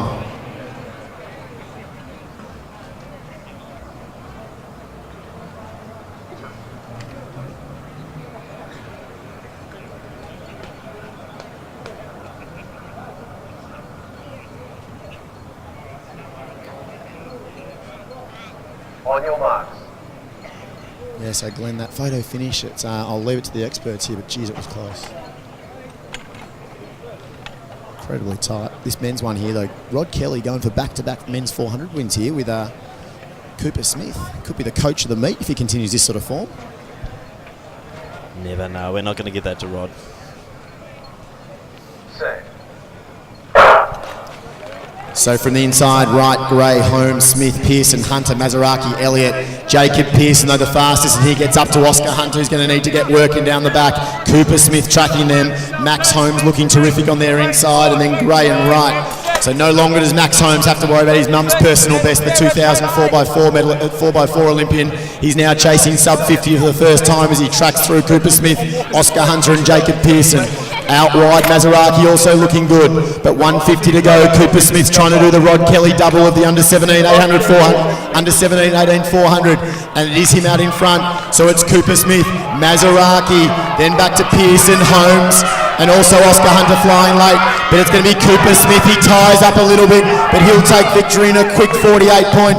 It'll be Cooper Smith, next Pearson, Holmes with third across the line, Mazaraki, Hunter, Gray, Elliott and Wright. But Cooper Smith does the double for the Rod Kelly stable under 17 and 18, 400 metres. And Jacob Pearson very happy in his congratulatory hug. Okay, let's go to our next presentation. In the infield, we get the boys up off the ground, and it is the men's under 16 400 metres. In third place, with a time of 51.16, representing Western Athletics, Ryan Braithwaite. In second position, with a time of 50.67, from Williamstown, Matthew Payne. And our winner, the new Victorian champion, in a time of 49.91, representing St Kevin's, it's Gus Simpfendorfer. So congratulations there to the medalists in the men's under 16 400 metres. Thanks, Tim. We've just got 4 to go now. The under 20s and the open men. We've unfortunately lost a big name here that I was really looking forward to see go head-to-head with some of our very talented 4 girls, but we've lost Mia Gross in lane 5 here after winning the 100 earlier today. On our screens, you'll see Cooper Smith. He has a look with 50 to go. He didn't look comfortable. Jacob Pearson just floats. I still feel Pearson's got a lot more in him. You don't really know what he can do. As he said, he's going on some good 8s this year. But now we go down to that women's under 20 400 metre final. This is a pretty famous Victorian record. It's 51.14 of Catherine Freeman of the Ringwood Athletic Club in 1992. In lane 1 of Frankston Athletic Club, Kelsey Barrett. In 2, the 400-metre hurdler from Diamond Valley, Isabel Long. In 3, former athlete of the season from Boxall Athletic Club, Samantha Olsen. In 4, from Olds Avarians, strong win last night in the heat, Grace Goldsworthy. In 6, from Glen Huntley Athletic Club, she's already won the 1500 today. This will be a unique double, Sophie O'Sullivan. In 7 of Sandringham Athletic Club, renowned for those fast starts, Anna Plessinger. And in 8 of Diamond Valley, Taylor Radati. 7 starters, women's under 20 400-metre final. On your mark.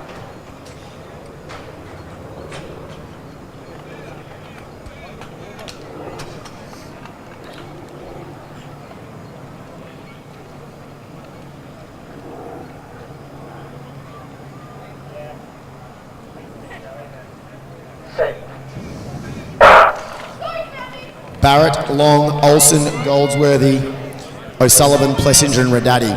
Plessinger gone out hard, but I'm expecting a racing 2 here between Goldsworthy and Olsen, with Long not far behind them. O'Sullivan's going to have to really keep the speed on if she wants to be a chance to kick home.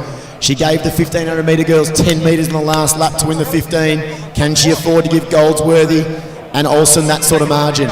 But it is Sophie O'Sullivan absolutely flying through 200 side by side with her Wesley teammate in Goldsworthy.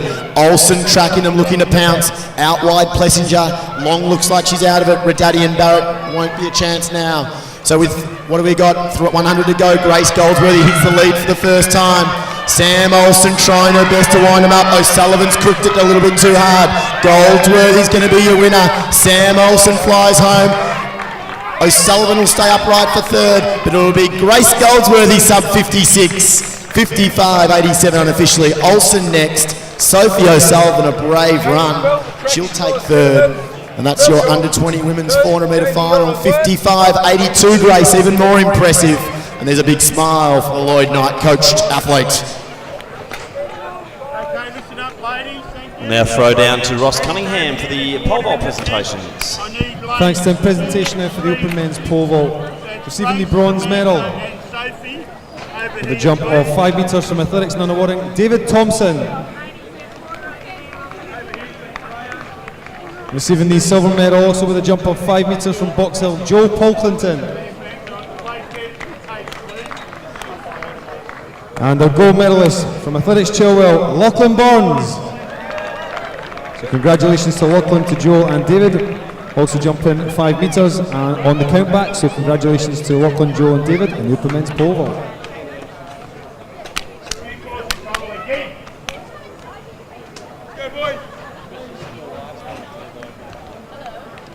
So just watching that replay, Tim, Sophie O'Sullivan gave everything. She went through in about 26 seconds through 200. Yeah, it's probably not what we'd expect from Sophie, given that you'd think she'd have a good back end, but she Goldsworthy just hold forms. Olsen's looking good this year. Yeah, but I think, you know what, Olsen's run 55 early in the season, so I think that, if anything, Goldsworthy's the one that's really running herself in the form of the Nationals, so Olsen will have to go back and have a good look, because she was in great shape pre-Christmas, but we'll move now on to the under 20 men.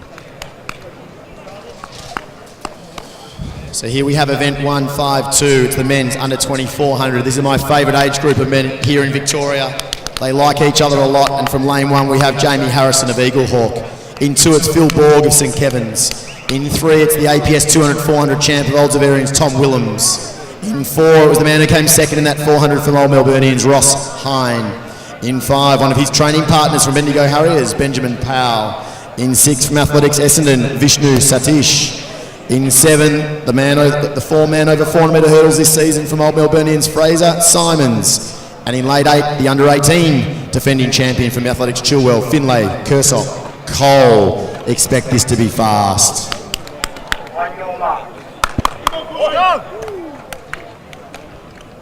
So Tim, if you talk about camaraderie in the sport, this group of boys last night had a photo post-heats and there was a lot of love. There's a lot of self-love amongst them and I like it. Expect Tom Willems here to do something potentially very special. Excellent. Don't be surprised if he drags through some fast times behind.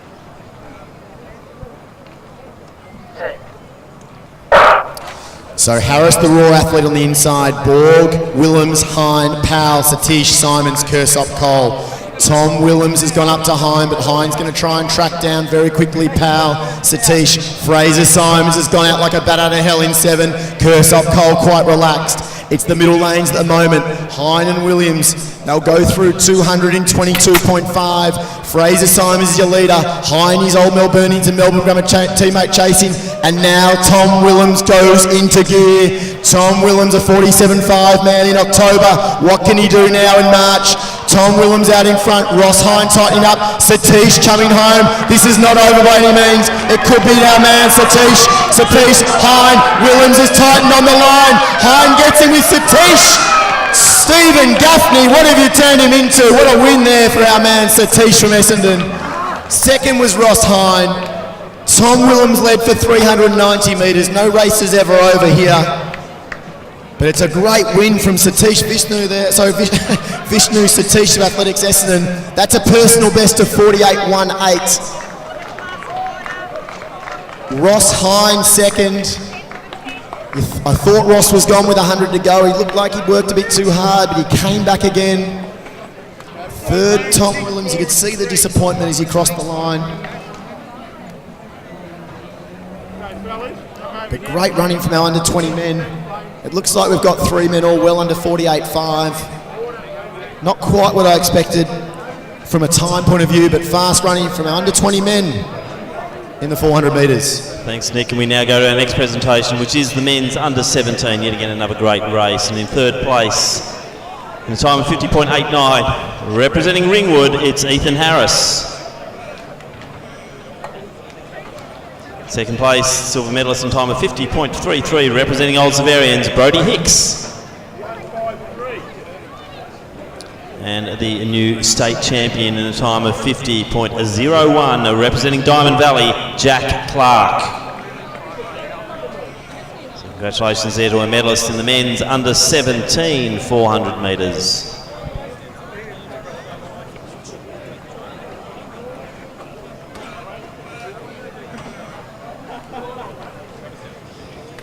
As you see, Finlay Kersop Cole there just unfortunately struggling off the track. Not the way you want to finish your Victorian Championships 400. But Vishnu Satish, I saw Steve Gaffney was disappointed with his run last night. Not disappointed, but thought he could have had more last night in the heat. He's just shown the talent of him. He ran a PB last year at Nationals. I think he went sub 49 for the first time. You can see a few having a look around there. I thought Hine had cooked it at 150 out, and he just came back. That showed a lot of heart. And that's his first. That's importantly, that's his first win. Yeah, that's his first win over Tom Willems. Yeah, Willems just looked good, but Satish, that was a really, really nice run home.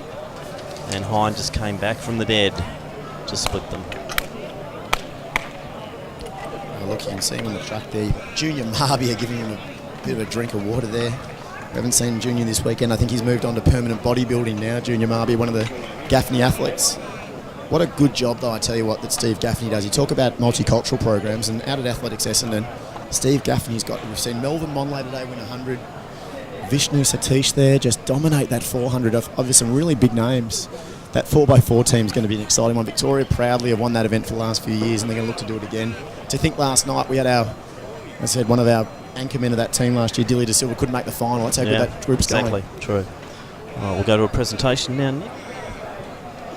Next presentation will be for the women's under 18 400 metres. In third place, the bronze medalist in time of 58.60, representing the Collingwood Harriers, Lucy Luchford. In second place, in a time of 56.55, representing South Melbourne, Gigi McAnini. And a winner, the state champion and gold medalist in a time of 56.54, representing Box Hill, Anastasia Purcell. So congratulations once again to the medalists in the women's under 18 400 metre final.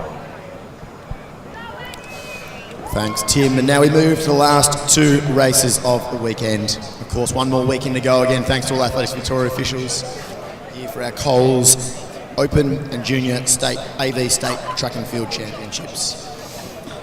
We have a quality lineup for you. This is their third round. They started on Friday night. They raced last night at 9:30. Now conditions are perfect to run quick for their third race. In lane one from Japan, Jun Mataki. In lane 2 of Doncaster Athletic Club, part of the Donny Sound, Conrad Kumaris. In lane 3 from Athletics Chilwell, 400 and 800 metre man, talented runner Christian Davis. In lane 4, we saw him at Nitro, it was only 2 years ago, from Western Athletics, coming back into an unbelievable vein of form, Luke Stevens. In lane 5, returning to the form that saw him the state champion 8 years ago over 200 and 400 from Old Zaverians, Michael Beltrame. In lane 6 of Doncaster Athletic Club, part of that dynamic duo, Liam Procaccino. And in 7, Geelong Guild, combination in 7 and 8. In 7, Joshua Perdrasat. And in 8, training partner, they're going head-to-head this season, Harvey Morant.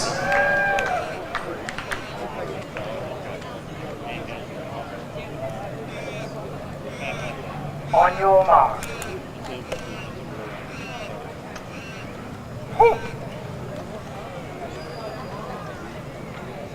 So Tim, give me a prediction here. I'm going to say Beltrame's going to lead them through and Stevens will win from Davis. Yeah, look, I've got my money on Stevens.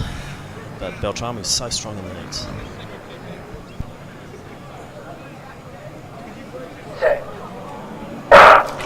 Mataki, Kamaris, Davis, Stevens, Beltrame, Procaccino, Perdrasat, Moran. Procaccino doesn't make the mistake he made last night. He was a little bit slow and he's gone quickly up to the shoulder of Perdrasat and Moran.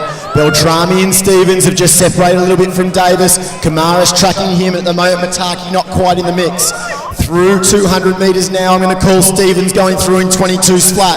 So Stevens under the shoulder of Beltrame. They've now gone to Procaccino. Morant and Perdrasat not out of it. Davis makes his move.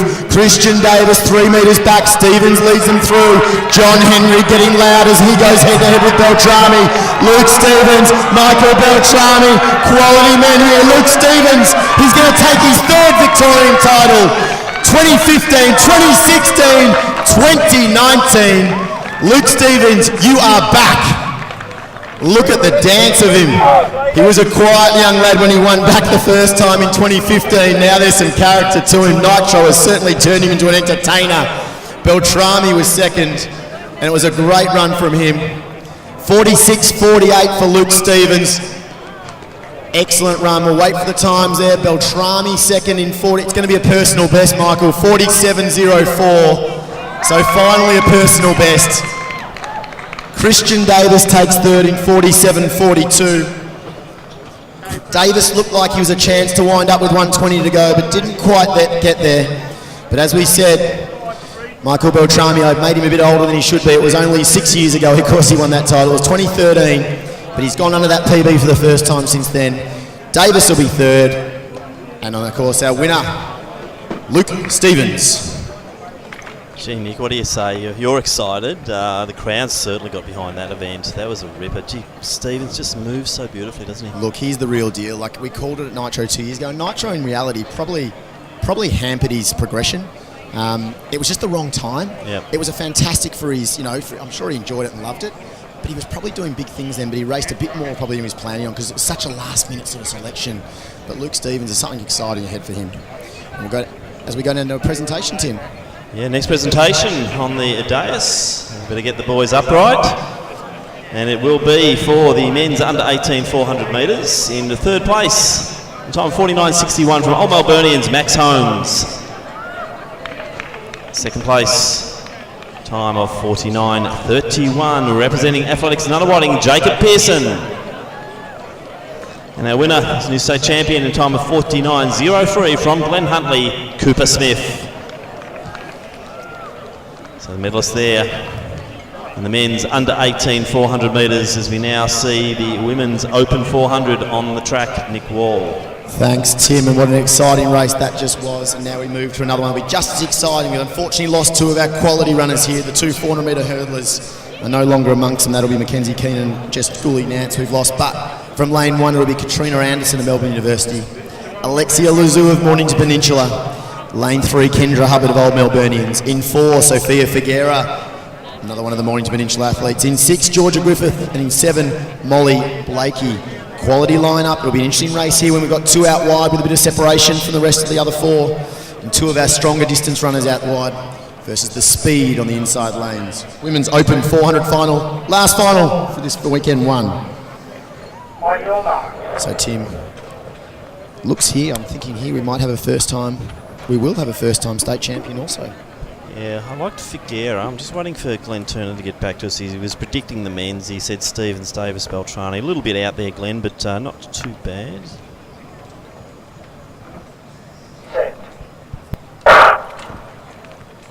Away from the inside, Anderson with a controlled start. Lazoo in the orange, chasing Hubbard.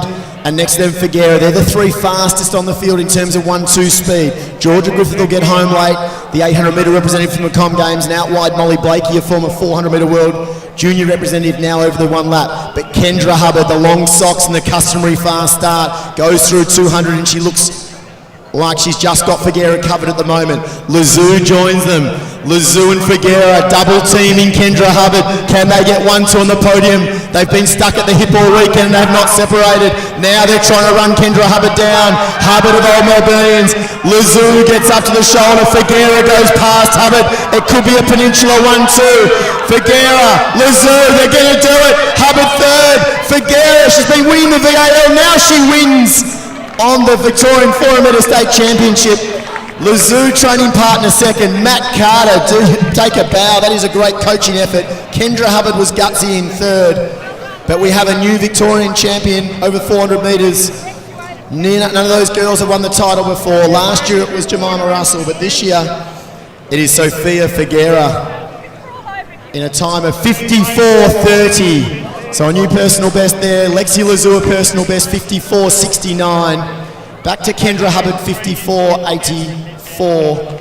So there you're 1, 2, 3 in the Open Women's 400. What a way to wrap up the racing here, Tim. I know we'll go to some medal presentations now. But again, thanks for your time up here. And to those all racing next weekend, we look forward to seeing you for the 200s, 800s, 3,000 steeplechases and 400 metre hurdles, Tim, plus a lot of field action. Yeah, no, it's been a great programming today. Shout out to Glenn Turner, he picked the winner of that one. So, but we did two up here, and Figuera just looks strong. Gee, Hubbard put it out there. Great racing by Kendra Hubbard. We're now going to go to the next presentation, and it is for the women's under 20 400 metres. In third place, the bronze medalist in time of 57.12, representing Glen Huntly, Sophie O'Sullivan. In second position, in a time of 56.87 from Box Hill, Samantha Olsen. And the gold medalist, new Victorian champion in a time of 55.82 from Old Severians, Grace Goldsworthy. So congratulations there to Sophie, Samantha and Grace, the medalists in the under 20 women's 400 metre championship of Victoria.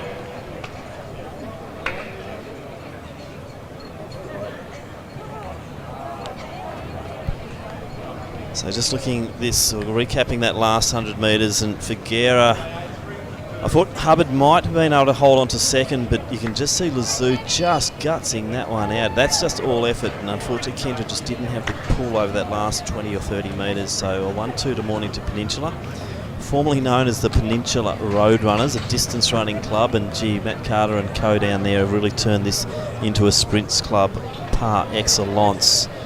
As we saw them take out the men's 4x100 at the state relay champs. So the orange machine down there from the Peninsula looking really good.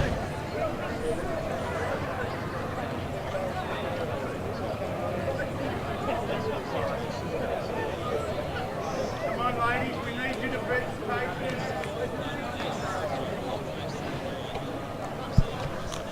So next presentation is on the infield, and it is the men's under 20. Fantastic race that was. And in the third position, the bronze medal, representing Old Severians in time of 48.39, Tom Willems.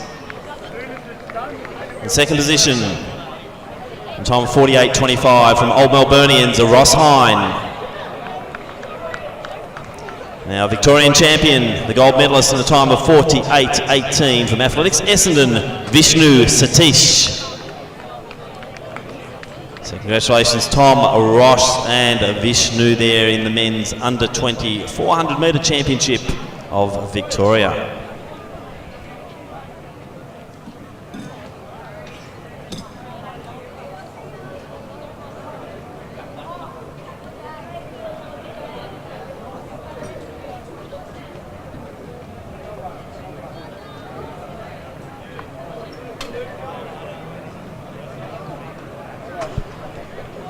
So good to see some great camaraderie, as Nick said, amongst that under 20 age group, and we're seeing that once again up on the podium. Vishnu nearly taking out some of our Toblerones.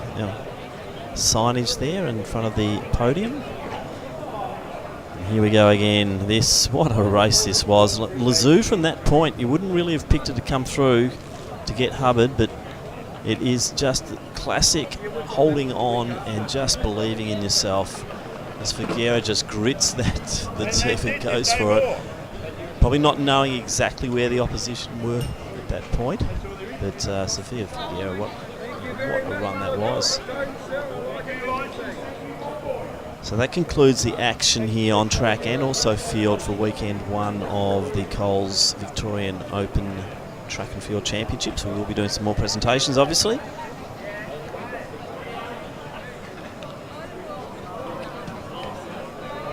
Conditions all over the shop today.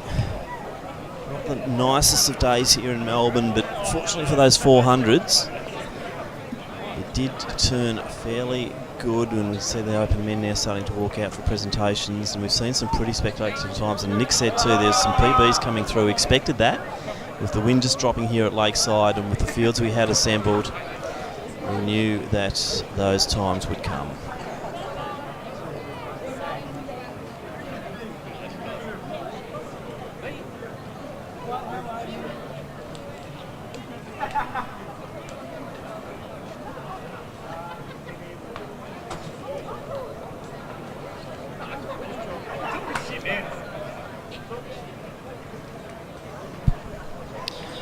We now move to the presentation.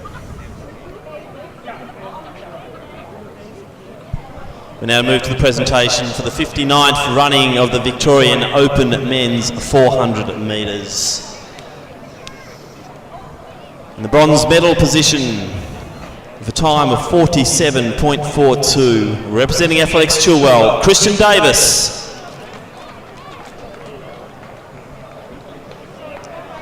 Our silver medalist and former champion, a time of 47.04. From the Old Zavarians Club, Michael Beltrame.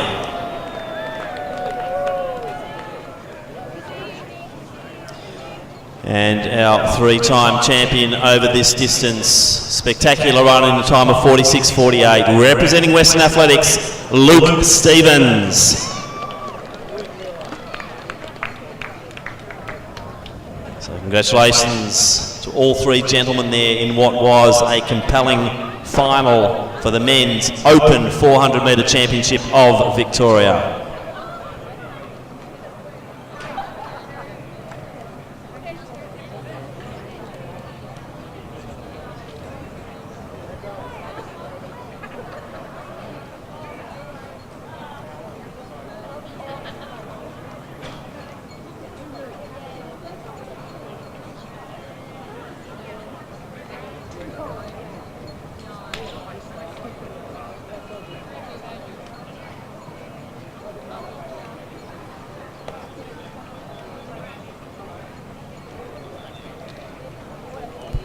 So we conclude the activities here and see Sophia Figueira still grimacing, and that's okay. It was a hard-fought win there in that 400 metres. We will now go to the presentation.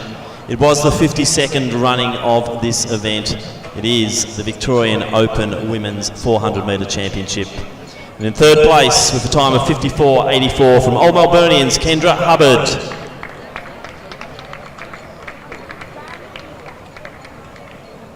Our silver medalist in a time of 54.69, representing the Mornington Peninsula Athletic Club, Alexia Lazoo.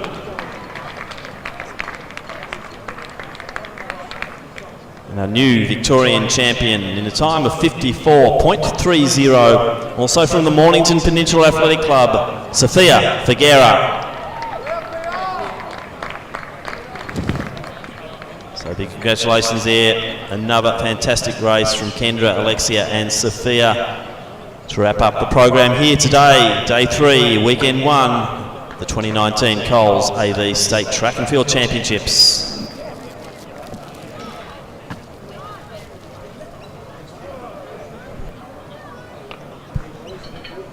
So big thank you to our officials, the AV officials. Big thank you also to the Livestream crew who have brought us all the action during the day. And once again, thank you to the supporters of Victorian Athletics, which is our athletes, coaches and families. So we'll see you all again next Friday. Weekend 2 kicks off here.